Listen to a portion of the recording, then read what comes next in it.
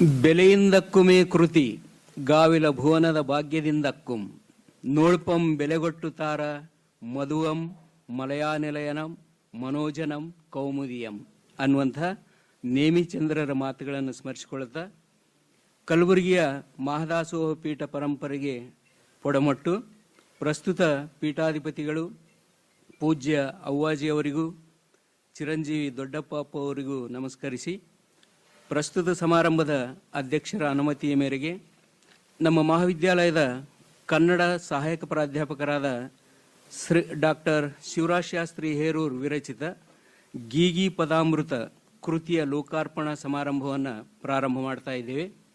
ವಿದ್ಯುಕ್ತವಾಗಿ ಪ್ರಾರಂಭವಾಗುವ ಈ ಕಾರ್ಯಕ್ರಮಕ್ಕೆ ಪ್ರಾರ್ಥನಾ ಗೀತೆಯನ್ನು ಹಾಡುವವರು ದೇಶಿ ಸೊಗಡಿನಿಂದ ಕೂಡಿದಂತಹ ಗೀಗಿ ಪದಗಳನ್ನು ಹಾಡುವುದರ ಮೂಲಕ ನಾಡಿನಾದ್ಯಂತ ಪ್ರಸಿದ್ಧಿಯನ್ನು ಪಡ್ಕೊಂಡಂತ ಶ್ರೀ ಶರಣಬಸಪ್ಪ ನದಿಶಿನ್ನೂರ್ ಮತ್ತು ಅವರ ತಂಡದವರಿಂದ ಪ್ರಾರ್ಥನಾ ಗೀತೆ.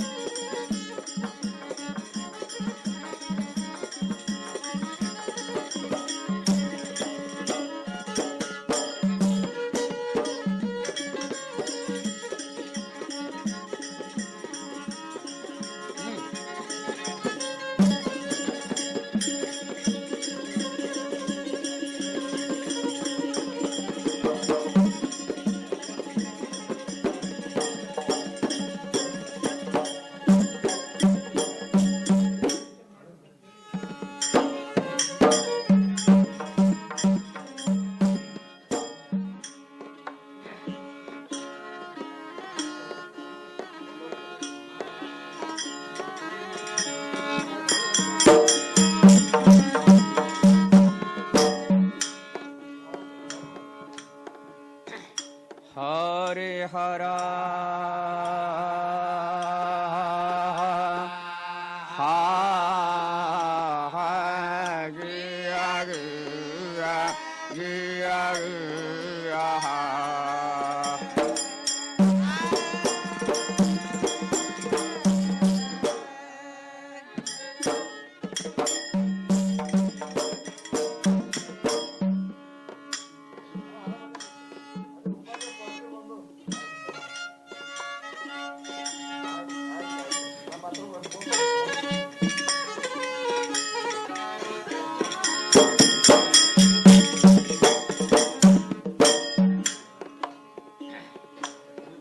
ಶ್ರೀ ಗಣೇಶ ಸುರವಿಗೆ ನಿನ್ನ ನಾಮ ಶ್ರೀಕಾರ ಶಟ ಸಂಪನ್ನದಿಂದ ಉಗಾಮ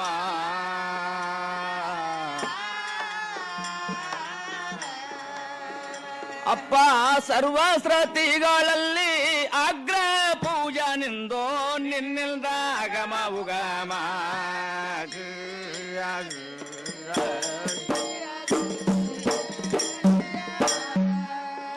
ಹೌದು ಸರ್ವಶಾಸ್ತ್ರಗಳಲ್ಲಿ ಅಗ್ರ ಪೂಜನಿಂದು ನಿನ್ನಿಂದ ಆಗಮ ಉಗಮ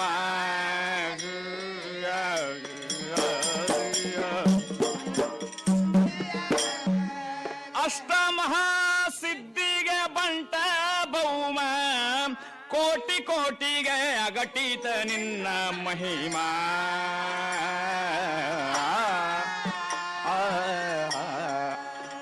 ಹವದು ಅದು ಕುಟಿಲ ಕಪಟರ ಆಟ, ಎಳ್ಳಷ್ಟು ಸಾಗುವುದಿಲ್ಲ ಬಿಟ್ರ ನಿನ್ನ ಧಾಮ.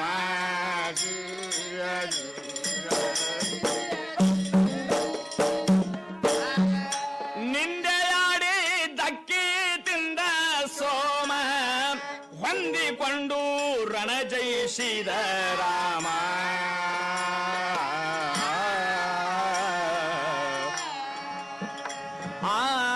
ದೇವಾಡಿ ಕಂದ ಗೈ ವಿಷಾಗ ವಿದ್ಯಾನಿಧಿ ಕರುಣಿಸೋ ನಿತ್ಯೇಮ.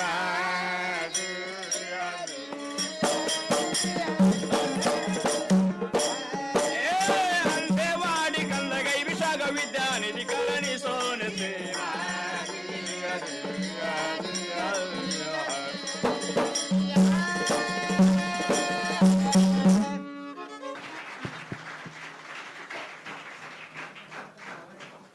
ಧನ್ಯವಾದಗಳು.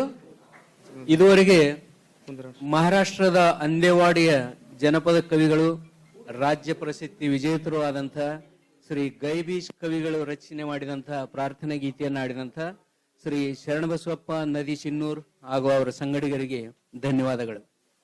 ಈಗ ಗ್ರಂಥ ಲೋಕಾರ್ಪಣಾ ಕಾರ್ಯಕ್ರಮದ ಎಲ್ಲ ಗೌರವಾನ್ವಿತ ಅತಿಥಿಗಳನ್ನ, ಅಧ್ಯಕ್ಷರನ್ನ, ತಮ್ಮೆಲ್ಲರನ್ನ ಹೃತ್ಪೂರ್ವಕವಾಗಿ ಸ್ವಾಗತಿಸಿ ಒಂದೆರಡು ಪ್ರಾಸ್ತಾವಿಕ ನುಡಿಗಳನ್ನು ಆಡಬೇಕು ಅಂತೇಳಿ ಗ್ರಂಥಕರ್ತೃಗಳಾದಂಥ ಡಾಕ್ಟರ್ ಶಿವರಾಜ್ ಶಾಸ್ತ್ರಿ ಹೇರೂರ್ ಅವರನ್ನ ವಿನಂತಿಸಿಕೊಳ್ತಾ ಇದ್ವಿ. ಈಗಾಗಲೇ ಪ್ರಸ್ಥಾನ ಬರೆಯಲಾಗಿದೆ, ಭಾಷ್ಯ ಬರೆಯಲಾಗಿದೆ. ಆದ್ರಿಂದ ನಾನು ಮಾತಾಡೋದೇನು ಉಳಿದಿಲ್ಲ. ಗೀಗಿ ಪದಾಮೃತದ ಅಮೃತವನ್ನು ಸಾಕ್ಷಾತ್ತಾಗಿ ತಾವು ಕರ್ಣೇಂದ್ರಿಯದಿಂದ ಸವಿದಿದ್ದೀರಿ. ಅದ್ರ ಮುಂದೆ ನನ್ನ ಮಾತುಗಳೇನು ಅಲ್ಲ. ಈ ಗೀಗಿ ಪದಾಮೃತದ ಭಿತ್ತಿ ಕೊಟ್ಟವರು ಈ ಎಲ್ಲ ಹಾಡುಗಾರರು. ಧರಣಿ ಮೇಲೆ ಉದ್ಭವಿಸಿ ಮರಣರಹಿತರೆನಿಸಿಕೊಂಡ್ರು, ಜಗ ಉದ್ಧಾರ ಮಾಡಿ ಹೋಗಿರ ಜಗದ ಜೀವನ ಶ್ರೀಯುತ ಶರಣ ಬಸವರ ಕಥಾ ಕೇಳಿ ಜನ್ಮ ಪಾವನ. ನಮ್ಮ ನಿಮ್ಮ ಜನ್ಮ ಎಲ್ಲ ಪಾವನ ಆಗಿದೆ ಅಂತ ಭಾವಿಸ್ಕೊಳ್ತಾ ಇದ್ದೀವಿ. ಈ ಗೀಗಿ ಪದಾಮೃತ ನಿಜವಾಗಿ ಕೊಟ್ಟವರು ಇವರು. ಆದ್ರೆ ಇಷ್ಟು ಮಾತ್ರ ಅಣ್ಣವ್ರಿಗೆ ಗೊತ್ತಿದೆ, ವೆಂಕಣ್ಣ ಸರ್ ಗೊತ್ತಿದೆ, ಸುರೇಶ್ ಸರ್ ಗೊತ್ತಿದೆ, ಎಲ್ಲರಿಗೂ ಗೊತ್ತಿದೆ. ಪ್ರತಿ ವರ್ಷ 2005ನೇ ಇಸ್ವಿಯಿಂದ ನಿರಂತರವಾಗಿ 3 ರಾತ್ರಿ ಇವರೊಂದಿಗೆ ನಾನು ಇರ್ತೀನಿ. ಎಂತಿಂತ ಶರಣರ ಚರಿತ್ರೆಗಳನ್ನು ಹಾಡಿದ್ದಾರೆ ಇವರು. ಮೊದಲು ಏನಿತ್ತು ಅಂದ್ರೆ ಸುಮ್ಮನೆ ಹರದೇಶಿ ನಾಗೇಶ್ ಅಂತ ಹಾಡೋದು, ನಗಸೋದು, ಆಯರಿ ಮಾಡ್ಕೊಳ್ಳೋದು, ಆಯರಿ ಬರ್ಸೋದು, ಹಿಂಗಿತ್ತು. ಆದ್ರೆ ಅಪ್ಪವ್ರು ನನಗೊಂದ್ ದಿನ ಹೇಳಿದ್ರು, ಶಾಸ್ತ್ರಿ ನೀ ಸಂಚಾಲಕ ಇದ್ದಿ, ಇಲ್ಲಿ ಶರಣರ ಜಾತ್ರೆಗೆ ಬರ್ತಾರೆ, ಭಕ್ತಿಯಿಂದ ಬರ್ತಾರೆ, ಇಲ್ಲಿ ಭಕ್ತಿ ಚರಿತ್ರೆನೇ ನಡಿಬೇಕು, ಇದರಂತೆ ನೀವು ನೋಡ್ಕೋಬೇಕು ಅಂತೇಳಿ ನನಗೆ ಆದೇಶ ಕೊಟ್ರು. ಆ ಆದೇಶವನ್ನು ಇವರಿಗೆಲ್ಲ ತಿಳಿಸಿದಾಗ ಎಂತೆಂತ ಭಕ್ತಿಯ ಅಮೃತವನ್ನೇ ಇವರು ಉಣಿಸಿದ್ದಾರೆ. ಅದಕ್ಕ ಅವರು ತಿಳ್ಕೊಂಡ್ರು, ಶರಣ ಬಸವರ ಜಾತ್ರೆಗೆ ಬಂದೆವು, ಶರಣ ಬಸವರ ತೇರಿಗೆ ಬಂದೆವು, ನಾವೆಲ್ಲ ಹಗಲು ಇರುಳು ಅವನ ಸೇವಾ ಮಾಡುತ್ತೇವು, ನಮಗೇನು ಕಮ್ಮಿಲ್ಲ, ಹಗಲು ಇರುಳು ಅವರ ಸೇವಾ ಮಾಡುತ್ತೇವು, ನಮಗೇನು ಕಮ್ಮಿಲ್ಲ ಅಂತ ಹಾಡಿದ್ರು ಇವರೆಲ್ಲ. ಅದೇ ರೀತಿ ಅವರಿಗೆ ಆನಂದ ಇದೆ, ಶರಣರು ಎಲ್ಲವನ್ನು ಕೊಟ್ಟಿದ್ದಾರೆ. ಆದ್ರೆ ಇಷ್ಟು ಮಾತ್ರ ಸತ್ಯ, ಇವರು ಕಟ್ಟಿಕೊಟ್ಟಂತ ಚರಿತ್ರೆ ಬಹಳ ವಿಶೇಷವಾದಂತ ಚರಿತ್ರೆ, ಎಲ್ಲೂ ಇಲ್ಲದೆ ಇರ್ತಕ್ಕಂಥ ಚರಿತ್ರೆಗಳಿವೆಲ್ಲ. ಇವುಗಳನ್ನು ನಾನು ಬರಿಬೇಕಾದಾಗ ಇವರೊಂದಿಗೆ ನಾನು ಅಂದ್ರೆ ಏನಿಲ್ಲ ಅಂದ್ರೂ 30 ತಾಸಿನ ಗೀಗಿ ಪದಗಳ ವಿಶ್ಲೇಷಣೆ ಮಾಡಿದ್ದು ಅಂತರ್ವಾಣಿ ಸಮುದಾಯ ರೇಡಿಯೋ ಕೇಂದ್ರದಲ್ಲಿದೆ. ಇವರು ಹಾಡಿರ್ತಕ್ಕಂಥದ್ದನ್ನ ಅದ್ರ ಒಳಗಡೆ ಏನಿದೆ ಅಂತೇಳಿ ನಾನು ತೆಗೆದು ಇಟ್ಟಿದ್ದೇನೆ. ಇಲ್ಲಿ ಅನೇಕರು ಕೇಳುಗರು ಬಂದಿದ್ದಾರೆ. ಶ್ಯಾಮರಾವ್ ಶಿರ್ವಾಳ್ ಅಂತ ಹೇಳಿ BSNL ಅಧಿಕಾರಿ ಇದ್ದಾರೆ, ನಮ್ಮ ಅಂತರ್ವಾಣಿಯ ನಿರಂತರ ಕೇಳುಗರವರು. ಆಮೇಲೆ ಸಿದ್ದರಾಮೇಶ್ವರ ಚರಿತ್ರೆಯನ್ನು ಹಾಡಿದ್ದಾರೆ. ಪ್ರಾಣದಾಸೆ ಬಿಟ್ಟವನಿಗೆ ಪರಮೇಶ್ವರ ಸಿಗೋದ ಖರೆ, ಆಶಾನಿಗೆ ಎನಿಸಿಕೊಂಡ ಸತ್ಯ ಶರಣ, ಚಿತ್ತ ಭಾವದಿಂದ ಶುದ್ಧದಿಂದ ಕೇಳಿ ನೀವು ಸಿದ್ದರಾಮನ ಪುರಾಣ. ಒಂದೇ ಎರಡೇ ಈ ಶರಣ ಬಸಪ್ಪ ನದಿ ಸಿಣ್ಣೂರವರು. ಇಲ್ಲಿ ಶಕುಂತಲಾ ದೇವಲಾ ನಾಯಕ್ ಅಕ್ಕೋರು ಬಂದಿದ್ದಾರೆ, ಬಹಳ ದೊಡ್ಡ ಗೀಗಿ ಕಲಾವಿದರು. ಅವ್ರು ಎದ್ದು ನಿಲ್ಬೇಕು, ಅವ್ರಿಗೆ ಒಂದ್ಸಲ ಚಪ್ಪಾಳೆ ತಟ್ಟಬೇಕಾಗಿ ಕೋರಿಕೆ ಇದೆ. ಅವರು ಜನಪದ ಅಕಾಡೆಮಿ ಪೋತೆ ಸರ್ ಇದ್ದಾರೆ, ಇಲ್ಲಿ ಜನಪದ ವಿದ್ವಾಂಸರು, ಕಲಬುರಗಿ ವಿಶ್ವವಿದ್ಯಾಲಯದ ಕನ್ನಡ ವಿಭಾಗದ ಮುಖ್ಯಸ್ಥರು ಬಂದಿದ್ದಾರೆ. ಇವರೆಲ್ಲ ಎಲೆಮರೆಯ ಕಾಯಿಯಂತೆ ಜನಪದ ಸೌರಭವನ್ನು ದೆಸೆಗೆ ಸೂಸ್ತಕ್ಕಂಥವ್ರು. ಇವರೆಲ್ಲ ಜನಪದ ಅಕಾಡೆಮಿಯ ಸದಸ್ಯರಾಗಿದ್ರು. ಶಕುಂತಲಾ ಅಕ್ಕೋರು ಅವ್ರು ಸಣ್ಣ ಹುಡುಗಿಯಾಗಿದ್ದಾಗಲೇ ಹಾಡಕ್ಕೆ ಶುರು ಮಾಡಿ ಎಂತಿಂತ ತತ್ವ ಪದಗಳನ್ನ ಹಾಡಿದ್ದಾರೆ. ನಿಜವಾಗಿ ಇವತ್ತು ಗೀಗಿ ಪದಾಮೃತ ಒಬ್ಬ ಜನಪದ ವಿದ್ವಾಂಸರಿಂದಲೇ ಅದು ಲೋಕಾರ್ಪಣೆಗೊಳ್ತಕ್ಕಂಥ ಒಂದು ಅವಕಾಶವನ್ನು ಪೂಜ್ಯ ಅಪ್ಪವರು ಮತ್ತು ಶರಣಬಸವೇಶ್ವರರು ಪೂಜ್ಯ ಅವರು ಕಲ್ಪಿಸಿಕೊಟ್ಟಿದ್ದಾರೆ. ಇಂಥ ಒಂದು ಸಂದರ್ಭದಲ್ಲಿ ಅವ್ರು ಮಾತಾಡಬೇಕು. ನಾನು ಏನಂದ್ರೆ ಬರದೆ ಬಿಟ್ಟೆ ಕೊಟ್ಟೆ, ಬರೋವರೆಗೂ ನನ್ನದಿತ್ತದು, ಒಳಗಿತ್ತು, ಒಳಗೆ ಎಷ್ಟೋ ವರ್ಷಗಳ ಕಾಲ ಒಳಗಿತ್ತು. 1 ವರ್ಷದ ಒಳಗಾಗಿ ನಾನು ಈ ಕೃತಿಯನ್ನು ಓದುಗರ ಕೈಗೆ ಕೊಡಬೇಕು ಅಂತ ಮನಸ್ಸಿನೊಳಗಿತ್ತು. ಅದನ್ನು ನಾನು ಕೊಟ್ಟಿದ್ದೇನೆ. ಅದರಿಂದ ಒಳಗಡೆ ಏನಿದೆ ಅಂತಕ್ಕಂಥದ್ದಂಥ ವಿದ್ವಾಂಸರು ಗುರುತಿಸಬೇಕು. ಇಂಥವೆಲ್ಲ ಪಠ್ಯದೊಳಗೆ ಬರಬೇಕು. ಜನಪದ ವಿದ್ಯಾರ್ಥಿಗಳು ಇವುಗಳನ್ನೆಲ್ಲ ಓದಬೇಕು. ಕೋಳೂರು ಕೊಡಗೋಸು, ಹೇಮರೆಡ್ಡಿ ಮಲ್ಲಮ್ಮ, ಸತಿ ಅನಸೂಯ, ಶರಣ ಬಸವೇಶ್ವರರು, ಸಂತ ತುಕಾರಾಮ, ದಾಮಾಜಿ ಪಂಥ. ಇದರಲ್ಲಿ ದಾಮಾಜಿ ಪಂಥರ ಚರಿತ್ರೆ ಇದೆ. ಆ ದಾಮಾಜಿ ಪಂಥ ಅನ್ನುವ ಹೆಸರೇ ನಮಗೆ ಅನೇಕರಿಗೆ ಗೊತ್ತಿರಲಿಲ್ಲ. ದಾಮಾಜಿ ಪಂಥ ನಮಗ್ ಗೊತ್ತಾಗಿದ್ದು ಈ ಗೀಗಿ ಹಾಡುಗಾರರಿಂದಲೇನೆ. ಅವು ಎಂಥ ದೊಡ್ಡ ಸೇವೆ ಮಾಡಿದ್ರು, ದಾಸೋಹ ಮಾಡಿದ್ರು.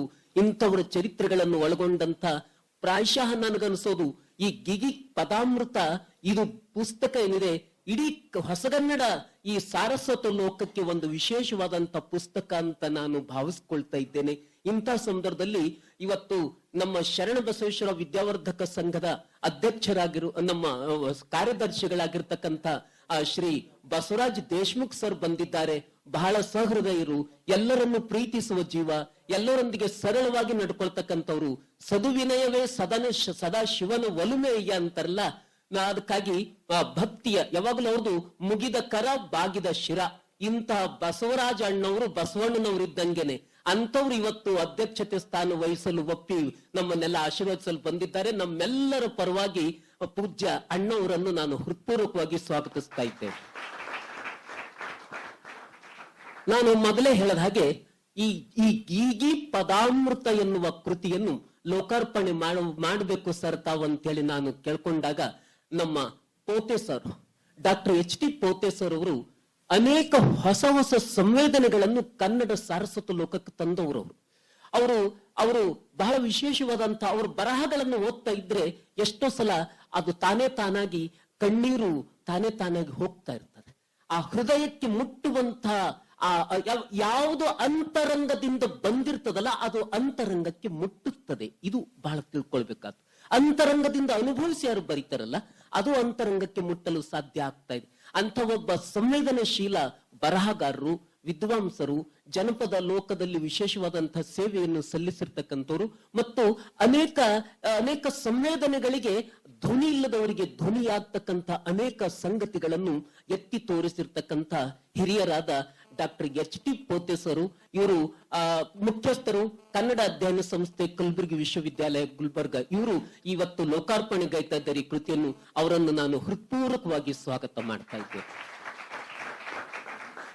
ಈ ನಾನು ಮಾಡುವ ಸ್ವಾಗತ, ನಾನು ಆಡುವ ಈ ಮಾತುಗಳು ನನ್ನೊಬ್ಬನ ಮಾತುಗಳಲ್ಲ. ಇಡೀ ನಮ್ಮ ಮಹಾವಿದ್ಯಾಲಯದ ಪ್ರಾಚಾರ್ಯರ ಪರವಾಗಿ, ಶಿಕ್ಷಕರ ಪರವಾಗಿ, ಶಿಕ್ಷಕೇತರ ಪರವಾಗಿ, ಪೂಜ್ಯ ಅಪ್ಪಾಜಿಯವರ ಅವ್ವಾಜಿಯವರ ಆಶೀರ್ವಾದದಿಂದ ನಾನು ಇಲ್ಲಿ ಮಾತಾಡ್ತಾ ಇದ್ದೇನೆ. ಅವರೆಲ್ಲರ ಪರವಾಗಿ ನಾನು ಮಾತಾಡ್ತಾ ಇದ್ದೇನೆ ಅಷ್ಟೇ. ಮತ್ತು ಇನ್ನೊಬ್ರು ನಮ್ಮ ಪ್ರೊಫೆಸರ್ ಕಲ್ಯಾಣರಾವ್ ಪಾಟೀಲ್ ಸರ್. ಕಲ್ಯಾಣರಾವ್ ಪಾಟೀಲ್ ಇನ್ನೊಂದು ವಿಶೇಷತೆ ಏನಂದ್ರೆ ಇಬ್ಬರು ಮಾಜಿ ವಿದ್ಯಾರ್ಥಿಗಳು ಈ ವೇದಿಕೆಯಲ್ಲಿದ್ದಾರೆ. ಪ್ರೊಫೆಸರ್ ಕಲ್ಯಾಣರಾವ್ ಪಾಟೀಲ್ ಸರ್ ಮತ್ತು ಪ್ರೊಫೆಸರ್ ಕ್ಷೇಮ್ಲಿನ್ ಬಿರಾದರ್ ಸರ್ ಅವರು ಇದೇ ಮಹಾವಿದ್ಯಾಲಯದ ವಿದ್ಯಾರ್ಥಿಗಳು ಈ ವೇದಿಕೆಯಲ್ಲಿದ್ದಾರೆ. ಅಲ್ಲಿ ಕೂತಿರ್ತಕ್ಕಂಥ ವಿದ್ಯಾರ್ಥಿಗಳು ಮುಂದೊಂದು ದಿನ ಈ ವೇದಿಕೆಗೆ ನೀವು ಬರಬೇಕು, ಅವರನ್ನು ಮಾದರಿಯನ್ನಾಗಿ ನೀವೆಲ್ಲ ಸ್ವೀಕಾರ ಮಾಡಬೇಕು. ಪ್ರೊಫೆಸರ್ ಕಲ್ಯಾಣರಾವ್ ಪಾಟೀಲ್ ಅವರು ನನಗೆ ಬಹಳ ಆತ್ಮೀಯರು, ಸ್ನೇಹಜೀವಿ ಅವರು. ನಾನು ದಿವ್ಯಾಂಗ ದೀಪ್ತಿ ಅಂತ ಹೇಳಿ ಒಂದು ಕವನ ಸಂಕಲನ ಪ್ರಕಟಿಸಿದ್ದೆ. ಅದಕ್ಕೂ ಅವರು ಅನೇಕ ಬಹಳ ವಿಶೇಷವಾದಂತ ಒಲವನ್ನು ತೋರಿ, ಆಮೇಲೆ ಶ್ರೀ ಶರಣ ಬಸವ ಮಹಾದಾಸೋಹ ದರ್ಶನ ಮಹಾಕಾವ್ಯ ಅದ್ರ ಬಗ್ಗೆ ಅವರು ಚಿಂತನೆಗಳನ್ನು ಮಾಡಿದ್ದಾರೆ. ಸೆಮಿನಾರ್ ಮಾಡಿದ್ದೀವಿ, ಅದರಲ್ಲೂ ಭಾಗವಹಿಸಿದ್ದಾರೆ. ಹೀಗಾಗಿ ನನಗೆ ಹೆಜ್ಜೆ ಹೆಜ್ಜೆಗೂ ಸಲಹೆಯನ್ನು ಕೊಡ್ತಾ ನನ್ನ ಹಿತೈಷಿಗಳಾಗಿರ್ತಕ್ಕಂಥ doctor professor Kalyanrao Patil sir ಅವರು ಕೂಡ ಈ ವೇದಿಕೆ ಮೇಲಿದ್ದಾರೆ. ಅವರನ್ನು ಹೃತ್ಪೂರ್ವಕವಾಗಿ ಸ್ವಾಗತ ಬಯಸ್ತಾ ಇದ್ದೇನೆ. ಆಮೇಲೆ ಪ್ರೊಫೆಸರ್ ಕ್ಷೇಮ್ಲಿನ್ ಬಿರಾದರ್ ಸರ್ ಅವರು ಇದೇ ಮಹಾವಿದ್ಯಾಲಯದಲ್ಲಿ ಅನೇಕ ಸುದೀರ್ಘವಾದಂತಹ ಸೇವೆಯನ್ನು ಸಲ್ಲಿಸಿ ಈಗ ವಿಶ್ರಾಂತ ಜೀವನವನ್ನು ನಡೆಸ್ತಾ ಇದ್ದಾರೆ. ಕನ್ನಡ ಪ್ರಾಧ್ಯಾಪಕರಾಗಿ ಇದೇ ವೇದಿಕೆ ಮೇಲೆ ಅನೇಕ ಪಾಠಗಳನ್ನು ಮಾಡಿದ್ದಾರೆ. ವಿದ್ಯಾರ್ಥಿಗಳ ಅಚ್ಚುಮೆಚ್ಚಿನ ಶಿಕ್ಷಕರು. ಅವರಿಗೆ ನಾನು ಹೃತ್ಪೂರ್ವಕವಾಗಿ ಸ್ವಾಗತವನ್ನು ಬಯಸ್ತಾ ಇದ್ದೇನೆ. ಅದೇ ರೀತಿ ನಮ್ಮ ಪ್ರಾಚಾರ್ಯರು ಡಾಕ್ಟರ್ ಸುರೇಶ್ ಕುಮಾರ್ ನಂದಗೌಡ್ ಸರ್ ಅವರು ಬಹಳ ಸೃಜನಶೀಲ ವ್ಯಕ್ತಿತ್ವ ಉಳ್ಳಂತವ್ರು. ಇಂಥ ಕಾರ್ಯಕ್ರಮ ಮಾಡೋಣ ಅಂತಂದ್ ಕೂಡ್ಲೆ ಪೂಜ್ಯ ಅಪ್ಪೋರ್ ಹತ್ರ ನಾವೆಲ್ಲ ಕೇಳಿದಾಗ ಅಪ್ಪೋರು ಮಾಡ್ತೀವಿ ಸರಿಯಾಗಿ ಅಂತ ಹೇಳಿ ಪ್ರತಿಯೊಂದು ಯಾವುದೇ ಒಂದು ಒಳ್ಳೆ ಕೆಲಸಕ್ಕೆ ಅವರು ಸದಾ ಬೆನ್ನೆಲುಬಾಗಿರ್ತಾರೆ, ಸದಾ ಕ್ರಿಯಾಶೀಲರಾಗಿರ್ತಾರೆ. ಅಂತ ಪ್ರಾಚಾರ್ಯರು ಡಾಕ್ಟರ್ ಸುರೇಶ್ ಕುಮಾರ್ ನಂದಗೌಡ್ ಸರ್ ಅವರನ್ನು ಈ ಕಾರ್ಯಕ್ರಮಕ್ಕೆ ಹೃತ್ಪೂರ್ವಕವಾಗಿ ಸ್ವಾಗತ ಬಯಸ್ತಾ ಇದ್ದೇವೆ.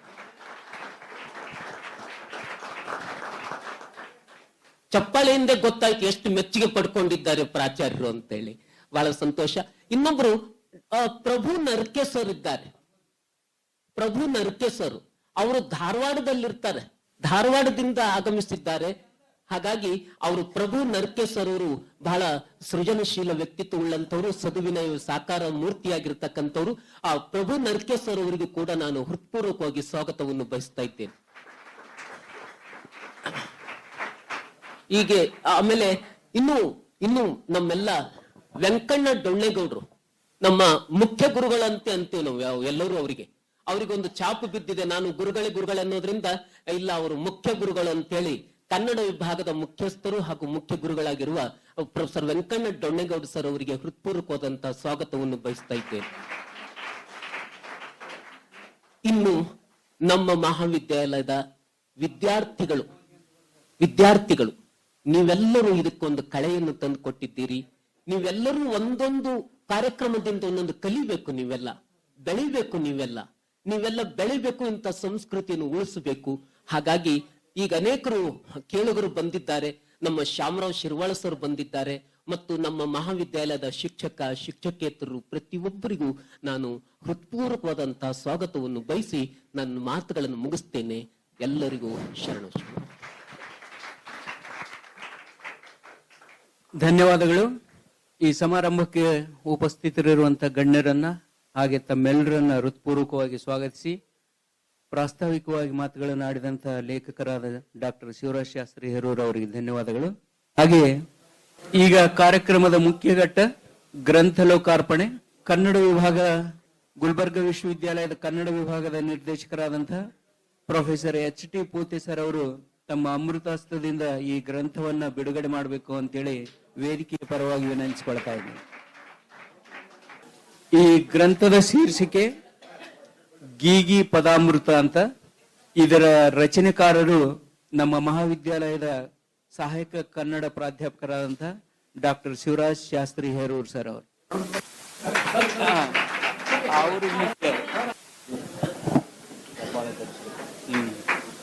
ಚಪ್ಪಾಳೆ.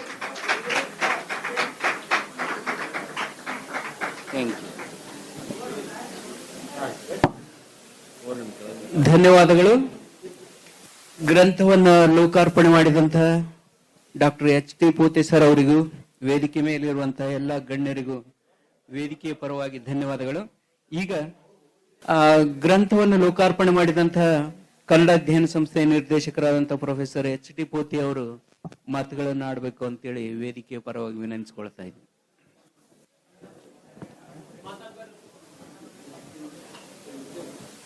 ಎಲ್ರಿಗೂ ಶರಣಾರ್ಥಿ ಮತ್ತು ನಮಸ್ಕಾರಗಳು. ಶ್ರೀ ಶರಣಬಸವೇಶ್ವರ ಕಲಾ ಮಹಾವಿದ್ಯಾಲಯದ ಸಹಾಯಕ ಪ್ರಾಧ್ಯಾಪಕರಾದ ಡಾಕ್ಟರ್ ಶಿವರಾಜ್ ಶಾಸ್ತ್ರಿ ಹೇರೂರ್ ಅವರ ಗ್ರಂಥ ಬಿಡುಗಡೆ.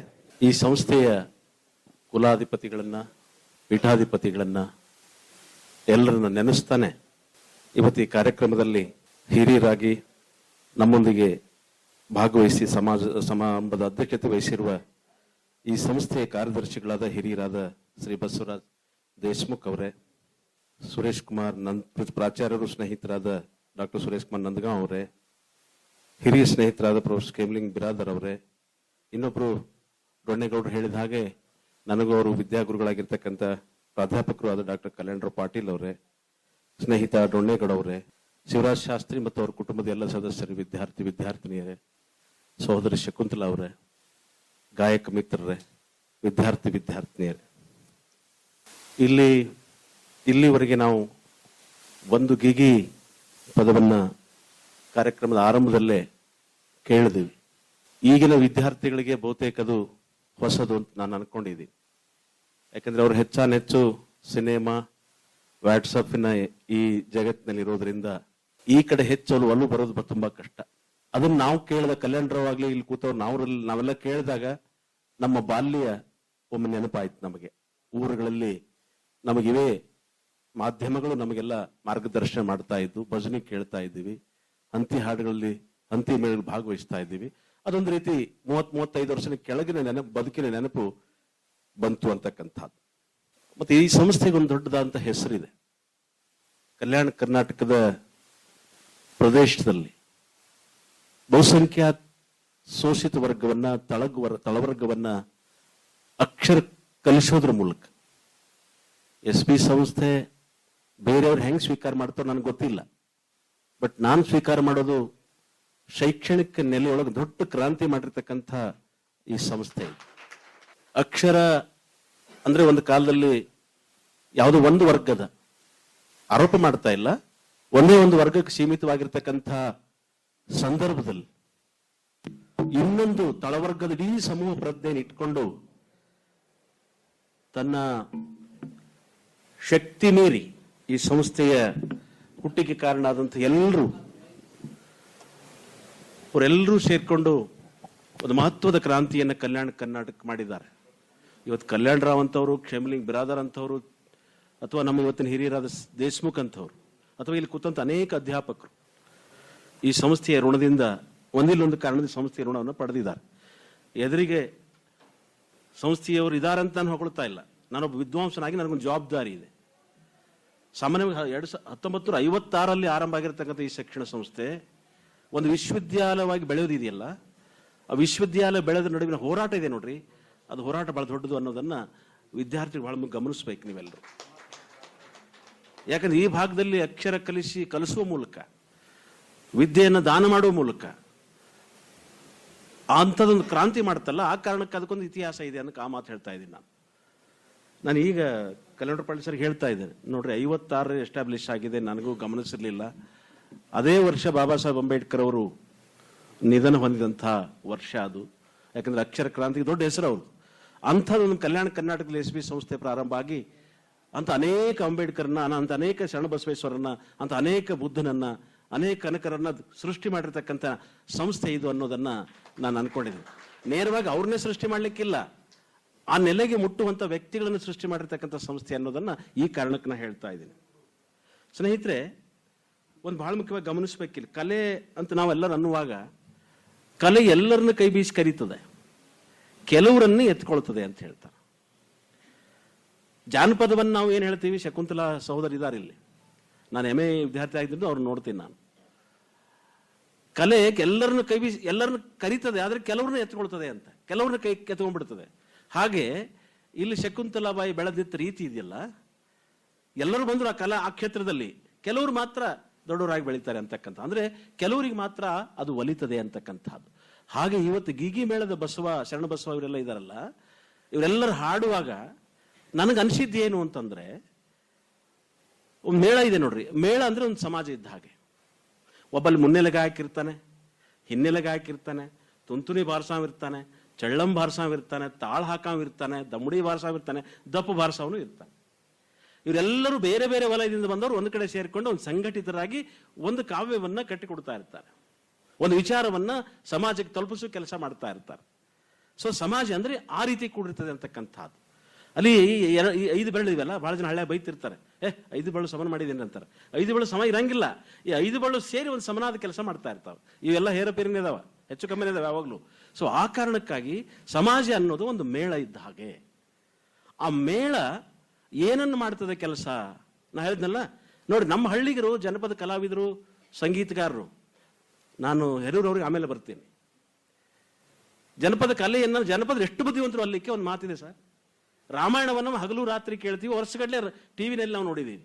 ದಿನ ಬೆಳಗಾದ್ರೆ ಸಂಡೆ, ನಾವು ವಿದ್ಯಾರ್ಥಿ ಆಗಿದ್ದಾಗ ಅದನ್ನು ವರ್ಷಾನುಗಟ್ಟಲೆ ನೋಡಿದ್ದೀವಿ. ಅದು ನಮ್ಮ ಜನಪದರು ಒಂದು ಕ್ಷಣ ಮಾತಲ್ಲಿ ರಾಮಾಯಣ ಅನ್ನೋದು ಏನು ಅನ್ನೋದು ಹೇಳ್ತಾರೆ. ಅದು ಹೇಗೆ, ದಶರಥನ ಕಂದ ರಾವಣನ ಕೊಂದ ಸೀತೆಯನ್ನು ತಂದ. ಇಡೀ ರಾಮಾಯಣ ಒಂದು ಲೈನ್ದಲ್ಲಿ ಹೇಳ್ತಾರೆ ಅವರು. ದಶರಥನ ಕಂದ ರಾವಣನ ಕೊಂದ ಸೀತೆಯನ್ನು ತಂದ. ಇದನ್ನು ನಾವು ಆಧುನಿಕ ಯುಗದಲ್ಲಿ ಟಿವಿಯಲ್ಲಿ ಹಾಕ್ಬಿಟ್ಟು 2 ವರ್ಷ 3 ವರ್ಷ ತೋರಿಸ್ತೀವಿ. ಇದನ್ನು ನಾವು ನಮ್ಮ ಹಳ್ಳಿಗಳಲ್ಲಿ ಪ್ರತಿಯೊಬ್ಬ ಕಲಾವಿದ, ಪ್ರತಿಯೊಬ್ಬ ಕೃಷಿಕ, ಪ್ರತಿಯೊಬ್ಬ ಕಸ ತೆಗೆಯುವ ಹೆಣ್ಮಗಳು ಕೂಡ ರಾಮನ ಕಥೆಯನ್ನ, ಕೃಷ್ಣನ ಕಥೆಯನ್ನ ಹಾಡಿ ಹೊಗಳ್ತಾರೆ. ಅವ್ರ ಅಕ್ಷರ ಕಲಿದೇ ಇರ್ತಕ್ಕಂಥವ್ರು. ಸೊ ಆ ಕಾರಣಕ್ಕೆ ಅವ್ರ ಜ್ಞಾನಕ್ಕೆ ನಾವು ಗೌರವಿಸ್ಬೇಕು. ನೋಡ್ರಿ, ಶರಣಬಸವೇಶ್ವರ ಹುಟ್ಟಿನ ಬಗ್ಗೆ, ಅವರ ಸಾಧನೆ ಬಗ್ಗೆ, ಆ ಕುಟುಂಬದಲ್ಲಿ ಅವರಿಗೆ ಹೇಗೆ ಕಷ್ಟಗಳನ್ನು ಕೊಟ್ಟರು, ಅಥವಾ ಎಷ್ಟು ದಾನ, ಅಥವಾ ದೊಡ್ಡ ಮನುಷ್ಯನ ಆಗಿದ್ದ, ಅವನ ಕಂಕಿ ತೆನಿಯೊಳಗೆ ದೊಡ್ಡ ರಾಶಿ ಬೆಳೆದ ಅನ್ನೋದಿದೆಯಲ್ಲ, ಆ ಕಥೆ ಕಟ್ಟಿಕೊಡೋದು ನಿಮ್ಗೆ ಸರಳ ಅನಿಸ್ಬೋದು. ಆದರೆ ಆ ತ್ಯಾಗ ಇದೆಯಲ್ಲ, ವ್ಯಕ್ತಿ ತ್ಯಾಗ ಅಥವಾ ಆ ಮನಸ್ಥಿತಿ ಇದೆಯಲ್ಲ, ಅದು ಬಹಳ ಇಂಪಾರ್ಟೆಂಟ್ ಅಂತಕ್ಕಂಥ. ಸೊ ಅದಕ್ಕಾಗಿ ಸ್ನೇಹಿತರೆ, ವಿದ್ಯಾರ್ಥಿ ಮಿತ್ರರೇ, ನಾವಿಲ್ಲಿ ಎಲ್ಲಿ ಬದುಕ್ತಾ ಇದ್ದೀವಿ ಅಂದ್ರೆ ಕಲ್ಯಾಣ ಕರ್ನಾಟಕದಲ್ಲಿ ಬದುಕ್ತಾ ಇದ್ದೀವಿ. ಕಲ್ಯಾಣ ನೆಲವನ್ನು ಮೆಟ್ಟಿದಂಥವರು ಶರಣರು, ಬಸವಾದಿ ಶರಣರು, ದಾಸರು, ತತ್ವಪದಕಾರರು, ಕಡಿಕೋಳ ಮಡವಾಳಪ್ಪನವರು, ಅನೇಕ ಮಾನ್ ವ್ಯಕ್ತಿಗಳು ನೆಲ ಮೆಟ್ಟಿರ್ತಕ್ಕಂಥ ನೆಲದಲ್ಲಿ ನಾವು ಬದುಕ್ತಾ ಇದ್ದೀವಿ. ಆ ಕಾರಣಕ್ಕೆ ಆದರೂ ನಾವು ಪುಣ್ಯವಂತರು ಅಂತ ನಾನು ಭಾವಿಸ್ಕೊಂಡಿದ್ದೀನಿ. ಈ ನೆಲವನ್ನು ಯಾವ ನೆಲದಲ್ಲಿ ಅವ್ರು ಬದುಕಿದ್ದಾರೋ ಆ ನೆಲದಲ್ಲಿ ನಾವು ಬದುಕ್ತಾ ಇದ್ದೀವಿ. ಕನಿಷ್ಠ ಮಟ್ಟಕ್ಕೆ ನಮ್ಗೆ ಗೊತ್ತಿಲ್ಲದೆ ಆ ಸಂಸ್ಕೃತಿ ನಮ್ಮ ಮನಸ್ಸಲ್ಲಿ ಬರ್ತದೆ ಅಂತಕ್ಕಂಥದ್ದು. ಅಂಥದ್ದು ಶರಣಬಸವೇಶ್ವರ ಜಾತ್ರೆಯಲ್ಲಿ ಅಂಥ ಕಲಾವಿದರಿಗೆ ಪ್ರೋತ್ಸಾಹ ನೀಡಿರ್ತಕ್ಕಂಥ ಈ ಸಂಸ್ಥೆ ಪ್ರತಿ ಜಾತ್ರೆಯೊಳಗೆ ಗೀಗಿ ಆಗಲಿ, ಲಾವಣಿ ಆಗಲಿ, ಹರದೇಶಿ ನಾಗೇಶಿ ಆಗಲಿ, ಈ ಭಜನಿ ಪದಗಳಲ್ಲಿ, ತತ್ವಪದಗಳು ಎಲ್ಲವನ್ನು ಹಾಡಿಸೋದ್ರ ಮೂಲಕ ಅವರನ್ನು ಗೌರವಿಸ್ತಾರೆ. ಸೊ ಆ ಗೌರವಿಸೋ, ಈಗ ಅವ್ರು ಬಂದು ಹೇಳಿದ್ರೆ ನಮಗೊಂದು ಪ್ರೀತಿ ವಿಶ್ವಾಸ ಕೊಟ್ಟು ನಮಗೆ ಇಲ್ಲಿ ಕರೆದಿದ್ದಾರೆ ಅಂತ ವೇದಿಕೆ ಮೇಲೆ, ವಿದ್ವಾಂಸರ ವೇದಿಕೆ ಮೇಲೆ ನಾವು ಹಾಡ್ತಾ ಇದ್ದೀವಿ ಅಂತ ಹೇಳಿ. ಸೊ ಆ ಕಾರಣಕ್ಕೆ ಸ್ನೇಹಿತರೆ ನೋಡಿ, ಜಾನಪದ ಅನ್ನೋದು ಎಲ್ಲ ಜ್ಞಾನಗಳಿಗೆ ಇವತ್ತು ತಾಯಿ ಬೇರು. ಜಾನಪದ ಅನ್ನೋದು ಬಹಳ ಮಂದಿ ತಿಳ್ಕೊಂಡಿದ್ದಾರೆ. ನಮ್ಮ ಹಳ್ಳಿಯಾಗ ಇಲ್ಕಲ್ ಸೀರೆ ಉಟ್ಕೊಂಡು ನಮ್ಮ ತಾಯಿ ಕೂತಿದ್ರೆ ನಾವು ಬಹಳ ಮಂದಿ ಹೇಟ್ ಮಾಡ್ತೀವಿ. ನಾವು ಆ ತಾಯಿ ಬಲ್ಲಿರ್ತಕ್ಕಂಥ ಶಕ್ತಿ ಎಂಥದ್ದು, ಆ ತಾಯಿ ಗುಣ ಏನು, ಆ ತಾಯಿತನ ಏನು ಅನ್ನೋದು ಯಾರು ಅರ್ಥ ಮಾಡ್ಕೊಳ್ಳೋದಿಲ್ಲ. ಪ್ಯಾಂಟ್ ಹಾಕೊಂಡೋಗಿ ಹಳ್ಳ ಗುಡಿಸಲ್ಲ ಹೋಗಿ ಮನೆಯನ್ನು ಬೀಸುಕಲ್ ಬಾಯಿ ಮೇಲೆ ಕೂತ್ ಬಿಡ್ತೀವಿ. ಆ ತಾಯಿ ಬೈತಾಳೆ, ಅಪ್ಪ ಆ ಬೀಸುಕಲ್ ಬಾಯಿ ಮೇಲೆ ಕೂಡ್ಬೇಡದು, ತಾಯಿ ಇದ್ದ ಹಾಗೆ ಅಂತ ಹೇಳ್ತಾಳೆ. ಆ ಕುಟುಂಬದ ತಾಯಿ ಬೀಸುಕಲ್ ಅದು. ನಮ್ಗೆ ಗೊತ್ತಿಲ್ಲ ಪ್ಯಾಂಟ್ ಎಲ್ಲಿ ಇಸ್ತ್ರಿ ಕಡಿಮೆ ಆಗ್ತದೆ ಅಂತ ಹೋಗಿ ನಾವು ಆ ಪ್ಯಾಂಟ್ ಮೇಲೆ ಕೂಡ್ತೀವಿ, ಆ ಬೀಸುಕಲ್ ಮೇಲೆ ಕೂತ್ ಬಿಡ್ತೀವಿ. ಆ ಬೀಸುಕಲ್ ಮಹತ್ವ ನಮ್ಗೆ ಯಾರು ಗೊತ್ತಿರೋದಿಲ್ಲ. ಆ ಬೀಸುಕಲ್ ನಮ್ಗೆ ಅನ್ನ ಹಾಕ್ತದೆ ಅಂತಕ್ಕಂಥ ನಾವು ಯಾರು ಮರ್ತು ಬಿಡ್ತೀವಿ ಅಂತಕ್ಕಂಥದ್ದು. ಸೊ ಈ ನಮ್ಮ ಸಂಸ್ಕೃತಿ ಅನ್ನೋದು ನಮ್ಮ ಪೂರ್ವಜರ ಬಲ್ಲಿದೆ. ಸೊ ಅಂತಹ ಸಂಸ್ಕೃತಿಯನ್ನ ಹಾಡಿ ಹೊಗಳಿ ಅದನ್ನ ನಮ್ಮ ನಡು ಒಂದು ಮಾಧ್ಯಮವಾಗಿ, ಗೀಗಿ ಮೇಳದವರು ಒಂದು ಮಾಧ್ಯಮವಾಗಿ ನಮಗೆ ಆ ಅರ್ಥವನ್ನ ಅರ್ಥೈಸ್ತಾ ಇರ್ತಾರೆ ಅಂತಕ್ಕಂಥದ್ದು. ಅಂಥ ಕೆಲಸದಲ್ಲಿ ಡಾಕ್ಟರ್ ಶಿವರಾಜ್ ಶಾಸ್ತ್ರಿ, ವಿದ್ಯಾರ್ಥಿಗಳೇ, ನಾನು ಅವರು ಅಪಾರ್ಥ ಮಾಡ್ಕೋಬಾರ್ದು, ಪ್ರಾಮಾಣಿಕವಾಗಿ ಹೇಳ್ತಾ ಇದ್ದೀನಿ, ಚೆನ್ನಾಗಿರೋರನ್ನೇ ಈ ಸಮಾಜದಲ್ಲಿ ಸರಿಯಾಗಿ ನಡೆಸ್ಕೊಳ್ಳೋಕ್ಕಾಗೋದಿಲ್ಲ. ಗಮನಿಸ್ಬೇಕು ವಿದ್ಯಾರ್ಥಿಗಳು, ನೀವು ವೈಜ್ಞಾನಿಕ ಯುಗದಲ್ಲಿ ಸುಂದರವಾಗಿದ್ದು, ಚೆನ್ನಾಗಿದ್ದು, ದಷ್ಟಪುಷ್ಟನಾಗಿದ್ದು, ಎಲ್ಲ ರೀತಿಯಿಂದ ಚೆನ್ನಾಗಿದ್ದವನ್ನೇ ನಾವು ಸರಿಯಾಗಿ ನಡೆಸ್ಕೊಳ್ಳೋದಿಲ್ಲ ಈ ಸಮಾಜದಲ್ಲಿ. ಆದರೆ ಒಬ್ಬ ವ್ಯಕ್ತಿಗ ಅಂಗವಿಕಲನಾಗಿ ದೃಷ್ಟಿದೋಷದಿಂದ, ಯಾವುದೋ ಕಾರಣ ದೃಷ್ಟಿದೋಷ ಆಗಿದೆ, ಅವ್ರು ಮಾಡ್ಕೊಂಡಿದ್ದಲ್ಲ ಅದು. ವಿಶ್ವವಿದ್ಯಾಲಯದಲ್ಲಿ ದೇಶಮುಖ್ ಸರ್, ನಿಮ್ಮ ಸಂಸ್ಥೆಯಲ್ಲೂ ಸಾಕಷ್ಟು ಜನ ಪ್ರೊಫೆಸರ್ ಇದ್ದಾರೆ, 2 ಲಕ್ಷ 3 ಲಕ್ಷ ಸ್ಯಾಲರಿ ತಗೊಳ್ಳೋರು. ಇಡೀ ರಾಜ್ಯದಲ್ಲಿ 2 ಲಕ್ಷ 3 ಲಕ್ಷ ಸ್ಯಾಲರಿ ತಗೊಳ್ಳೋ ಸಾಕಷ್ಟು ಜನ ಇದ್ದಾರೆ. 3 ಲಕ್ಷ ಸ್ಯಾಲರಿ ತಗೊಳ್ಳೋ ನಾವುಗಳು ಎಂಥದನ್ನ ಕಾಂಟ್ರಿಬ್ಯೂಷನ್ ಸಮಾಜಕ್ಕೆ ಕೊಡಬೇಕು? ಅದು ಸಾಹಿತ್ಯ ಆಗಲಿ, ಸಂಸ್ಕೃತಿ ಆಗಲಿ, ಚಿಂತನೆ ಆಗಲಿ, ವಿಜ್ಞಾನ ಆಗಲಿ, ಸಮಾಜ ವಿಜ್ಞಾನ ಆಗಲಿ ಕಾಂಟ್ರಿಬ್ಯೂಟ್ ಮಾಡ್ಬೇಕು ನಾವು. ಆದ್ರೆ ನಮ್ಮ ಜವಾಬ್ದಾರಿ ನಾವು ನುಣಿಸ್ಕೊಳ್ತಾ ಇದ್ದೀವಿ. ಅಂಥದ್ರಲ್ಲೂ ನಮಗಿಂತಲೂ ಅಂಗದಲ್ಲಿ ಕಡಿಮೆ ಇರುವ ಒಬ್ಬ ವ್ಯಕ್ತಿ ಸಾಹಿತ್ಯ ಕೃಷಿ ಮಾಡೋ ಮೂಲಕ 3-4 ಕೃತಿಗಳು ಕೊಡೋದಲ್ಲದೇನೆ ಈ ಸಂಸ್ಥೆಯ ಕೇಂದ್ರ ಬಿಂದು ಶರಣಬಸವೇಶ್ವರ ಮೇಲೆ ಮಹಾಕಾವ್ಯ ಬರೆಯೋದ್ರ ಮೂಲಕನೇ, ಮತ್ತೆ ಈ ಭಜನೆ ಹಾಡುಗಳು, ಗೀಗಿ ಹಾಡುಗಳು ಕೇಳ್ತಾ ರಾತ್ರಿ ಅವ್ರ ಜೊತೆ ಬೆರೆತು ಅದನ್ನು ತಗೊಂಡು ತನ್ನ ಲಿಪಿಯಲ್ಲಿ ಬರೆದು, ಆಮೇಲೆ ತನ್ನ ಹೆಂಡತಿ ಕೊಟ್ಟು, ಮಕ್ಕಳಿಗೆ ಕೊಟ್ಟು, ಅದನ್ನು ತಿದ್ದಿಸಿ, ಆಮೇಲೆ ಕಲ್ಯಾಣರಾವ್ ಪಾಟೀಲ್ ಕೊಟ್ಟು, ಇಷ್ಟೆಲ್ಲ ಸರ್ಕಸ್ ಮಾಡಿ ಗೀಗಿ ಪದಾಮೃತ ಅಂತಕ್ಕಂಥ ಒಂದು ಕೃತಿಯನ್ನ ಲೋಕಾರ್ಪಣೆ ಮಾಡ್ತಾರಲ್ಲ, ಅವ್ರಿಗೆ ನಾವೆಲ್ಲರೂ ಚಪ್ಪಾಳೆ ತಟ್ಟಿ ಅಭಿನಂದಿಸಬೇಕು ಅಂತಕ್ಕಂಥ.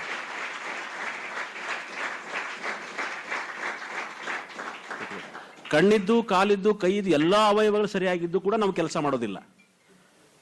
ಆದ್ರೆ ಅವಯವಗಳ ಕೊರತೆ ಇದ್ದು ಇಂಥದ್ದು ಕೆಲಸ ಮಾಡ್ತಾರಲ್ಲ, ಅವ್ರು ನಾವು ಅಭಿನಂದಿಸಬೇಕು ಅಂತಕ್ಕಂಥದ್ದು. ಅಂಥವ್ರೊಬ್ಬರನ್ನ ಈ ಸೊಸೈಟಿ ಸಾಕ್ತಾ ಇದೆಯಲ್ಲ, ಅಂಥವ್ರಿಗೊಂದು ಗೌರವ ಕೊಟ್ಟು, ಹುದ್ದೆ ಕೊಟ್ಟು ಈ ಸೊಸೈಟಿ ಗೌರವಿಸಿದೆಯಲ್ಲ, ಆ ಸಂಸ್ಥೆಗೂ ನಾನು ಹೃತ್ಪೂರ್ವಕ ಅಭಿನಂದನೆ ಸಲ್ಲಿಸ್ತಾ ಇದ್ದೇನೆ. ಸೊ ಒಂದು ಮಾತು ಬಹಳ ಗಮನಿಸ್ಬೇಕು ಸ್ನೇಹಿತರೆ, ನಾನು ನೋಟ್ ಮಾಡ್ಕೊಂಡು ಬಂದದ್ದು ಬೇರೆ ಇತ್ತು. ಜಾನಪದವನ್ನು ವಿದ್ಯಾರ್ಥಿಗಳು ಕೆಲವು ಕಡೆ ಕೀಳಾಗಿ ಮಾತಾಡ್ತಿರ್ತಾರೆ ಬಹಳ ಜನ. ಅದು ಮಧುರ ಕವಿ ಕೂಡ ಇದು ಗೊರಬರಸ್ ದುಂಡುಚುಯೇ, ಬೀದಿವರೆ ಬೀರನ ಕಥೆಯೇ ಅಂತ ಹೇಳಿ ಅಪಮಾನ ಮಾಡಿದ್ದ. ಅಂದ್ರೆ ರಸ್ತೆ ಮೇಲೆ ಹಾಡೋ ಹಾಡಲ್ಲ ಇದು, ಎಲ್ಲೋ ಬೀದಿ ಮೇಲೆ ಹಾಡೋ ಹಾಡಲ್ಲ ಇದು, ನಮ್ಮದು ಒಡ್ಡೋಲಗದಲ್ಲಿರ್ತಕ್ಕಂಥ ಸಾಹಿತ್ಯ ಅಂತೇಳಿ ಶಿಷ್ಟ ಸಾಹಿತ್ಯ, ಜನಪದ ಸಾಹಿತ್ಯವನ್ನು ಟೀಕೆ ಮಾಡಿದ್ದಿದೆ. ಪರಂಪರೆಯಿಂದ ಕೂಡ ಇದು ನಿರಂತರವಾಗಿ ನಡ್ಕೊಂಡೇ ಬಂದಿದೆ. ಈಗೂ ಕೂಡ ನಾವೆಲ್ಲರೂ ಜಾನಪದ ಅಂತಂದ್ರೆ ಟೀಕೆ ಮಾಡ್ತಕ್ಕಂಥ ಮನಸ್ಥಿತಿಯಲ್ಲೇ ಇದ್ದೀವೆಲ್ಲ ನಾವೆಲ್ಲರೂ. ಬಿಡ್ರಿ ಅದು ಜಾನಪದ, ಅದೇನು ಬಿಡ್ರಿ ಗರ್ತಿ ಹಾಡು, ಈ ತರದ ಮನಸ್ಥಿತಿಯನ್ನು ಇಟ್ಕೊಂಡಿದ್ದೆವು. ಆ ಗರ್ತಿ ಹಾಡಿನಲ್ಲೇ ಅದೆಂಥ ಮೌಲ್ಯ ಇದೆ. ಅಲ್ಲಿ ತಾಯ್ತನ ಆಗಿರ್ಬೋದು, ಸೋದರಿ ಸಂಬಂಧ ಆಗಿರ್ಬೋದು, ಅಣ್ಣನ ಸಂಬಂಧ ಆಗಿರ್ಬೋದು. ನೋಡಿ, ತಾವರಿಯ ಗೆರೆ ಹುಟ್ಟಿ ದೇವರಿಗೆ ನೆರಳಾಗೆ, ಎಂತ ಮಾತು. ತಾವರಿಯ ಗಿಡ ಹುಟ್ಟಿ ದೇವರಿಗೆ ನೆರಳಾಗಿ ಅಂತ ತಾಯಿ ಬಗ್ಗೆ ಆಕೆ ಮಾತಾಡ್ತಾಳೆ, ಮತ್ತು ಭೀಮಾ ನದಿ ಬಗ್ಗೆ ಮಾತಾಡ್ತಾಳೆ ಆಕೆ. ಅಂದ್ರೆ ಆ ಜನಪದ ಸಾಹಿತ್ಯವನ್ನ ನಮ್ಮ ಮಕ್ಕಳಿಗೆ ಇವತ್ತು ಕಲಿಸ್ಬೇಕಾಗಿದೆ. ಯಾಕಂದ್ರೆ ಅವು ಕಲಿಸೋದ್ರಿಂದ ನಮ್ಮಲ್ಲಿ ವೃದ್ಧ ಆದ ತಾಯಿ ತಂದೆಗಳಿಗೆ ವೃದ್ಧಾಪ್ಯ ಹಾಸ್ಟೆಲಲ್ಲಿ ಬಿಡಕ್ಕಾಗೋದಿಲ್ಲ. ಇವತ್ತು ಸಿನಿಮಾ ಟಿವಿಯಲ್ಲಿ ನೋಡ್ತಿರ್ತೀನಿ, ರಸ್ತೆಯಲ್ಲಿ ಹೆಣ್ಮಕ್ಳು ತಮ್ಮ ತಾಯಿ ತಂದೆ ಬಿಟ್ಟು ಹೇಳಾರ್ದೆ ಹೋಗ್ಬಿಡ್ತಾರೆ, ಆಟೋದಲ್ಲಿ ಇಳಿಸ್ಬಿಟ್ಟು. ಎದಕ್ಕಂದ್ರೆ ವೃದ್ಧಾಶ್ರಮಗಳು ಸೃಷ್ಟಿಯಾಗಿವೆ ಜಾಸ್ತಿ. ಎದಕ್ಕಂದ್ರೆ ಸಂಸ್ಕೃತಿ ನಮ್ಮಲ್ಲಿ ನಾವು ಇಲ್ಲ. ಹೆತ್ತವ್ರನ್ನ ಅಪ್ಪ ಅಮ್ಮ ಅಲ್ಲಿಗೆ ರೆಡಿ ಇಲ್ಲ ನಾವು ಯಾರು, ಒಡ ಹುಟ್ಟಿದ ಅಣ್ಣ ತಮ್ಮ ಅಲ್ಲಿಗೆ ರೆಡಿ ಇಲ್ಲ ನಾವು ಯಾರು, ಮನೆಗೆ ಬಂದವರು ಊಟ ಮಾಡ್ತಾರೆ ಕೇಳೋ ಪದ್ಧತಿಗಳು ನಾವು ಯಾರು ಇಲ್ಲ. ಯಾಕಿಲ್ಲ ಅಂದ್ರೆ ನಮ್ಮಲ್ಲಿ ನಮ್ಮ ಮೂಲ ಸಂಸ್ಕೃತಿ ನೆಲೆ ನಿಂತಿಲ್ಲ ಅಂತಕ್ಕಂಥದ್ದು. ಇವತ್ತು ಆಧುನಿಕ ಸಂಸ್ಕೃತಿ ಒಳಗಿದ್ದೀವಿ ನಾವು. ಆ ಆಧುನಿಕ ಸಂಸ್ಕೃತಿ ತಾಯಿ ತಂದೆ ನೋಡ್ಬಾರ್ದು ಕಲಿಸೋದಿಲ್ಲ, ಆದ್ರೆ ನಾವೆಲ್ಲರೂ ತಾಯಿ ತಂದೆ ನೋಡಿದ ಹಾಗೆ ಬದುಕ್ತಾ ಇದೀವಿ ಅಂತಕ್ಕಂಥ ಒಂದು ಒಪ್ಪಿಗೆ ಕೊಟ್ಟರೆ ಒಂದು ಸಣ್ಣ ಕತೆ ಹೇಳ್ಬಿಡ್ತೀನಿ ನಿಮ್ಗೆ. ಇಲ್ಲಿ ನಮ್ಮೂರದೇ, ನನ್ನ ಕುಟುಂಬದ್ದೇ. 77ರಲ್ಲಿ ನಮ್ಮಲ್ಲಿ ಒಬ್ರು ಡೆಪ್ಟಿ ಡೈರೆಕ್ಟರ್ ಆಗಿ ಸೋಷಿಯಲ್ ವೆಲ್ಫೇರ್ ಆಗಿದ್ರು, ಡಿಸ್ಟ್ರಿಕ್ಟ್ ಸೋಷಿಯಲ್ ವೆಲ್ಫೇರ್ ಆಗಿ ಮುಂದೆ ಡೈರೆಕ್ಟರ್ ಆಗ್ತಾರೆ. ಅವ್ರ ಹೆಸರು HR ಶಿಂದೆ ಅಂತೇಳಿ. ಅಂದ್ರೆ ಆ ಕಾಲದ ಅಧಿಕಾರಿ ಅವ್ರ ಊರಿಗೆ ಬಂದ್ರೆ ಎಸ್ಕಾಟ್ ಇರ್ತಿದ್ದು, ಅವರಿಗೆ ರೆಡ್ ಲೈಟ್ ಇರ್ತಿತ್ತು, ಎಸ್ಕಾಟ್ ಇರ್ತಿತ್ತು ಅಂತ ದೊಡ್ಡ ಆಫೀಸರು. ಅವ್ರಿಗೆ ಓದಿಸಿ ಬೆಳೆಸಿದವರು ಅಣ್ಣ ಅತ್ತಿಗೆ. 72 ಬರಗಾಲ ಬಂದು ಬಿಜಾಪುರ್ನಲ್ಲಿ ದೊಡ್ಡ ಬರ ಬಿತ್ತು, ಸಜ್ಜಿ ಬರ ಅಂತಾರೆ ಅದಕ್ಕೆ. ಶ್ರೀಮಂತರೆಲ್ಲ ಎತ್ತು ದನಗಳನ್ನ ಚಿಟ್ಟಿ ಕಟ್ಟಿ ಯಾರಾದರೂ ಸಾಕೊಟ್ರೆ ಬಿಡ್ತಿದ್ರು. ನಾನು ಅವಾಗಿನ 2ನೇ ಕ್ಲಾಸ್ ಓದ್ತಾ ಇದ್ದೆ ನಾವು. ಅಂದ್ರೆ ಕರಿ ಭೂಮಿ ಅಂತ, ಭೂಮಿ ಎಲ್ಲ ಕರ್ರಗಾಗಿತ್ತು, ಹಸಿರನ್ನು ಕಾಣಿಸ್ತಾ ಇರಲಿಲ್ಲ ಅಂತ. ಆಗಿನ ಕಾಲಕ್ಕೆ BA ಆನರ್ಸ್ ಓದಿ ಬಾಬಾ ಸಾಹೇಬ್ ಅಂಬೇಡ್ಕರ್ ಭೇಟಿ ಆಗಿದ್ರು. ಅವ್ರು ಅಂಬೇಡ್ಕರ್ ಅವ್ರು ಹೇಳ್ತಾರೆ, ನೋಡಪ್ಪ ಓದಿ ನೌಕರಿ ಮಾಡಬೇಡ, ಸಮಾಜ ಸೇವೆ ಮಾಡು ಅಂತ ಹೇಳ್ತಾರೆ. ವಲ್ಲಂತ ಬಂದಿವರು ಕೆಲಸಕ್ಕೆ ಸೇರ್ಕೊಳ್ತಾರೆ, ಅಧಿಕಾರಿ ಆಗ್ತಾರೆ. ಕಾರವಾರದಲ್ಲಿ ಅಧಿಕಾರಿ ಕೆಲಸ ಮಾಡುವಾಗ ವಾಕಿಂಗ್ ಮಾಡುವಾಗ ಒಬ್ಬ ಹೆಣ್ಮಗಳು ಬಾವಿ ನೀರು ತರೋದು ನೋಡಿ ಆಕೆ ಸುಂದರ ಇದಾವೆ ಅಂತ ತಿಳ್ಕೊಂಡು ಆಕೆ ಮನೆಗೆ ಹೋಗಿ ಅಕ್ಕಿನೇ ಮದುವೆ ಆಗಿದ್ರು. ಅವ್ರು ಅದನ್ನ ಚಪ್ಪೆ ಬಿಡಬೇಡಪ್ಪ, ಮದುವೆ ಆಗ ದೊಡ್ಡ ಸಾಧನೆ ಅಲ್ಲ ಈ ದೇಶದಲ್ಲಿ. ಮದುವೆ ಆಗ ದೊಡ್ಡ ಸಾಧನೆ ಅಲ್ಲ, ಮಕ್ಕಳು ಮಾಡೋದು ದೊಡ್ಡ ಸಾಧನೆ ಅಲ್ಲ, ಆದ್ರೆ ಸರಿಯಾಗಿ ಬದುಕಬೇಕಾಗಿ ದೊಡ್ಡ ಸಾಧನೆ. ಆವಾಗ ಇರ್ಲಿ, ಆವಾಗ ಅವರು ಅಧಿಕಾರಿಯಾಗಿ ಬೆಂಗಳೂರಿಗೆ ಹೋದ್ರು. ಇಲ್ಲಿ ಊರಲ್ಲಿ ಬರಗಾಲ ಬಿತ್ತು. ಅಣ್ಣ ಅತಿಗಿ ಇಲ್ಕಲ್ ಸೀರೆ ಉಟ್ಕೊಂಡು, ಅಣ್ಣ ಒಂದು ಬಿಳಿ ರುಮಾಲ್ ಸುತ್ತ ಕಂಬಳಿ ಒಳಗೆ ತಮ್ಮನ ಮನೆಗೆ ಹೋಗೋಣ. ಯಾಕೆ ಹೋಗೋಣ ಅಂದ್ರೆ ಬರಗಾಲ ಇದೆ, ಒಂದು ಏನಾದ್ರೂ ದುಡ್ಡು ಇಟ್ಕೊಟ್ರೆ ಬಾವಿ ಹೊಡಿಬಹುದು, ನೀರು ಬೀಳ್ತಾವ, ನೌಕರಿ ದೊಡ್ಡ ಸಾಹೇಬನ ಅಂತ ಹೇಳಿ ಕಂಬಳಿ ಗಂಟೆ ಕಟ್ಕೊಂಡು ಬೆಂಗಳೂರಿಗೆ ಹೋದ್ರು. ಮನೆಗೆ ಗೊತ್ತಿಲ್ಲ, ಮನೆಗೆ ಗೊತ್ತಿಲ್ಲ ಎಲ್ಲಿ ಹೋಗ್ಬೇಕು. ಹೆಂಗೋ ಆವಾಗಿನ ಭಿನ್ನತೆ ಓದಿ ನಮ್ಮ ತಾತ, ಭಿನ್ನತೆ. ಆ ಭಿನ್ನತೆ ಮೇಲೆ ಅವ್ನು ತಬಲಾ ಬಾರಿಸಿದ, ವಾದ್ಯ ಬಾರಿಸಿದ. ಅವನು ಪೇಟಿ ತಬಲಾ, ಯಾವಾಗಲೂ ಮೇಳದಾಗ ತಬಲಾ ಬಾರಿಸ್ತಿದ್ದ. ಅತ್ತಿಗೆ ಮತ್ತು ಅಣ್ಣ ಅಂದ್ರೆ ಈ ಉತ್ತರ ಕರ್ನಾಟಕದ ತಾಯಿ ತಂದೆ ಸಮಾನ ಅಂತಾರೆ. ಅವ್ರು ಹೋದಾಗ ಎಲ್ಲಿ ಹೋಗ್ಬೇಕು ಗೊತ್ತಿಲ್ಲ, ಹೆಂಗೋ ಹುಡುಕಾಡ್ಕೊಂಡು ಕಚೇರಿಗೆ ಹೋಗ್ಯಾರ. ಹೆಂಗೆ ಕಚೇರಿ ಕಿಟಕಿ ಇದಾವೆ. ಕಚೇರಿಗೆ ಹೋದಾಗ ಜವಾನ ಸ್ವಲ್ಪ ಕಿರಿಕಿದ್ದ. ಕಚೇರಿಗೆ ಹೋಗಿ ಕಂಬಳಿಗಳು ಗಂಟೆ ಇಟ್ಕೊಂಡು ಕಟ್ಟಿ ಮೇಲೆ ಕೂತಾರನು. ಜವಾನ್ ಹೋಗಿ ಕೇಳಿ, ಯಾರು ನೀವು ಎಲ್ಲಿಂದ ಬಂದಿರಿ ಅಂತ ಕೇಳ್ಯಾರ. ಇಲ್ಲ ನಾವು ಹಿಂಗೆ ಊರಿಂದ ಬಂದಿದ್ದೇವ್ರಿ, ಅಲ್ಲಿ ಒಳಗೆ ಹಾರಲ್ರಿ ಸಾಹೇಬರು, ಅವ್ರಿಗೆ ನಮ್ಮ ಮೈದಿನ ಅಣ್ಣ ಆಗ್ಬೇಕು, ಅಕ್ಕಿ ಹೆಣ್ಮಗಳು ಅವ್ರು ನಮ್ಮ ಮೈದಿನ್ರಿ ಅಂತ ಹೇಳ. ಜವಾನ ಹೋಗಿ ಸಾಹೇಬ್ರ ಯಾಕಪ್ಪ ಸಾಹೇಬ್ರ ಕೋಟ್ ಗೀಟ್ ಹಾಕೊಂಡು ನೀಟಾಗಿ ಹಿಕ್ಕೊಂಡು ಕೂತಿದ್ರು. ಸಾಹೇಬ್ರು ಯಾರೋ ಬಂದಾರ ಹೊರಗೆ, ಯಾರು ಬಂದಾರ? ಸಾಹೇಬ್ರು ಕಿಟಕಿಯಾಗಿ ಹಿಂಗೆ ನೋಡಿದ್ರು. ಅಣ್ಣ ಅತ್ತಿಗೆ. ಅಣ್ಣ ದಸಕನೆ ಕೂತಾವ, ಗಾಬರಿ ಆದ. ಈ ಡ್ರೆಸ್ನಾಗ ಇವ್ರು ಬಂದಾರ, ನಾರೇ ಇಂಟರ್ ಕ್ಯಾಸ್ಟ್ ಮದುವೆ ಆಗಿನಿ, ನಾನು ಹೇಳ್ತೀನಿ ನಾ ಬೇರೆನೇ ಹೇಳಿನಿ, ಇದರಿಂದ ನನ್ನ ಜಾತಿ ಗೊತ್ತಾಗ್ತಲ್ಲ, ಏನ್ ಮಾಡೋದು ತಿಳ್ಕೊಂಡು ಹಂಗೆ ಗಪ್ ಕೂತ್ರೆ ಮತ್ತೆ ಅವ ಬಂದ ಜವಾನ. ಸಾಹೇಬ್ರ ಮತ್ತೆ ಯಾಕೆ ಅವ್ರು ಕರೀಲಿ, ಅವ್ರು ಯಾರು ಏನು ಅಂತ ಹಿಂಗೆಲ್ಲ ಕೇಳಿದೆ. ಅವ ಹಂಗೆ ಪೀಡಿಸ್ದ ಅವ್ರಿಗೆ. ಅವ್ರು ಯಾರು ಅವ್ರು ಬೇರೆ ಯಾರೋ ಅಲ್ಲ, ಮನೆ ನೀರು ಹಾಕೋರು ಸುಮ್ಮಿಡು ಅಂದ್ಬಿಟ್ಟ.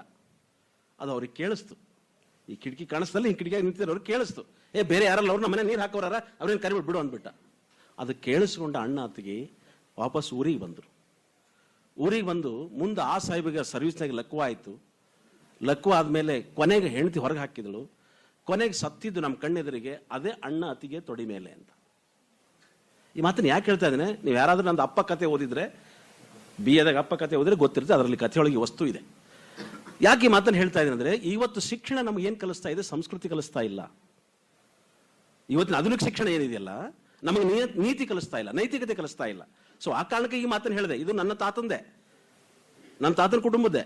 ಸೊ ನಮ್ಮ ಓಣಿಯಲ್ಲಿ ಇನ್ನೊಬ್ಬ ತಾತ ಆತ. ಈ ಕಾರಣಕ್ಕಾಗಿ ಈ ಮಾತನ್ನು ಹೇಳ್ತಾ ಇದ್ದೀನಿ. ವಿದ್ಯಾರ್ಥಿಗಳು, ಇವತ್ತು ಶಿಕ್ಷಣ ಯಾಕೆ ಬೇಕು ಅಂದ್ರೆ, ನಾವು ಸುಸಂಸ್ಕೃತರಾಗ್ಲಿಕ್ಕೆ ಶಿಕ್ಷಣ ಬೇಕು ಅಂತಕ್ಕಂಥದ್ದು, ಹೆತ್ತವರನ್ನು ಗೌರವಿಸ್ಲಿಕ್ಕೆ ಶಿಕ್ಷಣ ಬೇಕು ಅಂತಕ್ಕಂಥದ್ದು. ಆ ಹಿನ್ನೆಲೆಯಲ್ಲಿ ಶಿವರಾಜ್ ಶಾಸ್ತ್ರಿಯವರು ಜನಪದ ಕಲಾವಿದರು ಹಾಡಿರ್ತಕ್ಕಂಥ 20 ಜನ ಮಹಾನ್ ವ್ಯಕ್ತಿಗಳ ಹಾಡುಗಳನ್ನ ರಾತ್ರಿ ಕೇಳಿಸ್ಕೊಂಡು ಅದಕ್ಕೆ ವಿಶ್ಲೇಷಣೆ ಬರೆದಿದ್ದಾರೆ. ಅದರಲ್ಲಿ ಬಸವಣ್ಣ ಇರ್ಬೋದು, ಹೇಮರೆಡ್ಡಿ ಮಲ್ಲಮ್ಮ ಇರ್ಬೋದು, ನುಲಿಯ ಚಂದ ಇರ್ಬೋದು, ಸಿದ್ದರಾಮೇಶ್ವರ ಇರ್ಬೋದು, ಹೀಗೆ ಅನೇಕ ಮಹಾನ್ ಶರಣಬಸವೇಶ್ವರ ಇದೇ ಸಂಸ್ಥೆ ಏನು ಹೆಸರಿಟ್ಕೊಂಡಿದ್ದಾರೆ ಆ ಮಹಾನ್ ವ್ಯಕ್ತಿ, ಆ ವ್ಯಕ್ತಿ ಇರ್ಬೋದು, ಅವರೆಲ್ಲರ ಕುರಿತಾದಂತಹ ಬದುಕನ್ನ ಯಾವ ಕಲಾವಿದರು ಹಾಡಿದ್ದಾರೋ ಅದನ್ನು ತಗೊಂಡು ಅದಕ್ಕೊಂದು ವಿಶ್ಲೇಷಣೆ ಬರೆದು ಅದಕ್ಕೆ ಟಿಪ್ಪಣಿ ಬರೆದು ಇಂಥದೊಂದು ಪುಸ್ತಕ ಮಾಡಿ ನಿಮ್ಮ ಎದುರಿಗೆ ಇವತ್ತು ಬಿಡುಗಡೆ ಮಾಡಿದ್ದಾರೆ. ಈ ಗೀಗಿ ಪದಾಮೃತ ಅಂದ ತಕ್ಷಣ ನಿಮ್ಗೆ ಅನಿಸ್ಬೋದು ಇದರಾಗ ಏನು ಸಿನಿಮಾ ಹಾಡಿದೆಯಾ, ಇದೇನು ನಾಟಕ ಇದೆಯಾ, ಯಾವ ಹೀರೋಂದು ಉಪೇಂದ್ರಂದ ಯಾವ್ದು ಅನ್ಬೋದು ನಿಮಗೆ. ಆದ್ರೆ ಇಲ್ಲಿ ಅವರೆಲ್ಲರನ್ನು ಮೀರಿಸಿರ್ತಕ್ಕಂಥ ಒಂದು ಸಂಸ್ಕೃತಿ ಇದೆ, ಒಂದು ಬದುಕನ್ನು ಕಟ್ಟಿಕೊಳ್ಳೋದಿದೆ. ಅಂತಹ ಬದುಕು ಕಟ್ಟಿಕೊಳ್ಳುವಂಥ ಪ್ರದೇಶ ಅಂತ ಯಾಕೆ ಮೊದಲೇ ಹೇಳದೇ ಇಲ್ಲ ನಾನು. ಈ ನೆಲದಲ್ಲಿ ಬುದ್ಧ, ಬಸವಾದಿ ಶರಣರು, ದಾಸರು, ತತ್ವಪಥಕಾರರು, ಅನೇಕ ಮಾನ್ ವ್ಯಕ್ತಿಗಳ ನೆಲದಲ್ಲಿ ಆಗಿ ಹೋಗಿದ್ದಾರೆ. ಅಂಥದ್ದು ಸಂಸ್ಕೃತಿಯನ್ನು ಕಟ್ಟಿಕೊಡ್ತಕ್ಕಂಥ ಈ ಗೀಗಿ ಪದಾಮೃತ ಇದೆಯಲ್ಲ, ಇದನ್ನು ಒಂದು ಗಳಿಗೆ ಒಂದು 2 ತಾಸು ನೀವು ಯಾರಾದ್ರೂ ಕೂತು ಓದ್ಕೊಂಡ್ರೆ ನಿಮ್ಮ ಬಾಲ್ಯ, ನಿಮ್ಮ ತಾಯಿ ತಂದೆ, ನಿಮ್ಮ ಹೆತ್ತವರೆಲ್ಲ ನೆನಪಾಗ್ತಾರೆ. ಸೊ ಆ ಕಾರಣಕ್ಕಾಗಿ ಹೇಳೋ ಸ್ನೇಹಿತರೆ, ನೀತಿಯನ್ನು ಕಲಿಸುತ್ತದೆ ಇದು. ನೋಡಿ, 12ನೇ ಶತಮಾನದ ಬಸವಣ್ಣ ಒಂದು ದೊಡ್ಡ ಕ್ರಾಂತಿಯನ್ನು ಮಾಡಿದ. ಜಗತ್ತು ಸಾಮಾಜಿಕ ನ್ಯಾಯದ ನೆಲೆಯೊಳಗೆ ಕಣ್ಣೆ ತೆರೆದಿರಲಿಲ್ಲ. ಅಂತಹ ಸಂದರ್ಭದಲ್ಲಿ ಬಸವಣ್ಣ ಮಾದಾರ ಚೆನ್ನಯ್ಯ, ಢೋರಕಕ್ಕಯ್ಯ, ಸಮಗ ಹರಳಯ್ಯ, ಉರ್ಲಿಂಗಪೆದ್ದಿ, ಸೋಳೆಶಂಕವ್ವೆ, ಕಾಳವ್ವೆ ಎಲ್ಲ ಜಾತಿಯವರನ್ನ ಬಾಜಿ ತಪ್ಕೊಂಡಿದ್ದ ಬಸವಣ್ಣ. ಬುದ್ಧನ ಇನ್ನೊಂದು ಅವತಾರ ಏನಾದ್ರೂ ಇದ್ರೆ, ಅವತಾರ ಅಂತ ನಾನು ಕರೆಯೋದಿಲ್ಲ, ಬುದ್ಧನದ ಇನ್ನೊಂದು ರೂಪ ಏನಾದ್ರೂ ಇದ್ರೆ ಅದು ಬಸವಣ್ಣ ಅಂತಕ್ಕಂಥ. ಸೊ ಆ ಕಾರಣಕ್ಕಾಗಿ ಬಸವಣ್ಣ ಈ ನೆಲವನ್ನು ಮೆಟ್ಟು ಹೋಗಿದ್ದಾನೆ. ಆ ಬಸವೇಶ್ವರ ಹೆಸರಿಟ್ಟುಕೊಂಡಿರ್ತಕ್ಕಂಥ ಶರಣ ಬಸವೇಶ್ವರರು ಒಂದು ಸಂಸ್ಥೆಯನ್ನು ಕಟ್ಟಿ ಅನ್ನದಾಸೋಹ ಮಾಡೋದ್ರ ಜೊತೆಗೆ ಅಕ್ಷರ ದಾಸೋಹವನ್ನ ಮಾಡಿದ್ರು ಅಂತಕ್ಕಂಥದ್ದು. ಇದೆಲ್ಲದ ನಡುವೆ ಒಂದು ಸಂಸ್ಕೃತಿಯನ್ನು ಕಟ್ಟಿಕೊಟ್ರೆ ಕಲಬುರಗಿಯೊಳಗೆ. ಈ ಕಲಬುರಗಿ ನಾಡಿನಲ್ಲಿ ಕೇವಲ ಕಲಬುರಗಿಯಲ್ಲಿ ಶರಣ ಬಸವೇಶ್ವರ ದೇವಸ್ಥಾನಗಳಿಲ್ಲ. ಕರ್ನಾಟಕದಿಂದ ಅನೇಕ ನಮ್ಮ ಹಿರಿಯ ಕೊಲ್ಲಿಗೆ ಆಗಿರ್ತಕ್ಕಂಥ SM ಹಿರೇಮಠ ಅವರು ಸಂಶೋಧನೆಗಳನ್ನು ತಂದಿದ್ದಾರೆ. ಇಡೀ ರಾಜ್ಯ ತುಂಬೆಲ್ಲ ಈ ಶರಣ ಬಸವೇಶ್ವರ ಚರಿತ್ರೆ ಹರಡುವಂತ ಕೆಲಸ ಆಗಿದೆ. ಸೊ ಆ ಹಿನ್ನೆಲೆಯಲ್ಲಿ ಅವ್ರ ನಂತರದಲ್ಲಿ ಈ ಸಂಸ್ಥೆಯಲ್ಲಿ ಅಧ್ಯಾಪಕರಾಗಿದ್ದುಕೊಂಡು ಶಿವರಾಜ್ ಶಾಸ್ತ್ರಿ ಅವರು ಈ ತರದ ಕೆಲಸವನ್ನ ಮಾಡ್ತಾ ಇದ್ರು. ಈ ಸಂಸ್ಥೆಯ ಕೇಂದ್ರ ಶಕ್ತಿ ಯಾವುದಿದೆಯೋ, ಈ ಸಂಸ್ಥೆಯ ಜೀವಾಳ ಯಾವುದಿದೆಯೋ ಆ ತತ್ವವನ್ನು ಇಟ್ಕೊಂಡವರು ಕೃತಿಯ ಮೂಲಕ ಎಲ್ಲೆಲ್ಲಿ ಶರಣಬಸವೇಶ್ವರ ಕುರಿತಾದಂಥ ವಿಚಾರಗಳಿದಾವೋ ಮತ್ತು ಆ ಪರಂಪರೆ ಅದರ ಹಿಂದಿನ ಪರಂಪರೆ ಏನಿದೆಯಲ್ಲ ನಮ್ಮಲ್ಲಿ, ಬಸವಾದಿ ಶರಣರಾಗ್ಲಿ, ದಾಸರಾಗ್ಲಿ, ತತ್ವಪಥ ನೋಡಿ ಬಹಳ ಮುಖ್ಯವಾಗಿ ಇನ್ನೊಂದು ಹಚ್ಚಬೇಕಿಲ್ಲಿ, ಖಾಜೆ ಬಂದನಾಜ್ ಬಗ್ಗೆ ಒಂದು ಹಾಡು ಹಾಡಿದ್ದಿದೆ ಇದರಲ್ಲಿ. ಖಾಜೆ ಬಂದನಾಜ್ ಬಗ್ಗೆ ಹಾಡಿದ ಅಂದ್ರೆ ಈ ಪರಂಪರೆಯನ್ನು ನಾವು ಜಾತಿ ಹಿನ್ನೆಲೆ ಗುರುತಿಸಬಾರ್ದು. ಯಾವಾಗಲೂ ಒಂದು ಸಂಸ್ಕೃತಿ ಸಂಸ್ಕಾರ ಕೊಟ್ಟಿರ್ತಕ್ಕಂಥ ಯಾವುದೇ ಧರ್ಮದ ವ್ಯಕ್ತಿ, ಯಾವುದೇ ಜಾತಿ ವ್ಯಕ್ತಿ ಇದ್ರೂ ಕೂಡ ಅದು ನಮ್ಮ ಸಮಾಜಕ್ಕೆ ಪೂರಕವಾಗಿರ್ತಕ್ಕಂಥದ್ದು. ಸೊ ಅಂಥದ್ದೊಂದು ಮಹತ್ವದ ಕೆಲಸ ನಮ್ಮ ಶಿವರಾಜ್ ಶಾಸ್ತ್ರಿ ಅವರು ಮಾಡಿದ್ದಾರೆ. ನಾನೊಬ್ಬ ವಿಶ್ವವಿದ್ಯಾಲಯದ ಪ್ರಾಧ್ಯಾಪಕನಾಗಿ ನೋಡಿ, ಅವ್ರು ಹಿಂದೊಮ್ಮೆ ನಮ್ಮ ಗುಲ್ಬರ್ಗ ವಿಶ್ವ ಪ್ರಸಾರಂಗಕ್ಕೆ ಒಂದು ಪುಸ್ತಕ ಪ್ರಶಸ್ತಿಗೆ ಅರ್ಜಿ ಸಲ್ಲಿಸಿದ್ರು, ಕವನ ಸಂಕಲನ. ಆವಾಗಲೂ ಕೂಡ ನಾನು ಸಭೆಯೊಳಗಿದೆ ಹೇಳಿದೆ, ಸರ್ ಒಂದು ಸಭೆ ನಡೀತಾ ಇತ್ತು ದೇಶಮುಖ್ ಸರ್, ಸಭೆಯೊಳಗೆ ಇದು ರಿಕ್ವೆಸ್ಟ್ ಮಾಡ್ಕೊಂಡೆ ನಾನು, ನೋಡಿ ಅವರು ಈ ರೀತಿ ಇದ್ದಾರೆ, ಇದ್ಕೊಂಡು ಒಂದು ಪುಸ್ತಕ ಮಾಡಿದ್ದಾರೆ, ಅದಕ್ಕೆ ಗುಲ್ಬರ್ಗ ವಿಶ್ವವಿದ್ಯಾಲಯ ಬಹಳ ಮುಖ್ಯ ಗೌರವಿಸಬೇಕು, ನಮ್ಮ ವಿಶ್ವವಿದ್ಯಾಲಯ ಡಾಕ್ಟರೇಟ್ ಕೊಟ್ಟಿದೆ, ಅವ್ರು PhD ಪದವಿ ಕೊಟ್ಟಿದೆ ಅಂತ ಹೇಳಿದಾಗ ವಿದ್ವತ್ ಲೋಕದ ಸಭೆ ಅವ್ರ ಹೆಸರು ಬಂದಾಗ ಯಾರೂ ವಿರೋಧ ಮಾಡಲಿಲ್ಲ. ಅವರು ಗುಲ್ಬರ್ಗ ವಿಶ್ವವಿದ್ಯಾಲಯ ಅವ್ರಿಗೆ ನಾವು ಸನ್ಮಾನಿಸ್ತೇವೆ ಅಂತಕ್ಕಂಥ. ಸೊ ಅದಕ್ಕೆ ಯಾವುದೇ ವ್ಯಕ್ತಿ ಯಾವುದೇ ಸಂದರ್ಭದಲ್ಲಿ ಕಷ್ಟಪಟ್ಟು ಕೆಲಸ ಮಾಡ್ತಾನಲ್ಲ ಅವ್ರಿಗೆ ಬೆನ್ತಟ್ಟು ಕೆಲಸನ ಮಾಡಬೇಕಾಗಿದೆ. ಸೊ ಆ ಹಿನ್ನೆಲೆಯಲ್ಲಿ ವಿದ್ಯಾರ್ಥಿ ಮಿತ್ರರೇ ಆಗಲಿ, ಇಲ್ಲಿ ಸೇರಿದಂತೆ ಎಲ್ಲರೂ ಕೂಡ ಶಿವರಾಜ್ ಶಾಸ್ತ್ರಿ ಅವ್ರನ್ನ ಬಹಳ ಕಾಳಜಿಯಿಂದ ನೋಡ್ಕೊಳ್ತೀನಿ. ನೋಡಿದೆ 2 ಗಂಟೆ ಇಲ್ಲಿ 1 ಗಂಟೆ ಬಂದು ಕೂತಾಗ ಅವ್ರನ್ನೆಲ್ಲರೂ ಮಾತಾಡಿಸೋದು, ಪ್ರೀತಿಸೋದು, ಗೌರವಿಸೋದು ನೋಡಿದ. ಅದರಲ್ಲೂ ನಂದಗಾಂವ್ ನನ್ನ ಜೊತೆಗೆ ಅವರು NSS ನಲ್ಲಿ ಕೆಲಸ ಮಾಡಿದ್ದಾರೆ. ಪ್ರಿನ್ಸಿಪಾಲ್ ಆಗಿ ಕೂಡ ಅವರು ಪ್ರೀತಿಯಿಂದ ಕಾರ್ಯಕ್ರಮ ಹಮ್ಮಿಕೊಂಡು ಇಂಥ ಒಬ್ಬ ಲೇಖಕನಿಗೆ ಗೌರವಿಸಿದ್ದಾರೆ ಅಂತಕ್ಕಂಥದ್ದು, ಪ್ರೀತಿಸಿದ್ದಾರೆ ಅಂತಕ್ಕಂಥದ್ದು. ಇದಕ್ಕೆ ಬಹಳ ಮುಖ್ಯವಾಗಿ ಪೀಠಾಧಿಪತಿಗಳ ಮುನ್ನುಡಿ ಇದೆ, ನಮ್ಮ ದೊಣ್ಣೇಗೌಡರ ಬೆನ್ನುಡಿ ಇದೆ, ಮತ್ತು ಒಂದು ಮಹತ್ವದ ಪುಸ್ತಕ ಇದೆ.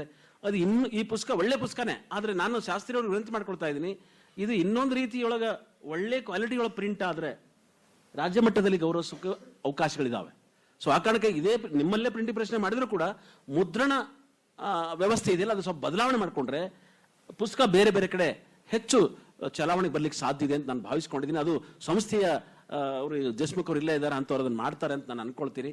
ಸೊ ಈ ನಿಟ್ಟಿನಲ್ಲಿ ಶಿವರಾಜ್ ಶಾಸ್ತ್ರಿ ಅವರಿಗೆ ಉತ್ತರೋತ್ತರ ಅಭಿವೃದ್ಧಿ ಆಗಲಿ, ಈ ನಿಟ್ಟಿನಲ್ಲಿ ಅವ್ರ ಸಂಶೋಧನೆ, ಅವ್ರ ವೈಚಾರಿಕತೆ, ಕಾವ್ಯ ಕ್ಷೇತ್ರ, ವಿಮರ್ಶಾ ಕ್ಷೇತ್ರ ಬೆಳಿಲಿ. ಅವರು ಕನ್ನಡ ಅಧ್ಯಾಪಕರಾಗಿ ಏನೇನು ಕೆಲಸ ಮಾಡ್ತಾರೋ ಅದಕ್ಕೆ ನಾನು ಒಬ್ಬ ಕನ್ನಡ ಅಧ್ಯಯನ ಸಂಸ್ಥೆ ಮುಖ್ಯಸ್ಥನಾಗಿ, ಅವರ ಹಿರಿಯ ಸ್ನೇಹಿತನಾಗಿ ಅವ್ರಿಗೆ ನಂದೆಲ್ಲ ಸಹಕಾರ ಇರುತ್ತೆ ಅಂತ ಹೇಳಿ ನನ್ನನ್ನು ಕರೆಸಿ ಕೆಲವು ಮಾತನಾಡಲಿಕ್ಕೆ ಅವಕಾಶ ಮಾಡಿಕೊಟ್ಟಿರ್ತಕ್ಕಂಥ ತಮಗೆಲ್ಲರಿಗೂ ವಂದಿಸಿ ನನ್ನ ಮಾತು ಮುಗಿಸ್ತಾ ಇದ್ದೀನಿ. ನಮಸ್ಕಾರ. ಇದುವರೆಗೆ ಗ್ರಂಥವನ್ನು ಲೋಕಾರ್ಪಣೆ ಮಾಡಿ ಮಾತನಾಡುತ್ತಾ ಜನಪದ ಎಲ್ಲಾ ಜ್ಞಾನಗಳ ತಾಯಿಬೇರು, ಜಾನಪದ ಅನ್ನುವಂಥದ್ದು ನಮ್ಮ ಮೂಲ ಸಂಸ್ಕೃತಿಯ ಕಣಿ. ಅಂತಹ ಜಾನಪದವನ್ನು ಕುರಿತಾಗಿ ಜಾನಪದದ ಒಂದು ರೂಪವಾದಂತಹ ಗೀಗಿ ಪದ ಮತ್ತು ಗೀಗಿ ಪದಕಾರರನ್ನ ವಸ್ತುವನ್ನಾಗಿಟ್ಕೊಂಡು ಗೀಗಿ ಪದಾಮೃತ ಅನ್ನುವಂತಹ ಕೃತಿಯನ್ನು ರಚಿಸಿದಂಥ ಶಾಸ್ತ್ರಿಗಳಿಗೆ ಮತ್ತು ಕೃತಿಗಳಿಗೆ ಒಳ್ಳೆಯ ಮಾತುಗಳ ಮೂಲಕ ಗೌರವಿಸಿದಂಥ ಡಾಕ್ಟರ್ ಪ್ರೊಫೆಸರ್ H.T. ಪೋತಿ ಸರ್ ಅವರಿಗೆ ಧನ್ಯವಾದಗಳು. ಈಗ ಈ ಕೃತಿಯನ್ನು ಕುರಿತು ನಮ್ಮ ಮಹಾವಿದ್ಯಾಲಯದ ಪ್ರಾಚಾರ್ಯರಾದಂಥ ಪ್ರಸ್ತುತ ಸಮಾರಂಭದ ಸ್ವಲ್ಪ ವ್ಯತ್ಯಾಸ ಕಾರ್ಯಕ್ರಮದಲ್ಲಿ ಈ ಸಮಾರಂಭದ ಅಧ್ಯಕ್ಷತೆಯನ್ನು ವಹಿಸಿಕೊಂಡಂತಹ ನಮ್ಮ ಶರಣಬಸವೇಶ್ವರ ವಿದ್ಯಾವರ್ಧಕ ಸಂಘದ ಕಾರ್ಯದರ್ಶಿಗಳಾದಂತಹ ಸನ್ಮಾನ್ಯ ಶ್ರೀ ಬಸವರಾಜ್ ದೇಶಮುಖ್ ಸರ್ ಅವರು ತಮ್ಮ ಅಧ್ಯಕ್ಷೀಯ ಮಾತುಗಳನ್ನು ಆಡಬೇಕು ಅಂತೇಳಿ ವಿನಂತಿಸಿಕೊಳ್ತಾ ಇದ್ದೀನಿ. ನಮ್ಮೆಲ್ಲರ ಆರಾಧ್ಯ ದೇವರಾದ ಶರಣಬಸವೇಶ್ವರ ಮನದಲ್ಲಿ ನೆನೆದು ನಮ್ಮ ಸಂಸ್ಥೆಯ ಅಧ್ಯಕ್ಷರು ಮತ್ತು ಈ ನಮ್ಮ ಶರಣಬಸವ ವಿಶ್ವವಿದ್ಯಾಲಯದ ಚಾನ್ಸಲರ್ ಪರಮ ಪೂಜ್ಯ ಡಾಕ್ಟರ್ ಶರಣಬಸಪ್ಪ ಅಪ್ಪಾಜಿಯವರ ಪಾದಕ್ಕೆ ವಂದಿಸುತ್ತಾ, ಜೊತೆಗೆ ನಮ್ಮ ಸಂಸ್ಥೆಯ ಚೇರ್ಮನ್ ಆದ ದಾಕ್ಷಿಣ್ಯವ ತಾಯಿಯವರಿಗೂ ಕೂಡ ಪಾದಕ್ಕೆ ವಂದಿಸುತ್ತಾ, ಮತ್ತು ಭಾವಿ ಪೀಠಾಧಿಪತಿಗಳಾದ ಚಿರಂಜೀವಿ ದೊಡ್ಡಪ್ಪ ಅಪ್ಪಾಜಿಯವರಿಗೂ ಕೂಡ ಪಾದಕ್ಕೆ ವಂದಿಸುತ್ತಾ, ಇವತ್ತಿನ ಮುಖ್ಯವಾಗಿ ಗೀಗಿ ಪದಾಮೃತದ ಉದ್ಘಾಟಕರಾಗಿ ಬಂದಂತಹ ನಮ್ಮ ಗುಲ್ಬರ್ಗಾ ವಿಶ್ವವಿದ್ಯಾಲಯ ಕನ್ನಡ ವಿಭಾಗದ ನಿರ್ದೇಶಕರಾದ ಪೋತೆ ಸೌರರೇ ಮತ್ತು ನಮ್ಮ ಸಂಸ್ಥೆಯ ಅಲ್ಯುಮಿನಿಯಾಗಿ ಇಲ್ಲೇ ಮಾಡಿ ಮತ್ತು ಬೇರೆ ಸಂಸ್ಥೆಯಲ್ಲಿ ಮಾಡದಂಥ ನಮ್ಮ ಪಾಟೀಲ್ ಸರ್ ಅವರೇ, ಮತ್ತು ನಮ್ಮ ಸಂಸ್ಥೆಯಲ್ಲಿ ಓದಿ ಮತ್ತು ನಮ್ಮ ಸಂಸ್ಥೆಯಲ್ಲಿ ಕೆಲಸ ಮಾಡಿ ರಿಟೈರ್ಡ್ ಆದಂಥ ನಮ್ಮ ಬಿರಾದರ್ ಸರ್ ಅವರೇ ಮತ್ತು ಹೇಮ್ಲಿಂಗ್ ಬಿರಾದರ್ ಅವರೇ, ಮತ್ತು ಇವತ್ತಿನ ಮುಖ್ಯವಾಗಿ ಈ ಈ ಈ ಸಭೆಗೆ ಅಂದ್ರೆ ಬರೆದಂಥ ಗೀಗಿ ಪದ ಬರೆದಂಥ ನಮ್ಮ ಅಪ್ಪಾಜಿಯವರು ಯಾವಾಗಲೂ ಹೇಳ್ತಾರೆ, ಎಲ್ಲರಿಗೂ ಕಣ್ಣಿದ್ದು ಕಣ್ಣು ಇಲ್ಲಾರ್ದವ್ರೇ ಬರ್ದಾರ ಅಂದ್ರೆ ಭಾಳ ದೊಡ್ಡದು ಅಂತಾರೆ ಅಪ್ಪಾಜಿಯವರು. ಯಾಕಂದರೆ ಅವರು ಸತತವಾಗಿ 25 ವರ್ಷ ಶರಣರ ಶರಣ ಪುರಾಣವನ್ನು ಮಾಡಿ, ಮತ್ತು ಇವರು 3 ಜಾತ್ರಾ ಮಹೋತ್ಸವ ಅಂಗವಾಗಿ 3 ದಿವಸ ಸತತವಾಗಿ ಗೀಗಿ ಪದವಾದಂಥ ಪೂರ ನಿರ್ವಹಣೆ ಮಾಡುವಂಥ ನಮ್ಮ ಶಿವರಾಜ್ ಶಾಸ್ತ್ರಿಯವರು 2 ದೊಡ್ಡ ಕೆಲಸ ಮಾಡಿದ್ದಾರೆ. ಶರಣರ ಬಗ್ಗೆ ಒಂದು ಮಹಾಕಾವ್ಯವನ್ನು ಬರೆದಿದ್ದಾರೆ, ಮತ್ತು ಇವತ್ತು ಅವರು ಇದು ಸಾಮಾನ್ಯ ಅಲ್ಲದು ಬರೆಯೋದು ಅಂದ್ರೆ ಸಾಮಾನ್ಯ ಅಲ್ಲದು. ಅಂದರೂ ಭಾಳ ಶರಣಬಸಪ್ಪ ಅವರು ಏನು ಗೀಗಿ ಪಡೆ ಏನು ಹಾಡಕ್ಕೆ ಬಂದಿದ್ರು, ಭಾಳ ಖುಷಿ ಆಯ್ತು ಅವ್ರಿಗೆ. ಯಾಕಂದರೆ ನಾವು ಹಾಡಿದ್ದು ಎಂದೂ ಲಿಪಿಕದಲ್ಲಿ ಇರಲಿಲ್ಲ, ಇದು ಲಿಪಿಯಲ್ಲಿ ಮಾಡಿದ್ದಾರೆ ಅಂದ್ರೆ ಭಾಳ ಸಂತೋಷ ಆಯಿತು. ಅದು ಒಳಗಿಂದ ನಮ್ಮ ಶಿವರಾಜ್ ಶಾಸ್ತ್ರಿ ಒಳಗಿಂದ ಬಂದು ಅಂತ ಹೇಳಿದ್ರು ಅವರು. ಭಾಳ ಒಳ್ಳೆ ಕೆಲಸ ಮಾಡಿದ್ದಾರೆ. ಮತ್ತು ಈ ಸಲ ಈ ನಮ್ಮ ಮಾರ್ಚ್ನಲ್ಲಿ ಅಂದರೆ ಯುಗಾದಿ ಹೋಳಿ ಹುಣ್ಣಿಗೆ ಶರಣರು 200 ವರ್ಷ ಲಿಂಗೈಕ್ಯ 200 ವರ್ಷ ಆಗ್ತದೆ. ಈಗ ಅಂಗವಾಗಿ 2 ಶತಮಾನೋತ್ಸವದ ಅಂಗವಾಗಿ ನಾವು ಇನ್ನೊಂದು ಅವ್ರಿಗೆ ಜವಾಬ್ದಾರಿ ಕೊಡ್ತೇವೆ. ಅವರಿಗೆ ಶರಣರ ಬಗ್ಗೆ ಅಂದರೆ ಶರಣರ ಬಗ್ಗೆ 200 ವರ್ಷದ ಅಂಗವಾಗಿ ಅವರಿಗೆ ಮಹಿಮೆಗಳು ಒಂದು ದೊಡ್ಡ ಎಲ್ಲ ರೀತಿಯಿಂದ ದೊಡ್ಡದಾಗಿ ಒಂದು ಪುಸ್ತಕ ಎಲ್ಲರೂ ಕೂಡಿ ಸೇರಿ ಈ 2 ಶತಮಾನೋತ್ಸವ ಅಂಗವಾಗಿ ಒಂದು ಬಿಡುಗಡೆ ಮಾಡಬೇಕು ಮುಂದಿನ 1 ವರ್ಷದಲ್ಲಿ ಅಂತೇಳಿ ಅವರಿಗೆ ಇನ್ನೊಂದು ದೊಡ್ಡ ಭಾರ ಹಾಕ್ತೇವೆ ಅವರಿಗೆ. ಅದ್ರ ಜೊತೆಗೆ ನಮ್ಮ ಎಲ್ಲರೂ ಕನ್ನಡ ಡಿಪಾರ್ಟ್ಮೆಂಟ್ ಇರ್ಬೋದು, ಇಂಗ್ಲೀಷ್ ಇರ್ಬೋದು, ಮತ್ತು ಸರ್ವಸಾಮಾನ್ಯ ಇದು ಮತ್ತು ಈ ಡಿಪಾರ್ಟ್ಮೆಂಟ್ ಅಂತಲ್ಲ, ಎಲ್ಲರೂ ಶರಣರ ಭಕ್ತರು. ಈಗ ಒಳ್ಳೆಯದು, ಇವ್ರು ಭಾಳ ಚೆನ್ನಾಗಿ ಅಂದ್ರಿ ಇವತ್ತು ಹಾಡಿದ್ರು. ಭಾಳ ನಮ್ಗೆ ಅದು ಸರಳ ರೀತಿಯಿಂದ ಹಳ್ಳಿ ಜನಗೆ ತಿಳಿಯುವಂಗೆ ಇವತ್ತು ಭಾಷೆಯನ್ನು ಏನು ಗೀ ಪದ ಹಾಡಿದ್ದಾರೆ ಇವರು ಶರಣಬಸಪ್ಪ ಅವರು. ಅಂದ್ರೆ ಚಲೋ ಎಜುಕೇಟ್ ಮಾಡಲಾರ್ದ ಕೆಲಸ ಬರೀ ಇವರು ಮೋಸ್ಟ್ಲಿ ಹೆಚ್ಚಾಗಿ ಕಲ್ತಿಲ್ಲ. ಅವರು ಕಲಿಲಾರ್ದ ಇಷ್ಟು ಚಲೋ ಹೇಳ್ತಾರ ಅಂತ ಅಂದಮೇಲೆ ಇದು ಅದು ಶರಣದ ಪೋತೆ ಸರ್ ಹೇಳಿದ್ರೆ ಇಂಥದ್ದು ಭಾಳ ಕಡಿಮೆ ಮಂದಿಗೆ ಶರಣ ಅಂದ್ರೆ ಒಲಿತದ ಆ ಟೈಪ್ ಬೆಳಕ್ಕೆ ಅಂಥದ್ದು ದೊಡ್ಡ ಚಲೋ ಮಾಡ್ಯಾರ ಅಂತ ಅಂದಮೇಲೆ ಅವರಿಗೂ ಮಾಡಿದ ನಮಗೆ ಸನ್ಮಾನ ಮಾಡಿ ಮತ್ತು ಲಿಪಿ ರೂಪಕ್ಕೆ ಬಂದಂಥ ಶಿವರಾಜ್ ಶಾಸ್ತ್ರಿ ಅವ್ರಿಗೂ ಈ ಸಂದರ್ಭದಲ್ಲಿ ಧನ್ಯವಾದ ಹೇಳ್ತೀನಿ. ಯಾಕಂದರೆ ಇದು ಅಧ್ಯಕ್ಷನ ಭಾಷಣ ಎಲ್ಲರೂ ಆದ್ಮೇಲೆ ಮಾಡಬೇಕು. ಒಂದು ಯಾವುದೋ ಕಾರಣಕ್ಕೆ ನಾವು ಸ್ವಲ್ಪ ಇನ್ನೊಂದು ಫಂಕ್ಷನ್ಗೆ ಹೋಗ್ಬೇಕು ಕಡೆಯಿಂದ ನಾನು ಮಾತಾಡೀನಿ. ಅವ್ರದ್ದು ನಮ್ಮದು ಶಿವರಾಜ್ ಶಾಸ್ತ್ರಿ ಅವರು ಈ ಜೀವನ ಇನ್ನೂ ಹೆಚ್ಚಿಗೆ ಬೆಳಗಲಿ.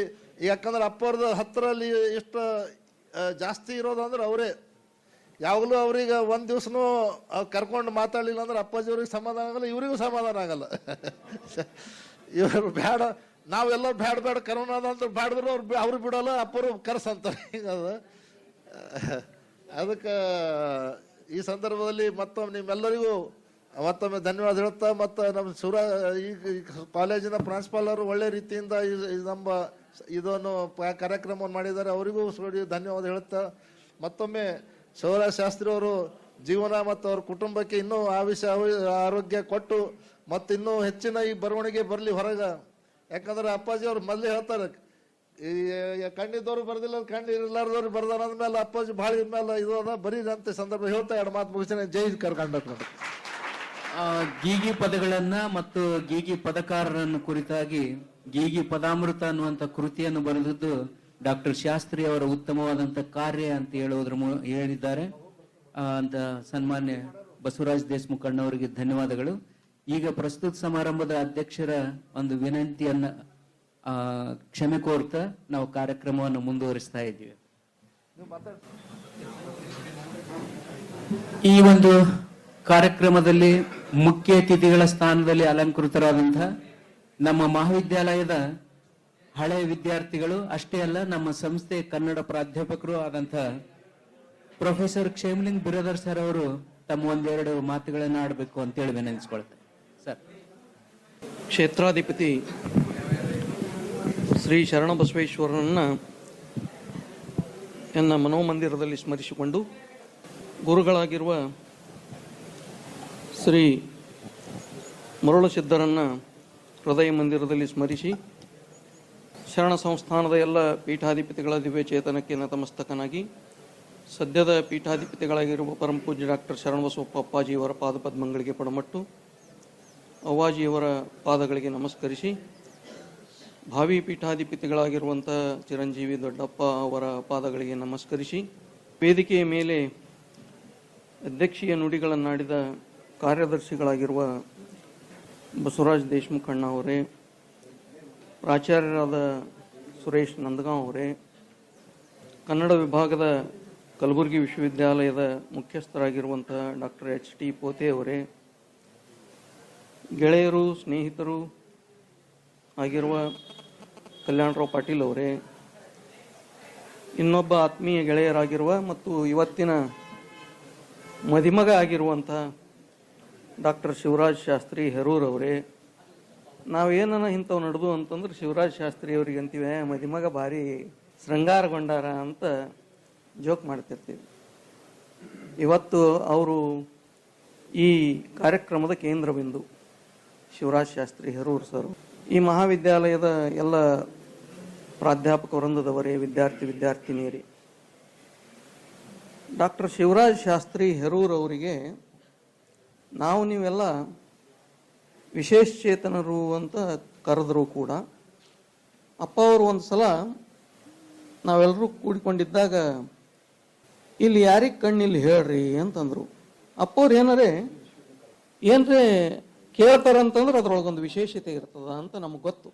ಹಂಗಂದಾಗ ನಮಗೆ ಗೊತ್ತಾಗ್ಬಿಡ್ತದೆ, ಯಾರಿಗೆ ಕಣ್ಣಿಲ್ಲಿ ಹೇಳ್ರಿ ಅಂತಂದ್ರೆ ಶಿವರಾಜ್ ಶಾಸ್ತ್ರಿಗಂತ ಅಲ್ಲ, ನಮಗೆ ಕಣ್ಣಿದ್ದವ್ರಿಗೆ ಕಣ್ಣಿಲ್ಲ ಅಂತ ಅನ್ನುವಂಥದ್ದು ಅವ್ರು ಕೇಳ್ತಾ ಇದ್ದಾರ ಅಂತ ನಮಗೆ ಅನಿಸ್ತಿತ್ತು.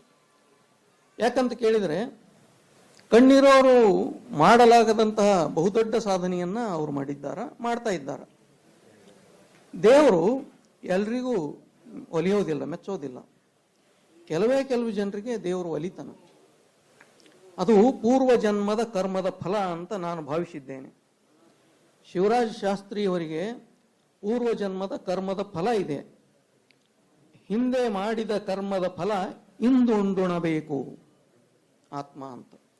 ನಾವು ಹಿಂದೆ ಏನು ಸತ್ಕರ್ಮವನ್ನು ಮಾಡಿರ್ತೀವಿ ಅದರ ಫಲ ಇಂದು ಉಣಬೇಕು, ಇಂದು ಮಾಡಿದ ಸತ್ಕರ್ಮದ ಫಲ ಮುಂದುಂಡುಣಬೇಕು ಅಂತನ್ನುವ ಹಾಗೆ ಅವರು ಹಿಂದಿನ ಜನ್ಮದೊಳಗೆ ಏನಿದ್ರು ಏನೋ ಆ ಜನ್ಮದೊಳಗೆ ಮಾಡಿದ ಕರ್ಮದ ಫಲ ಇವತ್ತು ಉಣ್ತಾ ಇದ್ದಾರೆ. ಅಂದ್ರೇನು, ಅವರು ಒಬ್ಬ ಆಧ್ಯಾತ್ಮ ಜೀವಿಯಾಗಿ, ನಮಗೆಲ್ಲ ಕಣ್ಣದಾವ, ಕಣ್ಣಿದ್ದವ್ರು ಮಾಡ್ಲಾರ್ದ ಕೆಲಸ ಅವ್ರು ಮಾಡ್ತಾ ಇದ್ದಾರಂದ್ರೆ ನಾವು ಇದ್ದು ಇರ್ಲಾರ್ದಂಗ, ಇದ್ದು ಸತ್ತಂಗ. ಅದಕ್ಕೆ ಅವರೊಳಗ ಅಂತರಾತ್ಮ ಏನಿದೆಯಲ್ಲ ಅದು ಅತ್ಯಂತ ಜಾಗೃತವಾಗಿದೆ. ಆ ಅಂತರಾತ್ಮ ಪ್ರತಿಯೊಬ್ಬ ವ್ಯಕ್ತಿಯಲ್ಲಿಯ ವಿಶೇಷವಾದಂಥ ಗುಣವನ್ನ ಪತ್ತೆ ಹಚ್ಚುವಂತ ಕೆಲಸ ಮಾಡ್ತದೆ. ಅಪ್ಪ ಅವರು ಅದಕ್ಕೆ ಆ ಗೀಗಿ ಪದಕಾರರ ಒಂದು ಜವಾಬ್ದಾರಿಯನ್ನ ಅವರಿಗೆ ಒಪ್ಪಿಸಿದ್ರು. ಆಮೇಲೆ ಇವು ಗೀಗಿ ಪದಗಳು ಎಲ್ಲರೇ 5 ನಿಮಿಷ 10 ನಿಮಿಷದಾಗ ಕೇಳುವಂಥವುಗಳಲ್ಲ. ರಾತ್ರಿ ಇಡೀ ಕೇಳಿದರೂ ಕೂಡ ಇನ್ನೂ ಕೇಳಬೇಕು ಅನಿಸುವಂಥವುಗಳು. ಈಗ ಮುಖ್ಯ ಅತಿಥಿಗಳು ಎಲ್ಲ ಏನು ಹೇಳಿದ್ರಲ್ಲ, ಜನಪದ ಸಾಹಿತ್ಯ ಎಲ್ಲ ಸಾಹಿತ್ಯದ ಜೀವಾಳ. ಅದರೊಳಗೆ ವಿಜ್ಞಾನ ಇದೆ, ತತ್ವಜ್ಞಾನ ಇದೆ, ಬದುಕಿನ ಎಲ್ಲ ಪ್ರಕಾರದ ಪ್ರಕ್ರಿಯೆಗಳು ಅದರೊಳಗದವ.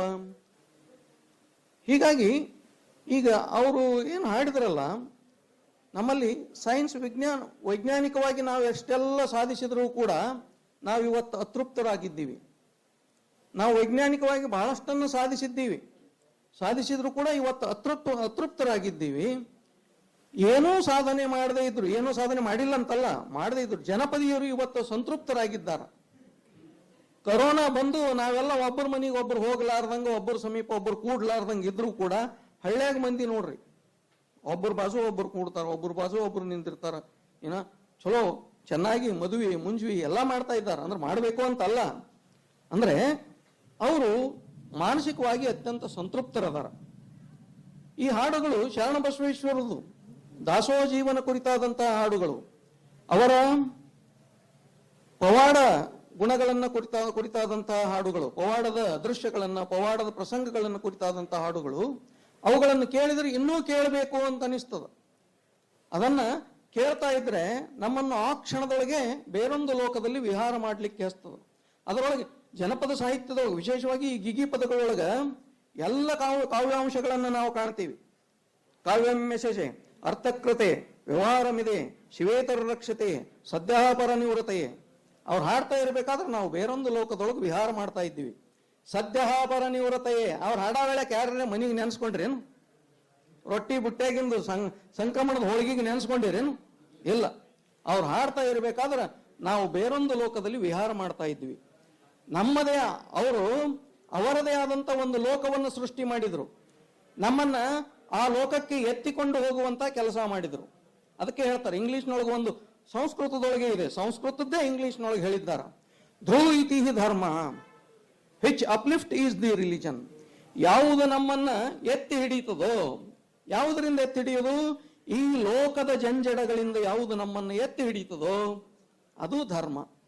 ಅದರೊಳಗೆ ಧರ್ಮ ಇದೆ, ಸಂಸ್ಕಾರ ಇದೆ, ನೀತಿ ಇದೆ, ದಾಸೋಹ ಗುಣ ಇದೆ, ಸಕಲ ಜೀವಾತ್ಮರಲ್ಲಿ ಪರಮಾತ್ಮನಿಗೇನೆಂದು ಕಾಣುವ ಗುಣ ಇದೆ. ಶರಣ ಬಸವೇಶ್ವರರು ಹೊಲದ ಬೇಲಿ ಕಿತ್ತೆಸೆದ್ರು. ಎಲ್ಲ ದನ ಕರುಗಳಿಗೆ ಅವರ ಹೊಲ ಆಡುಂಬಲ ಆಗಿಬಿಡ್ತು. ದನ ಕರ ಏನು ಊರು ದನಗಳದು ಎಲ್ಲ ಆಡುಂಬಲ ಆಯಿತು ಅವ್ರ ಹೊಲದೊಳಗ. ಅಷ್ಟೇ ಅಲ್ಲ, ಹೊಲದ 4 ಬದಿಗಳಿಗೆ ರಂಜಣಿಗೆಗಳನ್ನು ಇಟ್ಟರು. ಪಕ್ಷಿಗಳಿಗೆ ಮುಚ್ಚಳದೊಳಗೆ ನೆಲುವಿನಾಗ ಮುಚ್ಚಳ ಇಟ್ಟು ಅದರೊಳಗೆ ನೀರು ತುಂಬಿ ಪಕ್ಷಿಗಳು ಇಲ್ಲೇ ನಮ್ಮ ಹೊಲದೊಳಗೆ ಇಲ್ಲೇ ನೀರು ಕುಡಿದು ಇಲ್ಲೇ ಇರಲಿ. ಯಾಕ? ಯತ್ರ ಜೀವ ತತ್ರ ಶಿವ. ಎಲ್ಲೆಲ್ಲಿ ಜೀವ ಇದೆಯೋ ಅಲ್ಲೆಲ್ಲ ಶಿವನಿದ್ದಾನೆ ಅಂತನ್ನುವಂತ ಆತ್ಯಂತಿಕವಾದಂತ ಸತ್ಯವನ್ನ ಶರಣರು ಕಂಡುಕೊಂಡಿದ್ರು. ಇದು ಅಲ್ಟಿಮೇಟ್ ಟ್ರತ್. ಯಾವುದು? ಯತ್ರ ಜೀವ ತತ್ರ ಶಿವ. ಎಲ್ಲೆಲ್ಲಿ ಜೀವರಾಶಿ ಇದೆಯೋ ಅಲ್ಲೆಲ್ಲ ದೇವರಿದ್ದಾನೆ. ನಾವು ಅನ್ಯರಲ್ಲಿ ದೇವರನ್ನ ಶಿವನನ್ನ ಕಾಣುವಂತಹ ಗುಣ ಏನಿದೆಯಲ್ಲ ಅದು ಎಲ್ರಿಗೂ ಬರೋದಿಲ್ಲ, ಕೇವಲ ಕೆಲವೇ ಜನರಿಗೆ, ಅದು ಸಂತರಿಗೆ ಮಾತ್ರ. ಅದಕ್ಕೆ ಹೇಳಿದ್ದು ನಮ್ಮ ಹಿರಿಯರು, ಲಕ್ಷಕ್ಕೊಬ್ಬ ಭಕ್ತ ಕೋಟಿಗೊಬ್ಬ ಶರಣ. ಲಕ್ಷಕ್ಕೊಬ್ಬ ಭಕ್ತ ಕೋಟಿಗೊಬ್ಬ ಶರಣ. ಭಕ್ತ ಅಂತ ಹೇಳುವಲ್ಲಿ ಈ ಆಧ್ಯಾತ್ಮಿಕ ವಲಯದ ಭಕ್ತನೂ ಹೌದು. ಶರಣರು ಎಷ್ಟು ಬ್ರಾಡ್ ಆಗಿ ಥಿಂಕ್ ಮಾಡ್ತಾರೆ. ನಾವು ಒಮ್ಮೊಮ್ಮೆ ಕುಂತು ವಿಚಾರ ಮಾಡ್ತಿರ್ತೀನಿ, ಲಕ್ಷಕ್ಕೊಬ್ಬ ಭಕ್ತ ಅಂದ್ರೆ ದೇಶಭಕ್ತ. ಇವತ್ತು ನಮ್ಮ ಯುವಕರಲ್ಲಿ ದೇಶಭಕ್ತಿನೇ ನಶಿಸಿ ಹೋಗ್ತಾ ಇದೆ. ಅದಕ್ಕೆ ಲಕ್ಷಕ್ಕೊಬ್ಬ ಭಕ್ತ. ದೇಶಭಕ್ತರು ಎಲ್ಲರೂ ಆಗ್ಲಿಕ್ಕೆ ಸಾಧ್ಯ ಇಲ್ಲ, ಶರಣರು ಎಲ್ಲರೂ ಆಗ್ಲಿಕ್ಕೆ ಸಾಧ್ಯ ಇಲ್ಲ. ಶರಣನಾಗಬೇಕಾದರೆ ಅವನು ಪೂರ್ವ ಜನ್ಮದ ಕರ್ಮ, ಈ ಜನ್ಮದ ಕಾಯಕ, ಈ ಜನ್ಮದ ಅವನ ಕರ್ತವ್ಯ ಪ್ರಜ್ಞೆ ಅವು ಬೇಕು. ಅಂದಾಗ ಒಬ್ಬ ವ್ಯಕ್ತಿ ಕಾಯ ವಾಚ ಮನಸ ತ್ರಿಕರಣಪೂರ್ವಕವಾಗಿ ಶುದ್ಧನಾದರೆ ಮಾತ್ರ ಅವನು ಆಡಿದ್ದಾಗ್ತದ, ಅಂದಿದ್ದಾಗ್ತದ, ನುಡಿದಿದ್ದು ಘಟಿಸ್ತದ. ಶರಣ ಬಸವೇಶ್ವರರು ತ್ರಿಕರಣ ಶುದ್ಧರಿದ್ರು, ಕಾಯ ವಾಚ ಮನಸ. ನಾವು ಒಂದು ಶುದ್ಧ ಇದ್ರು ಮತ್ತೊಂದು ಶುದ್ಧ ಇಲ್ಲ. ಕಾಯದಿಂದ ಎಲ್ಲರೂ ಶುದ್ಧ ಆಗಬಹುದು, ದೋ ಸಾಬೂನು ಹಚ್ಕೊಂಡು ಸ್ನಾನ ಮಾಡಬಹುದು, ಫಿಲ್ಟರ್ ನೀರಿನಿಂದಲೇ ಸ್ನಾನ ಮಾಡಬಹುದು. ಕಾಯ ವಾಚ ವಾಕ್ ಶುದ್ಧಿ ಇರಬೇಕು, ಮನಸ ಮನಸ್ಸಿನಿಂದ ಶುದ್ಧರಿರಬೇಕು. ಅಂತ ಶುದ್ಧಿಗೆಯನ್ನು ಪಡೆದಂತ ಶರಣರು, ಇದರೊಳಗೇನು ಒಂದು 20 ಜನ ಶರಣರು ಬರ್ತಾರಲ್ಲ, ಶಿವಶರಣೀಯರು, ಶರಣರು, ತತ್ವಜ್ಞಾನಿಗಳು, ಫಿಲಾಸಫರ್ಸ್ ಇನ್ಕ್ಲೂಡಿಂಗ್ ಖಾಜಾ ಬಂದೇ ನವಾಜರು, ಸತಿ ಅನಸೂಯ, ಹೇಮರೆಡ್ಡಿ ಮಲ್ಲಮ್ಮ, ಆಮೇಲೆ ಕೋಳೂರು ಕೊಡಗೂಸು, ಸಂತ ತುಕಾರಾಮ, ಹೀಗೆಲ್ಲ ಏನು 20 ಜನ ಅದ್ಭುತವಾಗಿ. ಖಾಜಾ ಬಂದೇ ನವಾಜರಿ ಗುರುಗಳು ಏನ್ ಪರೀಕ್ಷೆ ಮಾಡ್ತಾರ್ರಿ ತಲಿ. ಖಾಜಾ ಬಂದೇ ನವಾಜ್ ನೀರು ತಂದು ಹಾಕಬೇಕು, ಕೇಲಿಗೆ ತೂತ ಹೊಡಿಬೇಕು ಗುರುಗಳು. ಸತ್ವ ಪರೀಕ್ಷೆ ಅಂದ್ರೆ ಬಹಳ ಅದ್ಭುತವಾಗಿ ಮಾಡ್ತಾ ಇದ್ರು ಗುರುಗಳು ಹಿಂದಿನ ಕಾಲದೊಳಗ. ನಾವು ಕೂಡ ಸಣ್ಣಾಗಿದ್ದಾಗ ಸ್ವಲ್ಪ ಮಾಡೀವಿ, ಆದ್ರೆ ಈಗಿನ ವಿದ್ಯಾರ್ಥಿಗಳಿಗೆ ಗುರು ಸೇವೆ ಸಿಗ್ತಾನೆ ಇಲ್ಲ. ಅದರಿಂದ ಅವರು ವಂಚಿತರಾಗಿದ್ದಾರೆ. ನಮ್ಮ ಗುರುಗಳಿಗೆ ಮನೆಯಿಂದ ರೊಟ್ಟಿ ಮಜ್ಜಿಗೆ, ಶೇಂಗಾದ ಹಿಂಡಿ, ಪಲ್ಯ, ಉಳ್ಳಾಗಡ್ಡಿ ಎಲ್ಲ ಒಯ್ದು ಕೊಡ್ತಿದ್ವಿ. ಇಷ್ಟು ನಾ ಏನ್ ತಿನ್ರೋ ಬರ್ರಿ ಎಲ್ಲರೂ ಅಂತ ತಿಳಿದು ಸುತ್ತೆಲ್ಲ ಕೂಡಿಸ್ಕೊಂಡು ನಮ್ಮ ಒಬ್ರು ಗುರುಗಳು ಬಹಳ ಅದ್ಭುತವಾಗಿ ನಮ್ಮನ್ನು ಕೂಡಿಸ್ಕೊಂಡು ಏನು ಎಳ್ಳಮಸಿ ಊಟ ಮಾಡ್ದಂಗೆ ಮಾಡ್ತಿದ್ದೇವೆ ದಿನ. ಇದು ಸುಮಾರು 2-3 ವರ್ಷ ಅವ್ರು ನಮ್ಮ ಊರಾಗ ಇರತನ, ನಾನು 7ನೇ ಇಯತ್ತೆ ಮುಗಿಯೋ ತನಕ. ಅಂದ್ರೆ ಗುರು ಸನ್ನಿಧಾನ, ಗುರು ಸೇವೆ, ಹರ ಪೂಜೆ, ಗುರು ಸೇವೆ ಇವೆರಡು ಸಿಗೋದಿಲ್ಲ ಆತ್ಮ, ಇವು ಸಿಗೋದಿಲ್ಲ ನಿನಗ. ಅವು ಪೂರ್ವ ಜನ್ಮದ ಪುಣ್ಯದ ಫಲ. ಅದಕ್ಕೆ ಇವರು ಏನು ಬಂದೇ ನವಾಜರು ಕೇಲಂದ್ರೇನು ಹಾಗೆ ಇದು ಹೌದಿಗೆ ತೂತ ಹೊಡೆಯವರು. ಅವ ನೀರು ತಂದು ಹಾಕವ ಕಡಿಗೆ ಅವ್ರು ಏನ್ ಮಾಡಿದ್ರು, ಬಚ್ಚಲಿಗೆ ತಲೆ ಕೊಟ್ರು. ಬಚ್ಚಲ್ ಮೂವರಿಗೆ ಇರ್ತದಲ್ಲ, ಬಚ್ಚಲ್ ಮೂವರಿಗೆ ತಲೆ ಕೊಟ್ರು. ಇವ್ರು ಬರ್ಚಿ ತಗೊಂಡು ಜಡದ್ರು, ತೆಲಿಗೆ ತೂತ ಬಿತ್ರಿ. ಏನು ಅದ್ಭುತವಾದಂತ ರೀತಿಯೊಳಗೆ ಒಬ್ಬೊಬ್ಬರ ಚರಿತ್ರೆಗಳು ಎಷ್ಟು ಚೆನ್ನಾಗಿ ಕಟ್ಟಿಕೊಟ್ಟಾರ. ಆಮೇಲೆ ಇದರ ವಿಶೇಷತೆ ಏನು ಅಂತಂದ್ರೆ, ಸ್ವಂತ ತನ್ನ ಮನಸ್ಸಿನಲ್ಲಿ ಹುಟ್ಟಿದ ಭಾವನೆಗಳನ್ನು ಅಭಿವ್ಯಕ್ತಪಡಿಸಿ ಕಾವ್ಯ ಬರೆಯೋದು ಬೇರೆ.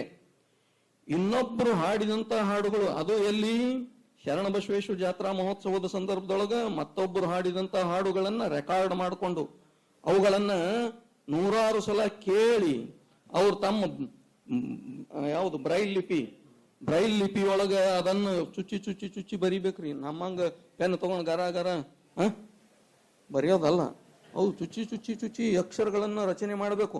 ಆಮೇಲೆ ಅದ್ರ ಮೇಲೆ ಬಟ್ ಆಡಿಸಿ ಓದಬೇಕು. ಏನು ಅದ್ಭುತವಾದಂತಹ ಸಾಧನೆ. ನಾವು ಕಣ್ಣಿದ್ದವರು ಚಂದ ಓದಿಲ್ಲ, ಅವರು ಅಕ್ಷರಗಳನ್ನ ರಚನೆ ಮಾಡಿಕೊಂಡು ಅವುಗಳ ಮೇಲೆ ಬಟ್ಟಾಡಿಸಿ ಅವುಗಳನ್ನ ಅಧ್ಯಯನ ಮಾಡಿ, ಅಧ್ಯಾಪನ ಮಾಡಿ, ನಿಧಿಧ್ಯಾಸ ಮಾಡಿ ಅವುಗಳನ್ನು ಮಕ್ಕಳಿಗೆ ಪಾಠ ಹೇಳಿಕೊಡುವ ಪ್ರಕ್ರಿಯೆ ಏನಿದೆಲ್ಲ ಅದು ದೈವದತ್ತವಾದಂಥದ್ದು. ಅಂಥ ಆ ಹಾಡುಗಳನ್ನ 10 ಸಲ 100 ಸಲ ಕೇಳಿ ಅವುಗಳನ್ನ ತಮ್ಮ ಬ್ರೈಲ್ ಲಿಪಿ ಒಳಗೆ ಬರೆದು ಅವರ ಶ್ರೀಮತಿ ಅವರಿಗೆ ಅವ್ರ ಕಡೆಯಿಂದ ಅಕ್ಷರ ರೂಪದೊಳಗೆ ಬರೆಸಿ ಅವುಗಳನ್ನ ಟೈಪ್ ಮಾಡಿಸಿ ನನಗ್ ಕೊಟ್ರು. ನಂದಾದ್ಮೇಲೆ ಕಲ್ಯಾಣರಾವ್ ಅವ್ರಿಗೆ ಕೊಟ್ಟರು ಕಾಣಿಸ್ತದ, ಅವ್ರದ್ದಾದ್ಮೇಲೆ ಮತ್ತೆ ಇನ್ನು ಯಾರ್ಯಾರಿಗೆ ಕೊಟ್ಟರು ಏನೋ. ನಾವೆಲ್ಲ ಅವುಗಳನ್ನ ಕರೆಕ್ಷನ್ ಮಾಡಿದ್ವಿ, ಅವುಗಳನ್ನ ಓದಿ ಮತ್ತೆ ಅಲ್ಲಿ ತಿದ್ದಿದ್ವಿ. ಇನ್ನು ಕೆಲವು 1-2 ಉಳಿದುಕೊಂಡವ. ಆಮೇಲೆ ಆ ಪ್ರಶಸ್ತಿಗೆ ಯೋಗ್ಯವಾದ ರೀತಿಯೊಳಗೆ ಇನ್ನೊಂದು ಪ್ರಿಂಟ್ ಮಾಡಬೇಕು ಅಂತನ್ನುವಂತ ವಿಷಯವನ್ನು ಕೂಡ ಪೋತೆಯವರು ಹೇಳಿದ್ದಾರೆ. ನಮ್ಮಲ್ಲಿ ವಿದ್ಯಾರ್ಥಿಗಳಿಗೆ ಟೆಕ್ಸ್ಟ್ ಬುಕ್ ಈಗ ಓದಲು ಯೋಗ್ಯವಲ್ಲದ ರೀತಿಯ ಪುಸ್ತಕಗಳನ್ನ ಹಚ್ತಿರ್ತಾರ ಒಮ್ಮೊಮ್ಮ ಯೂನಿವರ್ಸಿಟಿದವ್ರೆ ಏನ್ರಿ. ಅದಕ್ಕ ಇದು ಗೀಗಿ ಪದ ಇದು ಅಮೃತ. ಸಾಹಿತ್ಯವನ್ನ ನಾವು ಯಾರು ಕೇಳ್ತೀವಿ, ಓದ್ತೀವಿ, ನಮಗೆ ಸಾವಿಲ್ಲ. ಇಂಥ ಪದಾಮೃತ ಇವುಗಳನ್ನ ಕೇಳುವವರಿಗೆ ಸಾವಿಲ್ಲ. ಯಾಕಂತ ಕೇಳಿದ್ರೆ ಶರಣರ ಜೀವನ ಚರಿತ್ರೆಗಳದಾವ, ಪವಾಡಗಳದಾವ. ಅದರೊಳಗೆ ಶರಣ ಬಸವೇಶ್ವರ ಅಂತವ್ರದ್ದು ಪವಾಡಗಳದಾವ. ಮದರ್ ತೆರೇಸರನ್ನ ಸಂತರು ಅಂತ ಒಪ್ಕೊಳ್ಳಿಲ್ಲ ಕ್ರಿಶ್ಚಿಯನ್ ಸಮುದಾಯ. ವ್ಯಾಟಿಕನ್ ಚರ್ಚ್ದವರು ಸೇಂಟ್ ಸಂತ ಅಂತ ಒಪ್ಕೊಳ್ಳಿಲ್ಲ. ಯಾಕಂತ ಕೇಳಿದ್ರೆ ಒಂದರೆ ಪವಾಡ ಬೇಕು ಅಂತ ಕೇಳಿದ್ರು ಅವರು.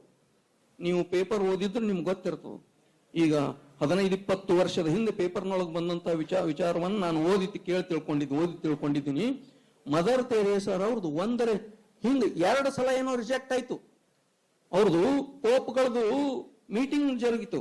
ಮದರ್ ತೆರೇಸಾ ಅವರಿಗೆ ಸಂತ ಪದವಿ ಕೊಡೋಣ, ಸೇಂಟ್ ಮದರ್ ತೆರೇಸಾ, ಸಂತ ಮದರ್ ತೆರೇಸಾ ಪದವಿ ಕೊಡಬೇಕು ಅಂತ ಮಾಡಿದ್ರೆ ಒಂದು ಪವಾಡನು ಸಿಗ್ಲಿಲ್ಲ. 2 ಸಲ.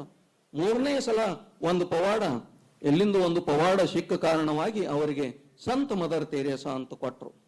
ನಮ್ಮ ಶರಣ ಬಸವೇಶ್ವರರು ಜನಮಾನಸದೊಳಗ ಸಾವಿರ ಸಾವಿರ ಸಾವಿರ ಸಾವಿರ ಲಕ್ಷಗಟ್ಟಲೆ ಪವಾಡಗಳನ್ನು ನಾವು ಕಾಣ್ತಿರ್ತೀವಿ. ನಮ್ಮ ಸೋದರ ಮಾವಗ ಮಕ್ಕಳಾಗಿದ್ದಿಲ್ಲ. ನಾನು ನಮ್ಮ ಸೋದರ ಮಾವನ ಮನೆಗೆ ಓದ್ತಿದ್ದ. ನಂದು ಎಜುಕೇಶನ್ ಮುಗೀತು, ನೌಕರಿನೂ ಹತ್ತು. ನಾಂದ ಶರಣ ಬಸಪ್ಪ, ನಮ್ಮ ಸೋದರ ಮಾವಗ ಒಂದು ಗಂಡು ಮಗ ಆಗಲಿ, 1001 ರೂಪಾಯಿ ಕೊಡ್ತೀನಿ ಅಂತಂದ. ಮಗು ಆಯ್ತು, ಒಯ್ದ 1001 ರೂಪಾಯಿ ಆ ಕ್ಲಾಸ್ನೊಳಗೆ ಹಾಕದ. ಇವತ್ತು ಅವನು ಇಂಜಿನಿಯರಿಂಗ್ ಮುಗಿಸಿ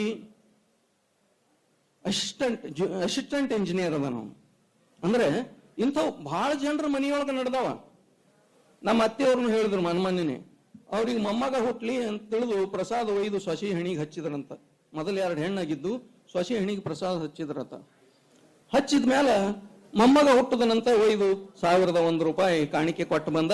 ಮತ್ತ ಅಲ್ಲಿ ನನಗೆಲ್ಲ ಮ್ಯಾಲ ಕರೆದಿದ್ರಲ್ಲಿ ದಾಸೋಹದೊಳಗ ಅಪ್ಪ ಅವರೆಲ್ಲ ಸನ್ಮಾನ ಮಾಡಿದ್ರು, ಸೊಸಿಗೆಲ್ಲ ಸೀರಿ ಅದು ಎಲ್ಲ ಹಯಾರಿ ಮಾಡಿ ಕಳಿಸಿದ್ರು ಅಂತ ಹೇಳಿದ್ರು. ಅಂದ್ರೆ ಈ ರೀತಿಯ ಅನೇಕ ಘಟನೆಗಳನ್ನು ನಾವು ಕಾಣ್ತಿರ್ತೀವಿ. ಇಲ್ಲಿ ಇವೇನು ಅಮೃತ ಸಮಾನವಾದಂಥವುಗಳು. ಇದರೊಳಗೆ ಒಂದು ಪದ್ಯ ಬರ್ತದೆ. ಆಮೇಲೆ ಇವು ಪದ್ಯಗಳು ಏನು ಅಂತ ಕೇಳಿದ್ರೆ ಇದು ನಿಮ್ಮ ಸಲುವಾಗಿ ಅದ. ಆಮೇಲೆ ನಂದು ವಿಚಾರ ಏನು ಅಂತ ಕೇಳಿದ್ರೆ ಇದು ಬಹಳ ದೊಡ್ಡ ಹಾಲಿನೊಳಗೆ ನಡಿಬೇಕಾದಂತ ಫಂಕ್ಷನ್ ಏನ್ರಿ. ಇನ್ನೊಂದು ಏನು ಅಂತಂದ್ರೆ ಇದಕ್ಕ ಒಂದು ದಿನದ ಕಾರ್ಯಾಗಾರನೇ ಮಾಡಬೇಕು. ಅನೇಕ ಕೆಲವು ಒಬ್ಬೊಬ್ಬರಿಗೆ ಒಂದೊಂದು ವಿಷಯಗಳನ್ನು ಕೊಟ್ಟು ಆ ವಿಷಯದ ಮೇಲೆ ಒಬ್ಬೊಬ್ಬ ಪ್ರಾಧ್ಯಾಪಕರಿಗೆ 1 ಗಂಟೆ ಕನಿಷ್ಠ ಸಮಯ ಕೊಟ್ಟು ಉಪನ್ಯಾಸ ಮಾಡ್ಲಿಕ್ಕೆ ಹಚ್ಚಬೇಕು. ನೋಡ್ರಿ, ಸತ್ಯವಂತರ ಕತಿ ಕುಂತು ಕೇಳರಿ ನಿಂತು ಹೇಳತೀನಿ ಆದ ಮಾತ ಹಾಡಿನ ಮೇಲೆ ಇಡಬೇಕು ಮಮತ ಕುಡ್ದಂಗಾಗ್ತದ ಅಮೃತ. ನೋಡ್ರಿ, ಸತ್ಯವಂತರ ಕಥಿ ಕುಂತು ಕೇಳರಿ.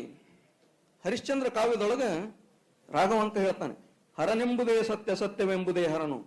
ಈ ವಾಕ್ಯವನ್ನೇ ಸತ್ಯ ಮಾಡಿ 3 ಲೋಕಕ್ಕೆ ಹರಡಿದ ಮಹಾಸತ್ಯ ಸಂದ ಹರಿಶ್ಚಂದ್ರ ರಾಯನ ಅಮರ ಚಾರಿತ್ರ್ಯಮಿದು ಅಂತ ಹೇಳ್ತಾನೆ.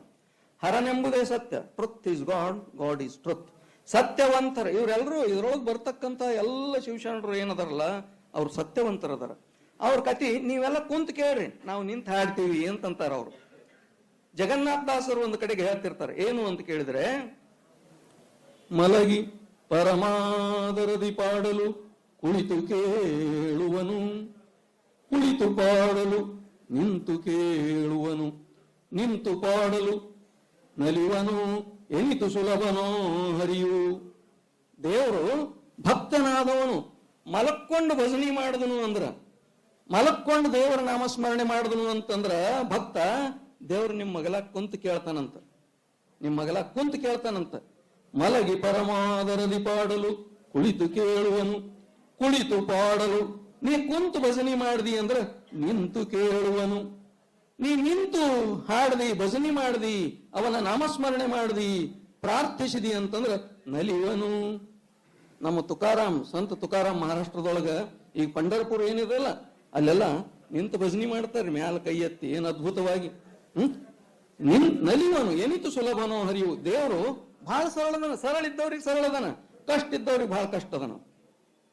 ನಿಂತು ಹೇಳ್ತೀನಿ ಆದ ಮಾತ ಹಾಡಿನ ಮೇಲೆ ಇಡಬೇಕು ಮಮತ. ಈ ಹಾಡಿನ ಮೇಲೆ ಮಮತೆ ಇರಬೇಕು, ಪ್ರೀತಿ ಇರಬೇಕು. ಕುಡ್ದಂಗ ಆಗತದ ಅಮೃತ. ಇದು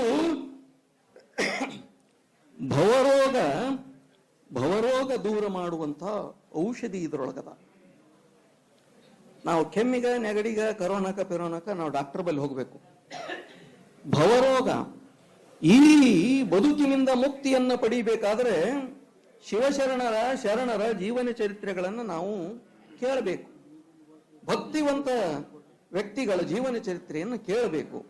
ಅದಕ್ಕೆ ಇದು ಅದ್ಭುತವಾಗಿರತಕ್ಕಂತಹ ಕಾವ್ಯ.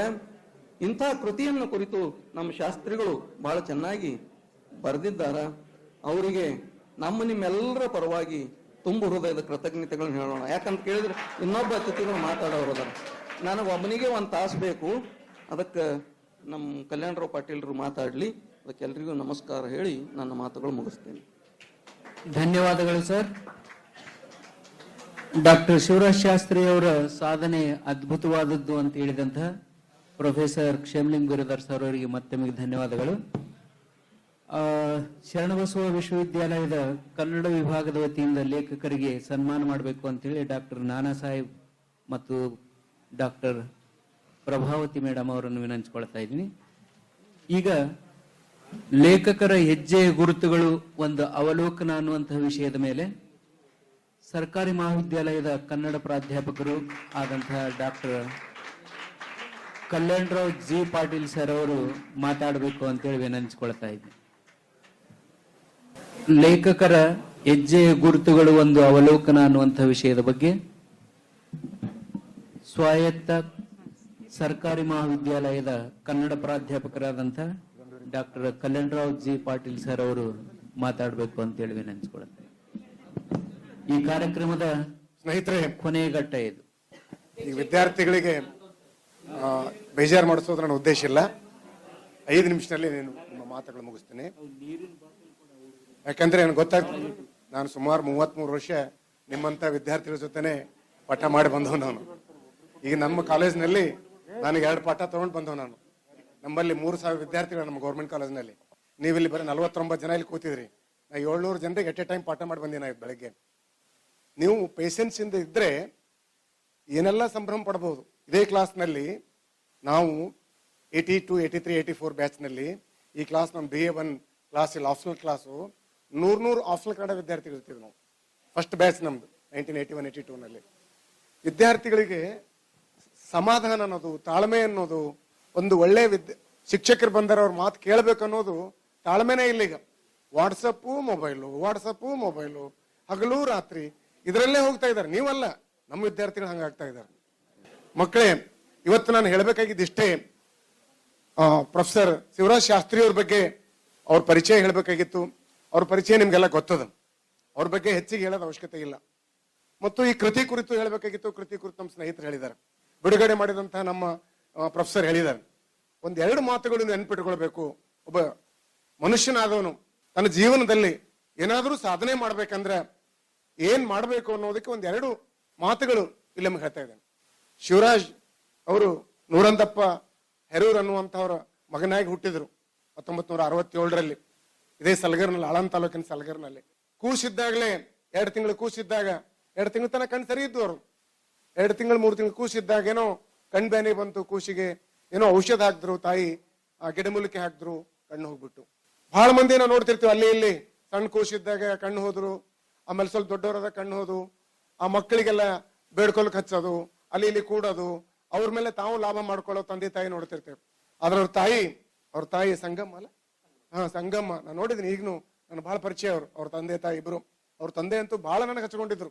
ಅವ್ರ ತಂದೆ ತಾಯಿ ಆ ಮಗನಿಗೆ ಪರಾವಲಂಬಿ ಮಾಡ್ಲಾರ್ದೆ ಇಲ್ಲೇ ಅಂಧ ಮಕ್ಕಳು ಶಾಲೆಗೆ ಹಾಕ್ತಿರ್, ಇಲ್ಲೇ ಕಲಬುರಗಿಯಲ್ಲಿ. ಅವಾಗ ಇನ್ನೂ ಅಷ್ಟು ಸರಿ ಇದ್ದಿಲ್ಲ ಶಾಲೆ, ಈಗ ಸರಿಯಾಗ್ಯದ. ಇಲ್ಲೇ 7ನೇ ತನ ಓದ್ರು ಅವ್ರು ಕಲಬುರಗಿಯಲ್ಲೇ. 7ನೇ ಮುಗಿದ ನಂತರ ಇಲ್ಲೇ ಹೈಸ್ಕೂಲ್ ಇರ್ಲಿಲ್ಲ, ಮೈಸೂರಿಗೆ ಹೋದ್ರು ಅವ್ರು. ಸ್ವಂತ ಪ್ರಯತ್ನದಿಂದ ಮೈಸೂರಿಗೆ ಹೋದ್ರು. ನಾವೆಲ್ಲೋ ಕಲಬುರಗಿ ಬಿಟ್ಟು ಎಲ್ಲೋ ಬೀದರ್ ಬಳ್ಳಾರಿಗೆ ಹೋಗ್ಬೇಕಂದ್ರೆ ಅನ್ಸ್ತಾವ ನಮ್ಮ ಪರಗಳು. ಏನು ಅದು ಹುಡುಗಿಯರಂತೂ ಇಲ್ಲಿ ಬಿಟ್ಟು ಬೇರೆ ಊರಿಗೆ ಹೋದ್ರೆ ಏನು ಗಾಬರಿನೇ ಮಾಡ್ತಾರಲ್ಲ. ಅವರು ಮೈಸೂರಿಗೆ ಹೋದ್ರು 8ನೇಲಿಂದ 10ನೇ ತನ. ಅಲ್ಲಿ 10ನೇ ಮುಗಿತು. ನೋಡ್ರಿ ಎಂತ ಗುರು ಪರಂಪರೆ. ಮೈಸೂರು ಅಂದ್ರೆ ಯಾವುದು? ಕುವೆಂಪು ಅವರು ಓದಿದ್ದು, ಎಲ್ ಬಸವರಾಜ್ ಅವರು ಓದಿದ್ದು, ಹಾಮನಾಯ್ಕರು, ಎಂತೆಂಥ ದೊಡ್ಡ ದೊಡ್ಡ ವಿದ್ವಾಂಸರು ಓದಿದಂತ ಸ್ಥಳ ಅದು. ರಾಮಕೃಷ್ಣಾಶ್ರಮದ ಒಂದು ಪರಿಸರದಲ್ಲಿ ಅವರೆಲ್ಲ ಅಲ್ಲಿ ಬೆಳೆದ್ರು, ಓದಿದ್ರು. ಮುಂದೆ ಬೆಂಗಳೂರು ಬಂದ್ರು. ಯಾರಿಲ್ಲ ಅವ್ರಿಗೆ ಜೊತೆ, ಸ್ನೇಹಿತರಿಲ್ಲ, ಗಾಡ್ ಫಾದರ್ ಇಲ್ಲ, ಏನು ಅಣ್ಣ ತಮ್ಮರಿಲ್ಲ, ಅಪ್ಪ ಅಂತೂ ಅಪ್ಪ ಅನ್ಪಡ್ಗಳು. ಅಂತರದಲ್ಲಿ ಅವ್ರು ಬೆಂಗಳೂರು ಬಂದ್ರು. ಒಬ್ಬ ಬ್ಲೈಂಡ್, ನೆನ್ಪಿಟ್ಕೊಳ್ರಿ. ಅಲ್ಲಿ ನ್ಯಾಷನಲ್ ಕಾಲೇಜ್ ಅಂದ್ರೆ ಸಾಮಾನ್ಯ ಕಾಲೇಜ್ ಅಲ್ಲ, ಬೆಂಗಳೂರಿನಲ್ಲೇ ಅಥವಾ ಇಲ್ಲಿ ಕರ್ನಾಟಕದಲ್ಲೇ ಟಾಪ್ 1 ಕಾಲೇಜ್, ನ್ಯಾಷನಲ್ ಕಾಲೇಜ್. ಅಲ್ಲಿ H. ನರಸಿಂಹಯ್ಯ ಅಂತ ಪ್ರೊಫೆಸರ್, ಅವ್ರ ಇಡೀ ಜೀವನದಲ್ಲಿ ಒಂದೇ ಹಾಸಿಗೆ, ಒಂದೇ ಚಾಪಿ, ಒಂದೇ ರೂಮ್ ನಲ್ಲಿ ಇಡೀ ಜೀವನ ಕಳೆದಂತ ದೊಡ್ಡ ಪ್ರೊಫೆಸರ್ ಅವರು, ಇಡೀ ಇಂಟರ್ನ್ಯಾಷನಲ್ ಫೇಮಸ್ ಸೈಂಟಿಸ್ಟ್ ಅವರು, ಫಿಸಿಷಿಯನ್, ಫಿಸಿಕ್ಸ್ ಅಂತವ್ರು ವೈಸ್ ಚಾನ್ಸಲರ್ ಆದ್ರ ಮುಂದೆ ಬೆಂಗಳೂರು ಸಿಟಿ. ಅವ್ರ ಕಾಲೇಜ್ನಲ್ಲಿ ಓದ್ರು. ನ್ಯಾಷನಲ್ ಕಾಲೇಜ್ ಯಾರೋ ನೋಡ್ರಂತಲ್ಲ ಜನ್ಮದಾಗ ಸ್ವಲ್ಪ ಬೆಂಗಳೂರಿಗೆ ಹೋದ್ರಂತ. ಆ ಕಾಲೇಜ್ ಎಷ್ಟು ಶಿಸ್ತದ, ಆ ಕಾಲೇಜ್ನಲ್ಲಿ ಎಷ್ಟು ಚಾಲೆಂಜಿಂಗ್ ಅದ. ಪರೀಕ್ಷೆಯಲ್ಲಿ 3 ತಾಸು ಪರೀಕ್ಷೆ ಬಿಟ್ರ ಯಾರು ರೂಮ್ನಾಗ ಟೀಚರ್ಸ್ ಬರೋದಿಲ್ಲ ಅವ್ರ ಕಾಲೇಜ್ನಾಗ. ನಾನು ಸ್ವತಃ ಹೋಗಿದ್ದೀನಿ ಅಲ್ಲಿ. ಟ್ರಾನ್ಸ್ಪರೆಂಟ್ ಇರ್ತದ. ಇಲ್ಲಿ ಬಡಗಿ ತಗೊಂಡ್ ನಿಂದಿರ್ಬೇಕು ಇವ್ರಿಗೆ, ನಂಬಲ್ಲಿ ನಿಮಗಲ್ಲ, ನಮ್ಮ ಹುಡುಗರಿಗೆ ಏನು ಬಡಗಿ ತಗೊಂಡ್ ನಿಂದಿರ್ಬೇಕು, CCTV ನೋಡ್ಬೇಕು, ಏನು ಅಲ್ಲಿ ಒಬ್ಬರು ಕಾರ್ಕೂನ್ ನಿಂದಿರ್ಬೇಕು, ಇನ್ವಿಜಿಲೇಟರ್ ನಿಂದಿರ್ಬೇಕು. ಅಲ್ಲಿ ಯಾರು ಇಲ್ಲ, ಅಷ್ಟು ಟ್ರಾನ್ಸ್ಪರೆಂಟ್ ಅಂತ ಕಾಲೇಜ್. ಅಂತ ಕಾಲೇಜ್ನಲ್ಲಿ ಎಂತೆಂತ ಗುರುಗಳು, HS ರಾಘವೇಂದ್ರ ರಾವ್, ಹೀರಂ ನಾಗರಾಜ್, ಆಗಿನ ಕಾಲದಲ್ಲಿ ಎಂತ ದೊಡ್ಡ ದೊಡ್ಡ ಗುರುಗಳು ಅವರು ಒಂದು ಗರಡಿಯಲ್ಲಿ ಬೆಳೆದವರು. ಮುಂದೆ ಬೆಂಗಳೂರು ಸಿಟಿಗೆ ಹೋದ್ರು. ಅದೇ ಕಾಲೇಜ್ ಇರ್ತಕ್ಕಂಥ ಗುರುಗಳು ಯೂನಿವರ್ಸಿಟಿಯಲ್ಲಿ ಪ್ರೊಫೆಸರ್ ಆಗಿದ್ರು. ಹೀರಂ ನಾಗರಾಜ್ ಅವರು, HS ಆರ್ ಅವರೆಲ್ಲ ಅವ್ರ ಗರಡಿಯಲ್ಲಿ MA ಮಾಡಿದ್ರು. MA ಮುಗಿಸಿದ್ರು 1991ರಲ್ಲಿ. ಬೆಂಗಳೂರಿನಲ್ಲಿ ಸುತ್ತಮುತ್ತ ಅನೇಕ ಮಠಗಳಿಗೆ ಹೋದ್ರು. ಮೈಸೂರು ಮಠಕ್ಕೆ, ತುಮಕೂರು ಮಠಕ್ಕೆ, ಎಲ್ಲಿ ಇವ್ರಿಗೆ ನೌಕರಿ ಸಿಗಲಿಲ್ಲ. ನೇರವಾಗಿ ಮತ್ತೆ ತಮ್ಮ ಹುಟ್ಟಿದ ಊರಿಗೆ ಬಂದ್ರು. ಇಲ್ಲಿ ಹುಡ್ಕೊಂಡು ಸೀದಾ ನೇರವಾಗಿ ಶರಣಬಸಪ್ಪ ಅವ್ರ ಹತ್ರ ಹೋಗಿ ಗುಡಿಗೆ ಹೋಗಿ ದಾಸೋಹ ಮಠಕ್ಕೆ ಹೋಗಿ ದಾಸೋಹದಲ್ಲಿ ಅವರಿಗೆ ಅಲ್ಲಿ ಕೂತಾರ. ಅವರಿಗೆ ಕೇಳ್ತಾರ, ಇಲ್ಲಿ ಶರಣಬಸಪ್ಪ ಅವ್ರು ಎಲ್ಲಿ ಹರಿ ಅಂತ ಕೇಳ್ತಾರ. ಹೋಗಿ ಅವರಿಗೆ ಸ್ವತಃ ಅವ್ರಿಗೆ ಹೋಗಿ ನಾನೇ ಇದ್ದೀನಿ ಹೇಳು ಅಂತಂದ್ರ ಅವ್ರು. ಹಿಂಗ ನಾ ಎಲ್ಲಾ ಮುಗಿಸ್ ಬಂದೀನಿ ಅಂದ್ರ ತಕ್ಷಣ ಶರಣಬಸಪ್ಪ ಅವ್ರದ ವಿಶೇಷತೆ ಏನಂತಂದ್ರ, ಈ ನಮ್ಮ ಭಾಗದಲ್ಲಿ ಎಂತಹ ಪ್ರತಿಭಾವಂತ ಇದ್ರು ಅವ್ರಿಗೆ ಬೆನ್ ತಟ್ಟುವಂತಹ ಪ್ರೋತ್ಸಾಹ, ಏನು ಪ್ರತಿಭೆಯನ್ನ ಅನ್ವೇಷಣೆ ಮಾಡುವಂತ ಶಕ್ತಿ ಅದ ಅವ್ರ ಮೇಲೆ. ನಾನು ಇದೇ ಕಾಲೇಜ್ನಲ್ಲಿ ಓದ್ದವನು. 1984ರಲ್ಲಿ first batch Gulbarga city first batch rank holder ನಾನು ಈ ಕಾಲೇಜ್ನಲ್ಲಿ. PUCಲಿಂದ ಡಿಗ್ರಿ ಮುಗಿತಾನ ಈ ಕಾಲೇಜ್ ಟಾಪರ್ ನಾನು ಈ ಕಾಲೇಜ್ನಲ್ಲಿ. ನಾವು ಹೆಂಗ್ ಓದ್ತಿದ್ದೇವೆ ಅವಾಗಂದ್ರೆ ಒಂದು ಸ್ವಲ್ಪ ಮಾತು ಹೇಳ್ತೀನಿ. 7:15 ನಮ್ಮ ಕ್ಲಾಸು, 7:16 ಬಂದ್ರೆ ಪಾಡ್ ಅಂತ ಕೊಡ್ತಿರು ನಮ್ ಸರ್ ಅವ್ರು, ಇಲ್ಲಿ ಮೇಲ್ಕುಂದಿ ಸರ್.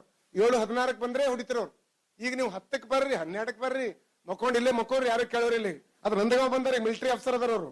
ಇವ್ರು ಸೀದಾ ಮಾಡ್ತಾರೆ ಸ್ವಲ್ಪ. ಈಗ ಇನ್ ಸರಿ ಆಗ್ತದೆ, ಇದು ಕಾಲ ಮತ್ತೆ ಮರುಕಳಿಸ್ತದೆ. ಈಗ ಅಂತಹ ಟೈಮ್ ನಲ್ಲಿ ರಾತ್ರಿ ಪೋಣೆ ಬರತನ ಇಲ್ಲಿ ಕೂಡ್ತಿದ್ದೆ ನಾನು. ರಾತ್ರಿ ಪೋಣೆ ಬರತನ ನೆನಪಿರ್ಬೇಕು ನಮ್ಗೆ. ಮುಂಜಾನೆ 7:15 ಬಂದ್ರೆ ಮಧ್ಯಾಹ್ನ ಸ್ವಲ್ಪ ಊಟಕ್ಕೆ ಹೋಗಿ ಬರೋದು, ಪೋಣೆ ಬರತನ ಆಗ ಬಂದಾಗ ನಾವು ರ್ಯಾಂಕ್. ನಮ್ಮ ಮನೇಲಿ ಯಾರು ಅನ್ಪಡ, ಕಾಲಕ್ಕೆ ಚಪ್ಪಲಿ ಇದ್ದಿಲ್ಲ, ಮೈ ಮೇಲೆ ಬಟ್ಟೆ ಇದ್ದಿಲ್ಲ. ರ್ಯಾಂಕ್ ಬಂದಾಗ ಗೊತ್ತಾಯ್ತು ನಮ್ಮ ಮನೆಯಲ್ಲಿ ಯಾರದಾರ ಅಂತೇಳಿ. ಅವಾಗ ನನಗೆ ಒಂದು ಹೊಸ ಬಟ್ಟೆ ಇಸ್ಕೊಟ್ರು. ರ್ಯಾಂಕ್ ಬಂದಾಗ ಗಳಂಗಳಪ್ಪ ಪಾಟೀಲ್ ಒಂದು 100 ರೂಪಾಯಿ ಕೊಟ್ರು ನನಗೆ ಫಸ್ಟ್ ಟೈಮ್ ಇಲ್ಲಿ ಸನ್ಮಾನ ಮಾಡಿದ್ರು. ಆ 100 ರೂಪಾಯಿ ಈಗ ನನಗೆ 1 ಕೋಟಿ ರೂಪಾಯಿ ಆಗ್ಯದ. ತಿಳ್ಕೊರಿ ನೀವು, 1 ಕೋಟಿ ರೂಪಾಯಿ ಅದ ನನಗೆ. ಏನೂ ಇದ್ದಿಲ್ಲ ನಮಗೆ, ಕಾಲಲ್ಲಿ ಚಪ್ಪಲಿ ಇಲ್ಲ, ಮೈ ಮೇಲೆ ಬಟ್ಟೆ ಇಲ್ಲ ಅಂತ. ಅಂದ್ರೆ ನಿಮಗೆಲ್ಲ ಅನುಕೂಲ ಅದ. 10,000 ಮೊಬೈಲ್ ಅವ, ಕೈದಾಗ ಗಾಡಿ ಅದ, ಕಾಲಾಗ ಚಪ್ಪಲಿ ಅವ, ಮೈ ಮೇಲೆಲ್ಲ ಅದ. ಓದ್ಲಿಕ್ಕೆ ದಾಡಿ ಬಡದದ. ನಿಮ್ಗಲ್ಲ, ನಮ್ಮ ಹುಡುಗರಿಗೆ ಏನು ಅರ್ಥ ಮಾಡ್ಕೋರ್. ಸ್ವಲ್ಪ ಓದ್ಲಿಕ್ಕೆ ಏನ್ ಬ್ಯಾನೆ ಬಂದದ. ಓದ್ರಿ, ಸ್ವಲ್ಪ ಸರಿಯಾಗಿ ಓದ್ರಿ, ಕಣ್ ತಿರ್ಕೊಂಡು ಹಗಲು ರಾತ್ರಿ. ಪೋತೆಯವ್ರು ನೋಡಿರಲ್ಲ, ಪೋತೆಯವ್ರು ಅವ್ರಿಗೆ ಫೀಸ್ ಕಟ್ಲಿಕ್ಕೆ ಒಂದ್ ತೊಂದರೆ ಇತ್ತು MA ಇದ್ದಾಗ. ನಾನು ಅವ್ರಿಗೆ ಊರಿಗೆ 15 ಪೈಸೆ ಕಾರ್ಡ್ ಹಾಕಿ ಪರೀಕ್ಷೆ ಫೀಸ್ ಕಟ್ಲಿಕ್ಕೆ ಹಚ್ಚಿದ್ ನಾನು ಅವಾಗ. ಈಗ ಪ್ರೊಫೆಸರ್ ಅವರು 3 ಲಕ್ಷ ಪಗಾರ, ಅವರು ಯೂನಿವರ್ಸಿಟಿ ಪ್ರೊಫೆಸರ್, ಸಾಧ್ಯ ವೈಸ್ ಚಾನ್ಸಲರ್ ಆತಾರ. ಅವ್ರು ಸಾಧನೆ ಮಾಡಿದ್ರೆ ಭೂಮಿ ಮೇಲೆ ಬೇಕಾದಷ್ಟು ಅವಕಾಶಗಳವ. ಹೀಗೆ ಒಬ್ಬ ಕಣ್ಣಿಲ್ಲ ಮನುಷ್ಯ ಯೂನಿವರ್ಸಿಟಿ ಹೋಗಿ ರ್ಯಾಂಕ್ ಬಂದು ಇಲ್ಲಿಗೆ ಬಂದು ಲೆಕ್ಚರ್ ಆದರು. ನಾ ಎಲ್ಲಾ ಕಾಲೇಜಿನ ಹೇಳ್ತಿರ್ತೀನಿ. ಗುಲ್ಬರ್ಗ ಸಿಟಿ ವ್ಯಾಪ್ತಿಯಲ್ಲಿ ರಾಯಚೂರು, ಬೀದರ್, ಗುಲ್ಬರ್ಗ 4 ಜಿಲ್ಲೆ ಕೆಲಸ ಮಾಡಿದೆ ನಾನು. ಎಲ್ಲಾ ಕಾಲೇಜ್ ಹೋದಾಗ ಇವ್ರಿಗೆ ಕರೆಸ್ತೀನಿ. ನಾನಲ್ಲಿ ಕರೆಸಿ, ನೋಡ್ರಿ ಇಂಥವ್ರು ಮಾಡೆಲ್ ಅದಾರ, ನಿಮ್ಗೆ ಏನಾಗ್ಯದ ನಿಮ್ಗ ಅಂತ ಅವ್ರಿಗೆ ಕರೆಸ್ತೀನಿ. ನಾನು ಮಾಡೆಲ್ ಜೀವಂತ ಉದಾಹರಣೆ ತೋರಿಸ್ತೀನಿ. ನಮ್ಮ ಕಾಲೇಜಿಗೆ ಬಂದಿದ್ದಾರೋ. ಇದರಿಂದ ನೀವು ತಿಳ್ಕೊಳ್ರಿ, ಇವ್ರ ಸಾಧನೆ ಏನ್ ಸಾಮಾನ್ಯ ಅಲ್ಲ. ಸಾಧನೆ ಗುರುತುಗಳು. ಅವ್ರು ಬರೆಯೋದ್ ನೋಡ್ತಿರ್ತೀನಿ ನಾನು. MPhil ಮಾಡಿದ್ರ ಅವಾಗ ಅವರು ದಾಸೋಹ ಸೂತ್ರ ಕುರಿತು. ಆ ಬರೆಯೋದ್ ನೋಡಿ ಕಷ್ಟ ಇಷ್ಟು ನನಗೆ ಕಣ್ಣೀರ್ ಬರ್ಲತ್ತಿತ್ತು. ಅವ್ರ ತಂದೆ ಒಂದ್ ಕಡೆ, ತಾಯಿ ಒಂದ್ ಕಡೆ, ರೂಮು ಅಲ್ಲೆಲ್ಲ ಕೊಟ್ಟಿದ್ದಾರೆ. ಹಗಲು ರಾತ್ರಿ ಬರೀ ಟುಕ್ ಟುಕ್ ಟುಕ್ ಟುಕ್ ಚುಚ್ಚೋದವ್ರು. ಅದು ಬ್ರೈಲ್ ಲಿಪಿ. ಅದು ಬ್ರೈಲ್ ಬರ್ದಿದ್ ಮತ್ತೆ ಹೇಳ್ಬೇಕು, ಹೇಳಿ ಮತ್ತೆ ಅದು ಬರ್ಸ್ಬೇಕು, ಬರ್ಸ್ಬಿಟ್ಟು ಟೈಪ್ ಮಾಡ್ಬೇಕು, ಟೈಪ್ ಮಾಡಿದ್ ಮತ್ತೆ ನೋಡ್ಬೇಕು. ಎಷ್ಟು ಕಷ್ಟ. ನಮ್ಗೆಲ್ಲ ಕಣ್ಣವ, ಎಲ್ಲ ಅವಯವಗಳ ಏನ್ ಪ್ರಾಬ್ಲಮ್ ಅವ, ಏನು ಪ್ರಾಬ್ಲಮ್ ಇಲ್ಲ. ಸುಮ್ನೆ ಪ್ರಾಬ್ಲಮ್ ಅಂತ ಸಾಯ್ತಿರ್ತೇವೆ ನಾವು. ಅದು ಸಮಸ್ಯೆ ಅದ, ಇದು ಸಮಸ್ಯೆ ಅದ. ಏನ್ ಸಮಸ್ಯೆ ಅದ ನಿಮಗೆ? ಏನು ಸಮಸ್ಯೆ ಇಲ್ಲ. ಒಂದು ಬುದ್ಧಿ ದುರ್ಬುದ್ಧಿ ಅದ, ಮೈಗಳತನ ಅದ ಅಷ್ಟೇ. ಮೈಗಳತನ ಬಿಟ್ರಿ ನೀವು ಏನ್ ಬೇಕಾದ ಸಾಧನೆ ಮಾಡ್ತೀರಿ. ಈ ಕಾಲೇಜಿಂದ ರೆಕಾರ್ಡ್ ತೆಗೆದು ನೋಡ್ರಿ. ಈ ಕಾಲೇಜ್ನಲ್ಲಿ ಯಾರು ಓದಿದಾರೋ, ಯಾರು ನಿಷ್ಠೆಯಿಂದ ದುಡಿದಾರೋ, ಇವರೆಲ್ಲ ನಮ್ಮ MN ಪಾಟೀಲ್ ನಮ್ಮ ಕ್ಲಾಸ್ಮೇಟ್ಸ್, ಇವರೆಲ್ಲ ಎಂತೆಂತರು ಇಲ್ಲಿ ನಿಂಗಣ್ಣ ಹೋಗಾರಿದ್ರು, ನಮ್ಮ ಸೀನಿಯರ್ ಕ್ಷೇಮಲಿಂಗ್ ಬರೋದಾರ. ಎಷ್ಟು ಕಷ್ಟದಲ್ಲಿದ್ದಾರ, ಅವ್ರಿಗೆಲ್ಲ ಒಳ್ಳೇದಾಗ್ತದ. ಯಾರ ನಿಷ್ಠೆಯಿಂದ, ಶುದ್ಧಿ ಮೇನ್ ಶ್ರದ್ಧೆ ಇರೆ ತುದಿಗೆ ತಪ್ಪದು ಸಿದ್ಧಿ ಅಂತಾರೆ ಕುವೆಂಪು ಅವರು. ಯಾರು ಶ್ರದ್ಧೆಯಿಂದ ನಿಷ್ಠೆಯಿಂದ ಅಭ್ಯಾಸ ಮಾಡ್ತಾರೋ ಅವ್ರಿಗೆ ಖಂಡಿತ ಒಳ್ಳೇದಾಗ್ತದ. ಶರಣನ ಮೇಲೆ ಭರೋಸೆ ಇಡಬೇಕು, ಶರಣನ ಮೇಲೆ ಭಕ್ತಿ ಇರಬೇಕು, ಗುರುಗಳ ಮೇಲೆ ಗೌರವ ಇರಬೇಕು, ನಮ್ಮ ಓದೋ ಅಭ್ಯಾಸ ಕಡೆ ಲಕ್ಷ್ಯ ಇಡಬೇಕು. ನೀವು ಏನ್ ಬೇಕಾದ್ ಮಾಡ್ತೀರಿ. ಈ ಕಾಲೇಜ್ಲಿ ಓದಿದವರು ಸಾಧನೆ ದೊಡ್ಡದಾದ. ಒಂದು 1000 ಜನರ ಇತಿಹಾಸದ ಇಲ್ಲಿ. ನಮ್ ಕಾಕವ್ರ ಒಂದ್ ಕಾಲಕ್ಕೆ 1962ರಲ್ಲಿ ಈ ಕಾಲೇಜ್ ಶುರುವಾದಾಗ ಪ್ರಿನ್ಸಿಪಾಲ್ ಫಸ್ಟ್ ಟೈಮ್ ಬೆಳಕುಂದಿಯವರಲ್ಲಿ ಪ್ರಿನ್ಸಿಪಾಲ್ ಬಂದಾಗ MA ಎಕನಾಮಿಕ್ಸ್ ನಲ್ಲಿ ಇಡೀ ಧಾರವಾಡ ಯೂನಿವರ್ಸಿಟಿಯಲ್ಲಿ ಟಾಪರ್ 100ಕ್ಕೆ 99 ತಗೊಂಡವ್ರು ನಮ್ಮ ಕಾಕೋರು ಈ ಕಾಲೇಜ್ನಲ್ಲಿ, ಅವಾಗ ಎಕನಾಮಿಕ್ಸ್ ನಲ್ಲಿ. ಅಂತಹ ಇವರೆಲ್ಲ ಟಾಪರ್ಸ್ ಈ ಕಾಲೇಜ್ನಲ್ಲಿ. ಹೀಗೆ ನೀವೇನೂ ಕೊರತೆ ಇಲ್ಲ ನಿಮಗೆ. ನಮ್ಗೆ ಕೊರತೆ ಏನಂದ್ರೆ ಸಂಕಲ್ಪ ಇಲ್ಲ, ದೃಢ ಸಂಕಲ್ಪ ಇಲ್ಲ, ಪ್ರಯತ್ನ ಮಾಡೋದಿಲ್ಲ, ನಮ್ಗೆ ಆಸಕ್ತಿ ಇಲ್ಲ, ನಮ್ಮ ಆಲೋಚನೆಗಳಿಲ್ಲ. ಇದಕ್ಕೆ ಎಂತ ಒಂದು ಸಂಕಲ್ಪ ಶಕ್ತಿಯಿಂದ ಅವರಲ್ಲಿ ಬಂದು ಆಗ 2001ರಲ್ಲಿ ದೃಷ್ಟಿ ಅಂತರ್ದೃಷ್ಟಿ ಅಂತ ಒಂದು ಕವನ ಸಂಕಲ್ಪ ತಂದ್ರು, ಪ್ರಜ್ಞೆ ಅಂತಂದ್ರು. ಆಮೇಲೆ ದಾಸೋಹ ಸೂತ್ರಗಳ ಕುರಿತು ಒಂದು ಪುಸ್ತಕ ತಂದ್ರು, ಶರಣಬಸವರ ಲೀಲೆಗಳ ಕುರಿತು ಪುಸ್ತಕ ಮಾಡಿದ್ರು, ದಿವ್ಯಾಂಗ ದೀಪ್ತಿ ಕುರಿತು ಪುಸ್ತಕ ಮಾಡಿದ್ರು. ನಾವು ಎಲ್ಲಾ ಕಣ್ಣು ಕೈ ಕಾಲ್ ನಾವ್ ಎಲ್ಲಾ ಇದ್ದವ್ರು ಮಾಡೋದು ಕಷ್ಟ ಅದ, ಆದ್ರೆ ಅವ್ರು ಮಾಡ್ತಾರ. ಕೇಶಿರಾಜ್ ಒಂದು ಮಾತಾಡ್ತಾನ ಅವನು, ಶ್ರಾವಣಂ ಸ್ವನೇಕೇಕಾಕಾರಂ ಚಾಕ್ಷುಸಂ ಲಿಪಿಭೇದ ವೃತ್ತಿಯಂ ಅಂತ ಹೇಳ್ತಾನ. ಚಾಕ್ಷುಸ್ ಅಂದ್ರೆ ಕಣ್ಣಿಗೆ ಕಾಣುವ ಅಕ್ಷರಗಳು ಬೇರೆ ಬೇರೆ ಕಾಣ್ತಾವ್, ಕನ್ನಡಕ, ಇಂಗ್ಲಿಷ್ಕ, ಹಿಂದಿಕ ಎಲ್ಲ ಬೇರೆ ಬೇರೆ ಕಾಣ್ತಾವ್. ಕೇಳುವಾಗ ಎಲ್ಲ ಒಂದೇ ಕೇಳ್ತಾವ್. ಶ್ರಾವಣ ಅಕ್ಷರಗಳು ಚಾಕ್ಷುಸ ಅಕ್ಷರಗಳು ಅಂತ ಹೇಳ್ತಾನ. ಇವ್ರ ಪ್ರಕಾರ ಚೇಂಜ್ ಮಾಡ್ಬೇಕಂತ ಸೂತ್ರ. ಶ್ರಾವಣ ಚಾಕ್ಷುಸ್ ಸ್ಪರ್ಶ ಅಕ್ಷರಗಳು ಇವರು, ಮುಟ್ಟಿದ್ರೆ ಮಾತ್ರ ಗೊತ್ತಾಗ್ತವೆ ಇವ್ರ ಅಕ್ಷರಗಳು. ಸ್ಪರ್ಶ ರೂಪಂ ಇವ್ರದು. ಸ್ಪರ್ಶ ಅವ್ರಿಗೆ ಮಾತ್ರ ಗೊತ್ತಾಗ್ತದೆ, ನಮಗ್ ಗೊತ್ತಾಗಲ್ಲ.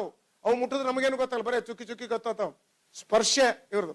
ಸ್ಪರ್ಶದಿಂದ ಅಕ್ಷರ ಬರೋದು, ಹೆಂಡತಿಗೆ ಶ್ರವ್ಯದಿಂದ ಹೇಳಿ ಅವಳು ಕೇಳಿ ಮತ್ತವ್ರು ಚಾಕ್ಷುಸ ರೂಪಕ್ಕೆ ತಂದು ಅದನ್ನ ಹೋಗಿ ಮತ್ತೆ ಇಲ್ಲಿ ಆಫೀಸ್ನಾಗ ಇಲ್ಲಿ ಗಣಾಚಾರಿ ಅವರೆಲ್ಲ ಏನಾದ್ರಲ್ಲ ಅಲ್ಲಿ ಟೈಪಿಗೆ ಕೊಟ್ಟು, ಆ ಟೈಪಿಗೆ ಕೊಟ್ಟ ಬಳಕ ಅದನ್ನ ಸರಿ ಮಾಡ್ಕೊಂಡು ಅಪ್ಪೋರ್ ಬಲ್ಲಿ ಒಂದು ಲೈನ್ ಏನಾದ್ರು ಫೇರ್ ಆಗ್ಬೇಕಪ್ಪ ಅಂದ್ರ ಏನು ಖಡ್ಗದ ಮೇಲೆ ಹೋಗಿ ಬಂದಂಗ ಆತದ.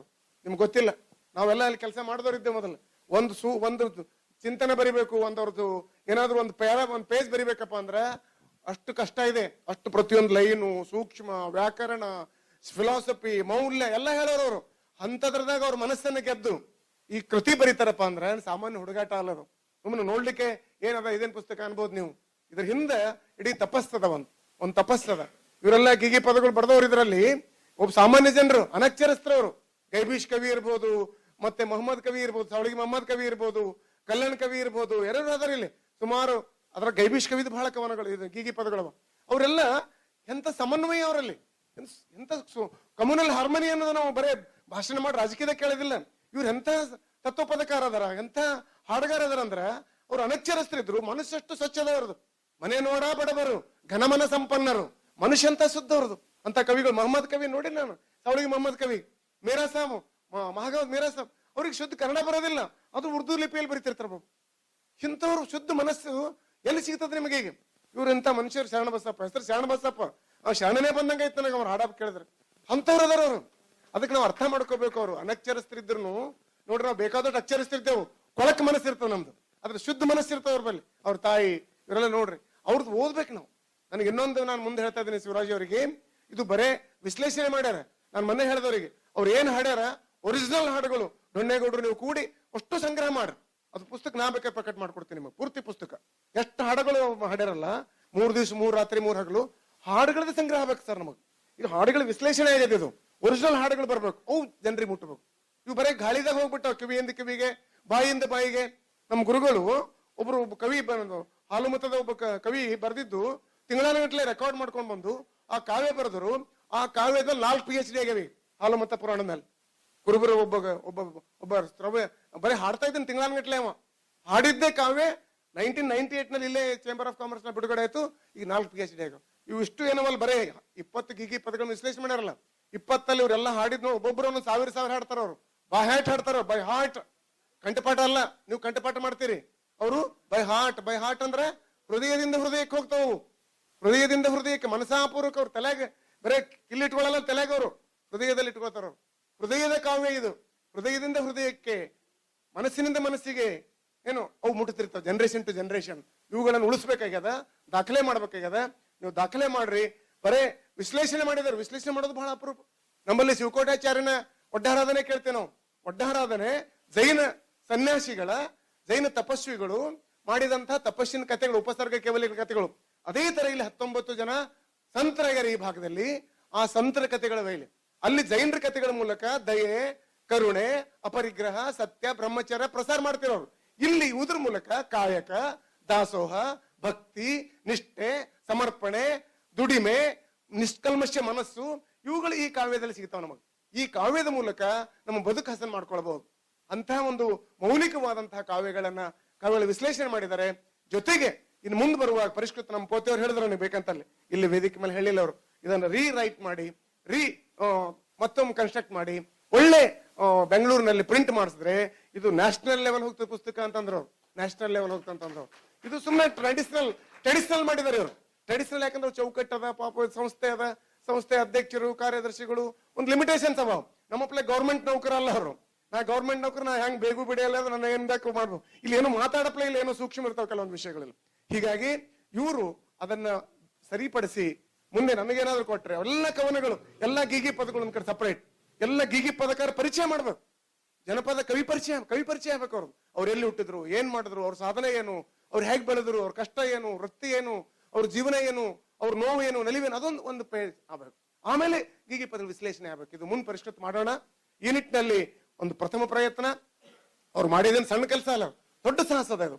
ಇದ್ರ ಮೇಲೆ ಮುಂದೆ ಒಳ್ಳೆ ಸಂಶೋಧನೆ ಆಗ್ತಾವ. ನಾನು ಯೂನಿವರ್ಸಿಟಿ ಗೈಡ್ ಇದ್ದೀನಿ, ನಮ್ಮ ಡೊಣ್ಣೇಗೌಡರ ಅದರ ಬೇರೆ ಬೇರೆ ಎಲ್ಲ ಕೆಲಸ ಮಾಡೋಣ ಯೂನಿವರ್ಸಿಟಿಯಲ್ಲಿ. ಇದ್ರ ಬಗ್ಗೆ ದೊಡ್ಡ ಸಂಶೋಧನೆ ಆಗ್ತಾವ ಮುಂದೆ. ಅದಕ್ಕೊಂದು ಒಳ್ಳೆ ವೇದಿಕೆ ಹಾಕೊಟ್ಟಿದಾರ ಇಂತ ಪ್ರೊಫೆಸರ್ ಶಿವರಾಜ್ ಶಾಸ್ತ್ರಿ ಅಂತೂ ಅವ್ರ ಮನೆಯ ನಮ್ಮ ಸದಸ್ಯರಿದ್ದಂಗ, ಅವ್ರು ನಮ್ಮ ಸ್ನೇಹಿತರಲ್ಲ. ಅವ್ರ ಜೊತೆ ನಾನು ಈ 30 ವರ್ಷದಿಂದ ನೋಡ್ತಾ ಇದ್ದೆ. 92 ನಾನು ಇದೇ ಸಂಸ್ಥೆಯಲ್ಲಿ ಕೆಲಸ ಮಾಡ್ತಾ ಇದ್ದೆ. 96 ನಾನು 96 ಬಿಟ್ಟು ಗೌರ್ಮೆಂಟ್ಗೆ ಆಯ್ತು. ನಾನು ಅವಾಗಲೂ ನೋಡ್ತೀನಿ ಅವ್ರು ನನಗೆ ಬ್ಲೈಂಡ್ ಅಂತ ಅನ್ಸೋದೇ ಇಲ್ಲ. ಯಾವಾಗಲೂ ನಮ್ಮ ಜೊತೆ ಅವ್ರು ಯಾವಾಗಲೂ ನಗ್ಸೇಡಿ ಮಾಡ್ಕೋತ ಆಟ ಆಡ್ಕೋತ ಅವ್ರ ಜೊತೆ ಇರ್ತೀವಿ. ಅವ್ರು ನಮಗೆ ಎಂದೂ ಬ್ಲೈಂಡ್ ಅಂತ ಇನ್ನ ತನಕ ಗೊತ್ತಾಗಿಲ್ಲ, ನಮಗೆ ಗೊತ್ತೂ ಇರೋದಿಲ್ಲ. ನಾವು ಅಷ್ಟು ಕ್ಲೋಸ್ ಆಗಿರ್ತೇವೆ, ನಾವು ಅಷ್ಟು ಹಾರ್ಟ್ಲಿ ಇರ್ತೇವೆ. ನಾವು ಅಂತ ಒಬ್ಬ ಸ್ನೇಹಿತರನ್ನ ಪಡೆದಂತ ನಾನು ಧನ್ಯ. ಅಂತವ್ರು ಪಾಠ ಕೇಳ್ತಿರಲ್ಲ ನೀವು, ಕೇಳೋದ್ರ ಮೂಲಕ ಇದ್ರ ಸಕಾರಾತ್ಮಕವಾಗಿ ನೀವೇನಾದ್ರೂ ಸಾಧನೆ ಮಾಡಿದ್ರೆ ಅದುವೇ ಗುರುಗಳಿಗೆ ತೀರ್ಸ್ತಕ್ಕಂಥ ಋಣ ಅಂತ ಹೇಳ್ಕೊಂಡು ಇಂಥವರನ್ನ ಆಶ್ರಯ ಕೊಟ್ಟಂತ ಈ ಸಂಸ್ಥೆಗೆ, ಮತ್ತೆ ಈಗಂತೂ ಒಂದ್ 2 ವರ್ಷದಿಂದ ನಮ್ಮ ಸುರೇಶ್ ನೊಂದಿಗೆ ಅವ್ರು ಜೂನಿಯರ್, ನಾವು ಫೈನಲ್ ಇದ್ದಾಗ ಅವರು ಫಸ್ಟ್ ಇಯರ್ ಇದ್ರಲ್ಲಿ PUC ಇದ್ರು. ನಾವು ಇಲ್ಲಿ ಕಾಲೇಜ್ನಲ್ಲಿ ಬಹಳ ಆಕ್ಟಿವ್ ಮಿಲಿಟರಿ ಮ್ಯಾನ್ ಇದ್ದಂಗೆ ಅವ್ರು, NCC ಆಫೀಸರ್ ಅವರು. ಒಂದು ನಮ್ಮ ಸ್ನೇಹಿತರ ಒಂದು ಜೂನಿಯರ್ಸ್ ಅವರೆಲ್ಲ, ನಮ್ಮ ಸಾತ್ನವರು, ನಮ್ಮ ಟೀಮ್ ಅವ್ರು, ಎಲ್ಲಾ ರೀತಿಯ ಡೈನಾಮಿಕ್ ಪರ್ಸನಾಲಿಟಿ ಇಂಥವ್ರು ಬೇಕಾಗಿತ್ತು.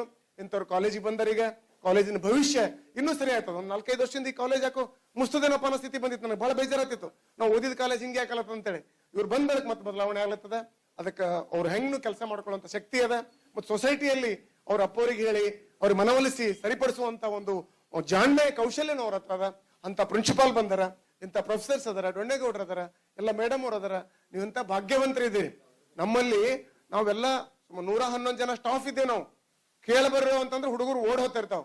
ಇಲ್ಲಿ ಇಂಥ ಅಮೃತ ಅದ ನಿಮ್ಮಲ್ಲಿ, ಸಂಜೀವನಿ ಅದ ನಿಮ್ಮಲ್ಲಿ, ಪೂರ್ತಿ ಸಮೃದ್ಧಿ ಜ್ಞಾನ ಸರೋವರ ಅದ ನಿಮ್ಮಲ್ಲಿ. ಎಂತಹ ಒಂದು ಪುಣ್ಯ ಸ್ಥಳದಲ್ಲಿ ನೀವು ಇಂಥ ವಾತಾವರಣದಲ್ಲಿ ನೀವು ಓದ್ತಾ ಇದ್ರಿ ಅನ್ನೋದೇ ಒಂದು ಖುಷಿ. ನನಗಿಲ್ಲಿ ಓದಿನ ಅಂತ ತಿಳ್ಕೊಂಡು ನಾ ಈ ಸ್ಥಾನಕ್ಕೆ ಬಂದೇನೆ. ಒಂದು ಮತ್ತೆಲ್ಲ ಓದಿದಂದ್ರೆ ನಾನು ಏನಾಗ್ತದೋ ಗೊತ್ತಿಲ್ಲ. ಇಂತಹ ಪುಣ್ಯ ಭೂಮಿಯಲ್ಲಿ ನೀವು ಓದ್ತಾ ಇದ್ರಿ. ಆ ಓದುವಾಗ ಇಂಥ ಗುರುಗಳದರ, ಇಂಥ ಹಿರಿಯರದರ, ಇಂಥ ವಾತಾವರಣದ ಎಲ್ಲಕ್ಕಿಂತ ಮಾನಸಿಕವಾಗಿ ಒಂದು ಶರಣನ ಒಂದು ಸನ್ನಿಧಿ ಇರ್ತದಲ್ಲ, ಅದು ನಮ್ಮ ಬದುಕಿಗೆ ಬಹಳ ಬೆಳಕನ್ನು ಕೊಡ್ತದ. ಅಂತ ಬೆಳಕನ್ನು ತೆಗೆದುಕೊಂಡಂತಹ ಧನ್ಯರಾದಂತಹ ನಿಮಗೆ, ಅವಕಾಶ ಕೊಟ್ಟಂತ ನಮ್ಮ ಸ್ನೇಹಿತರಿಗೆ, ಪ್ರಾಚಾರ್ಯರಿಗೆ ವಂದಿಸಿ ನನ್ನ ಮಾತುಗಳನ್ನು ಮುಗಿಸ್ತೇನೆ. ಧನ್ಯವಾದ. ಶ್ರದ್ಧಾವಾನ್ ಲಭ್ಯತೆ ವಿದ್ಯಾ. ಹಾಗೆ ಡಾಕ್ಟರ್ ಶಾಸ್ತ್ರಿ ಅವರು ಬಹಳ ಶ್ರದ್ಧೆಯನ್ನು ವಹಿಸಿಕೊಂಡು ತುಂಬಾ ಕಷ್ಟಪಟ್ಟು ಮೇಲೆ ಬಂದಿದ್ದಾರೆ ಅಂತ ಹೇಳಿದಂತ ಡಾಕ್ಟರ್ ಕಲ್ಯಾಣರಾವ್ ಪಾಟೀಲ್ ಸರ್ ಅವರಿಗೆ ಧನ್ಯವಾದಗಳು. ಈಗ ಮಹಾವಿದ್ಯಾಲಯದ ಪ್ರಾಚಾರ್ಯರಾದಂಥ ಡಾಕ್ಟರ್ ಸುರೇಶ್ ಕುಮಾರ್ ನಂದಗಾಂವ್ ಸರ್ ಅವರಿಂದ ಮಾತುಗಳು. ಇದು ಭಾಷಣ ಬಹಳ ಮುಷ್ಕಿಲ್ ಅದ. ಯಾಕಂದ್ರೆ ನನಗೆ ನೋಡ್ರಿ, ಈ ಸುಮಂದಿ ಮಾತಾಡ್ರೆ ಓ ಸುಮಂದಿದ್ ಹೇಳ್ಬೇಕಂದ್ರ ನಾ ಹೆಂಗ್ ಹೇಳೋದು? ಏನು ಇವ್ರ ಭಾಷೆದಾಗ ಹೇಳೆ, ನನ್ನ ಭಾಷೆದಾಗ ಹೇಳೆ, ಏನು ಉಳಿದವ್ರು ಎಲ್ಲರೂ ಮಾತಾಡಿದಾರಲ್ಲ ಆ ಭಾಷೆನಾಗ ಹೇಳೆ. ನನ್ನ ಭಾಷೆದಾಗ ಬಹಳ ಒಳ್ಳೆ ಕಾರ್ಯಕ್ರಮ ಆಯ್ತು. ನಮ್ಮ ಶರಣಬಸಪ್ಪ ಅವರು ಸೀತ್ನೂರ್ದವ್ರು, ನದಿ ಸಿನ್ನೂರವ್ರು ಬಂದ್ ಕಿಸಿಂದ ಹಾಡಿದ್ದು ನನಗೆ ಅವ್ರ ಹಾಡ ಇನ್ನೊಮ್ಮೆ ಕೇಳ್ಬೇಕು ಅನ್ಸ್ಲಿತ್ತು. ಆದ್ರೆ ಹೊಟ್ಟೆ ಹಸುವಾಗಿ ಅದ ಏನ್ ಮಾಡ್ಬೇಕು. ಅದಕ್ಕೆ ಅವ್ರ ಹಾಡ ಕೇಳೋದಕ್ಕ ಒಂದು ದಿನ ವಿಶೇಷವಾಗಿ ಒಂದು ಕಾರ್ಯಕ್ರಮ, ಸಂಗೀತ ಕಾರ್ಯಕ್ರಮ ಇಡೋಣ. ನಮ್ಮ ಶಕುಂತಲಾ ದೇವ್ಲು ನಾಯಕ್ ಅವ್ರು ಕೂಡ ಅವ್ರದ್ದು ಒಂದು ಹಾಡು ಕೇಳ್ಬೇಕಾಗಿತ್ತು ನನಗೆ. ಅವ್ರು ಹಾಡ್ತಾರೆ ಅನ್ಕೊಂಡಿದ್ದೆ, ಸರ್ ಹಾಡಿಸ್ಲಿಲ್ಲ ಅವ್ರಿಗೆ. ಸೊ ಯಾಕಂದ್ರೆ ಈ ಜನಪದ ಅಂತಕ್ಕಂಥದ್ದೇನಿದೆ ಇದು ಹೃದಯದಿಂದ, ಜೋ ಜಾನ್ ಸೆ ನಿಕಲ್ತೆ ಓ ಜನಪದ ಹೈ, ಹೃದಯದಿಂದ ಬರ್ತಕ್ಕಂಥವು ಇವು.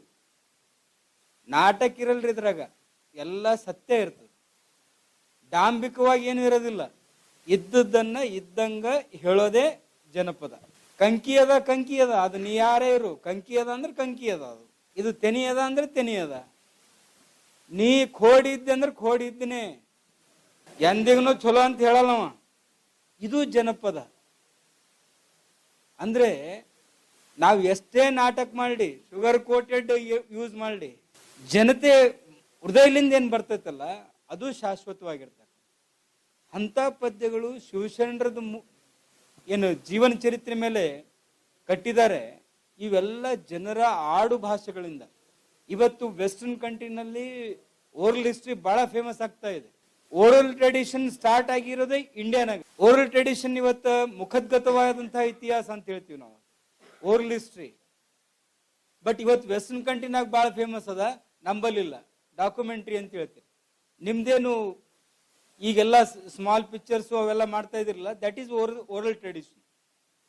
ಆ ರೀತಿನಾಗ ಒಂದ್ ವೇಳೆ ನಾವೆಲ್ಲ ಇವಂತವ್ರದ್ದು ಗೀಗಿ ಪದಗಳು ಇವೆಲ್ಲ ತಗೊಂಡು, ಪೇಂಟಿಂಗ್ಸ್ ಎಲ್ಲ ತಗೊಂಡು ಒಂದು ಮೂವಿ ಮಾಡಿ ನೀವು ಹಾಕಿದ್ರಂದ್ರ ಆ ಹಳೆ ಸಂಸ್ಕೃತಿಯನ್ನ, ಪರಂಪರೆಯನ್ನ, ಜನಪದ ಸಾಹಿತ್ಯವನ್ನ ಉಳಿಸಿ ಬೆಳೆಸಿದಾಗ. ಸೊ ಈ ನಿಟ್ಟಿನಲ್ಲಿ ಅವ್ರು ಬರೆದಂತಹ ಕೃತಿ ಏನಿದೆ ಅದು ಬಹಳ ಮಹತ್ವದ್ದು. ಒಂದ್ ಕಡೆ ಈ ನೆಲದ ಈ ಗುಣ ಸಂಸ್ಕೃತಿ ಅದನ್ನು ಉಳಿಸೋ ಕೆಲಸ ಮಾಡಿದೆ. ಶಾಸ್ತ್ರಿಗಳಲ್ಲಿ ನಾನು ನೋಡ್ತೀನಿ, ಅವ್ರಿಗೆ ಜರ ಕೆಣಕಬೇಕಾಗ್ತದೆ. ಕೆಣಕದ್ರೇ ಕೆಲಸ ಮಾಡ್ತಾರ ಅವ್ರು, ಇಲ್ಲಾಂದ್ರೆ ಜಿದ್ದಿಗೆ ಹಾಕ್ಬೇಕು. ಇವೆರಡೂ ಅಪ್ಪರ್ ತಿಳ್ಕೊಂಡ್ರ. ಅದಕ್ಕಾಗಿನೇ ಏನ್ ಮಾಡ್ತಾರಂದ್ರ ಅವ್ರಿಗೆ ನನಗ ಜಗಳ ಹಚ್ತಾರ, ಹಚ್ಚಿ ನಮ್ಮಿಬ್ರಿಗೆ ಹೀಗ್ ಮಾಡಿ ನಾವ್ ಇಬ್ರು ಏನಪ್ಪಾ ಆತಂದ್ರ ಅವ್ರು ಬರ್ಲಿಗತ್ತಾರ, ನಾ ಬರೆಯಲಾಗೇನಿ. ಸೊ ನಾ ಬ್ಯಾರೇದ್ ಬರ್ಲಿಗತ್ತೀನಿ, ಏನ್ ಮಾಡ್ಬೇಕೀಗ? ಸೊ ಅದಕ್ಕಾಗಿ ಬರವಣಿಗೆ ಎಷ್ಟು ಕಠಿಣದ ಅಂತಕ್ಕಂಥದ್ದು ಅವ್ರು ಕೂಡ ಕುಂತಾಗ ನಮಗೆ ಗೊತ್ತಾಗತ್ತೆ. ಬರವಣಿಗೆಯಲ್ಲಿ ಇತ್ತೀಚೆಗೆ ಅವರು ಬಹಳಷ್ಟು ಏನಂತಂದ್ರೆ ಒಳ್ಳೆಯ ಕೆಲಸಗಳನ್ನ ಮಾಡಿದ್ದಾರೆ. ಯಾಕೆ ಸಾಧ್ಯ ಇದೆ, ಬೇರೆಯವ್ರಿಗೆ ಯಾಕೆ ಸಾಧ್ಯ ಇಲ್ಲ? ಬಹಳ ಜನ ಹೇಳ್ತಾ ಇದ್ರು, ಕಣ್ಣಿದ್ದವ್ರಿದ್ದಾರೆ, ಕಣ್ಣಿಲ್ದವ್ರಿದ್ದಾರೆ. ಕಣ್ಣಿದ್ದವ್ರು ಯಾರು, ಇಲ್ದವ್ರು ಯಾರು? ಈ ಎಲ್ಲಾ ಪ್ರಶ್ನೆಗಳು ನೋಡಿದಾಗ ನಿಜವಾಗ್ಲೂ ಜೀವನದಲ್ಲಿ ಚಾಲೆಂಜ್ ಆಗಿ ತೆಗೆದುಕೊಂಡ್ರೆ ಅಂದ್ರೆ ನಿಮ್ಲಿಂದ ಏನೂ ಅಸಾಧ್ಯ ಇಲ್ಲ ಅಂತಕ್ಕಂಥ ಮಾತೇನು ಕಲ್ಯಾಣರಾವ್ ಪಾಟೀಲ್ ಅವ್ರು ಹೇಳಿದ್ರು, ಅದು ವಿದ್ಯಾರ್ಥಿಗಳಿಗೆ ಬಹಳ ಮುಖ್ಯ. ಇಂಥ ಕಾರ್ಯಕ್ರಮಗಳಲ್ಲಿ ನೀವು ಒಂದು ಅರ್ಧ ಗಂಟೆ 1 ಗಂಟೆ ಊಟ ಲೇಟ್ ಆದ್ರೆ ಏನಾಗೋದಿಲ್ಲ. ಆದ್ರೆ ಒಬ್ಬ ವ್ಯಕ್ತಿ, ಒಬ್ಬ ಪ್ರೊಫೆಸರ್ ಏನಿಲ್ಲಿ ಬಂದು ಮಾತಾಡ್ತಿರ್ತಾರ, ಆ 15-20 ನಿಮಿಷದ ಭಾಷಣ 15-20 ಪುಸ್ತಕ ಓದ್ದಂಗಿರ್ತದೆ. ಅದಕ್ಕಾಗಿ ಇವು ಮಹತ್ವದ್ದು ಅಂತ ನಿಮಗೆ ತಿಳಿಸಿ ಹೇಳೋದು ನನ್ನ ಒಂದು ಉದ್ದೇಶ ಆಗಿತ್ತು, ಹೊರತು ನಿಮ್ಮ ಸಮಯ ತೆಗೆದುಕೊಳ್ಬೇಕು ಅಂತಲ್ಲ. ನಾನು ಬಹಳಷ್ಟು ಈಗ ಕಳೆದ ಒಂದು 16-18 ವರ್ಷಗಳಿಂದ ನಾವು ಒಂದಾಗಿ ಕೆಲಸ ಮಾಡ್ತಾ ಇದ್ದೀವಿ. ಅವ್ರೊಂದಿಗೆ ನೋಡಿದಾಗ ಅವ್ರು ಬರೀತಾರಂತ ನನಗೆ ಅನಿಸಿದಿಲ್ಲ. ಯಾವಾಗ ಅವರಿಗೆ ಅಪ್ಪೋರು ಏನ್ ಶಾಸ್ತ್ರಿ ಬರೇ ಕಾರ್ ಇಡನ ಆಯ್ತೇನು, ಒಬ್ಬ ಡ್ರೈವರ್ ಇಡನ ಆಯ್ತೇನು ಅಂತ ತಂದ್ರು ಒಂದ್ ಸರ್ತಿ. ಅಂದಾಗ ನನಗೇನು ಹೇಳಿದ್ರು ಅದೇ ಟೈಮ್ನಾಗ, ಇನ್ಕ್ರಿಮೆಂಟ್ ನೆನಪು ಮಾಡತ್ವಾ ದಿನಾನಿ ಅಂತ. ಇವೆರಡು ಸೇರಿದಾಗ necessity is a mother of all inventions ಅಂತ. ಹಂಗ ಅವಶ್ಯಕತೆ ಮನುಷ್ಯನಿಗೆ ಏನಪ್ಪಾ ಅಂದ್ರೆ ಅದ್ಭುತ ಕಾರ್ಯಗಳನ್ನ ಮಾಡಿಸ್ತದೆ. ಆ ಅದ್ಭುತ ಕಾರ್ಯದಡಿಗೆ ಇವತ್ತು ಅವ್ರಿಗೆ ಕೊಂಡೊಯ್ತಾ ಇದ್ದಾನೆ. ಇದು ಶರಣಬಸವೇಶ್ವರದ ಒಂದು ಲೀಲೆನೆ. ನಮ್ ಚೇಮ್ಲಿಂಗ್ ಬ್ರಾದರ್ ಸರ್ ಹೇಳಿದ್ದು ಇರ್ಲಿ, ಏನು ಏನಂತಂದ್ರೆ ಬಹಳ ಉತ್ಪ್ರೇಕ್ಷೆ ಅಂತಕ್ಕಂಥದ್ದಿಲ್ಲ. ಅವ್ರು ಬರಿಬೇಕಾದ್ರೆ ಈ ಬಟ್ಟನ್ನ ಹಿಂಗ್ ಹಿಡ್ಕೊಂಡು ಒತ್ತಬೇಕಾಗ್ತದೆ. ಬ್ರೈಲ್ ಲಿಪಿನಲ್ಲಿ ಬರಿಬೇಕಂದ್ರೆ, ಒಂದ್ ಅಕ್ಷರ ಬರಿಬೇಕಂದ್ರೆ ಕನಿಷ್ಠ 3 ರಿಂದ 8-9 ಸರ್ತಿ ಅದು ಚುಚ್ಚಿದಾಗ ಒಂದು ಅಕ್ಷರ ಆಗುತ್ತೆ. ಇಷ್ಟು ತೆಗೆದುಕೊಂಡು ಇಷ್ಟೆಲ್ಲ ಕಷ್ಟ ತೆಗೆದುಕೊಂಡು ಬರೀತಕ್ಕಂಥದ್ದು ಇದೆಯಲ್ಲ, ಆ challenging nature it the age of 55 ಅದ ಅಂತಂದ್ರೆ ಈಸ್ ಅ ಗ್ರೇಟ್ ಅಂತ ನಾನ್ ತಿಳ್ಕೊತೀನಿ, ನನ್ನ ಪ್ರಕಾರ. ಇನ್ನು ಪ್ರತಿಯೊಬ್ಬ ಮನುಷ್ಯನಿಗೂ ವೈಯಕ್ತಿಕ ಜೀವನ ಅಂತ ಇದ್ದೇ ಇರ್ತದೆ. ಆ ವೈಯಕ್ತಿಕ ಜೀವನದಲ್ಲಿ ಯಾರು ಆಗ್ತಾರೆ, ಯಾರು ಬಿಡ್ತಾರೆ, ಅದು ನಮ್ಮ ಇದಕ್ಕೆ ಸಂಬಂಧಪಟ್ಟಿದೆ. ಈಗ ನಾನು ನಿಮ್ಮ ವೈಯಕ್ತಿಕ ಇದಕ್ಕ ಏನಂದ್ರೆ ಹಸು ಆಗೈತೆ, 108 ಸಮಸ್ಯೆಗಳ ಎದ್ ನಿಂತಾವ ಪಾಪ ಎಲ್ಲರದು. ಅದಕ್ಕೆ ನಾ ಅಡ್ಡಿ ಬರ್ಲಾರ್ದೇನೆ ನನ್ನ ಮಾತಿಗೆ ವಿರಾಮ ಹೇಳ್ತಾ ಈ ಕಾರ್ಯಕ್ರಮವನ್ನು ಯಶಸ್ವಿಯಾಗಿ ನಡೆಸಿಕೊಟ್ಟಂತಹ ಗೀಗಿ ಪದಕಾರರಿಗೂ, ಶರಣಬಸಪ್ಪ ಹಾಗೂ ತಂಡದವರಿಗೂ, ಮತ್ತು ಶ್ರೀಮತಿ ಶಕುಂತಲಾ ದೇವಲಾ ನಾಯಕ್ ಅವರಿಗೂ, ನನ್ನೆಲ್ಲ ಪ್ರಾಧ್ಯಾಪಕ ವೃಂದದವರಿಗೂ, ನಮ್ಮ ಇತರ ಶಿಕ್ಷಣ ಸಂಸ್ಥೆಯಿಂದ ಬಂದಂತಹ ಪ್ರಾಚಾರ್ಯರಿಗೂ, ಪ್ರಾಧ್ಯಾಪಕರಿಗೂ, ನನ್ನ ವಿದ್ಯಾರ್ಥಿನಿಯರಿಗೂ ಅನಂತ ಧನ್ಯವಾದಗಳನ್ನು ಹೇಳ್ತಾ ಕಾರ್ಯಕ್ರಮಕ್ಕೆ ವಿರಾಮ ಹೇಳ್ತೀನಿ. ಧನ್ಯವಾದ. ಧನ್ಯವಾದಗಳು. ಪ್ರಾಚಾರ್ಯರ ಒಂದು ಅಧ್ಯಕ್ಷೀಯ ಮಾತುಗಳ ಮೂಲಕನೇ ತಮ್ಮೆಲ್ಲರಿಗೆ ವಂದನೆಗಳನ್ನು ಅರ್ಪಿಸುವುದರ ಮೂಲಕ ಅವ್ರ ಕಾರ್ಯಕ್ರಮಕ್ಕೆ ಮಂಗಳವನ್ನಾಡಿದ್ದಾರೆ.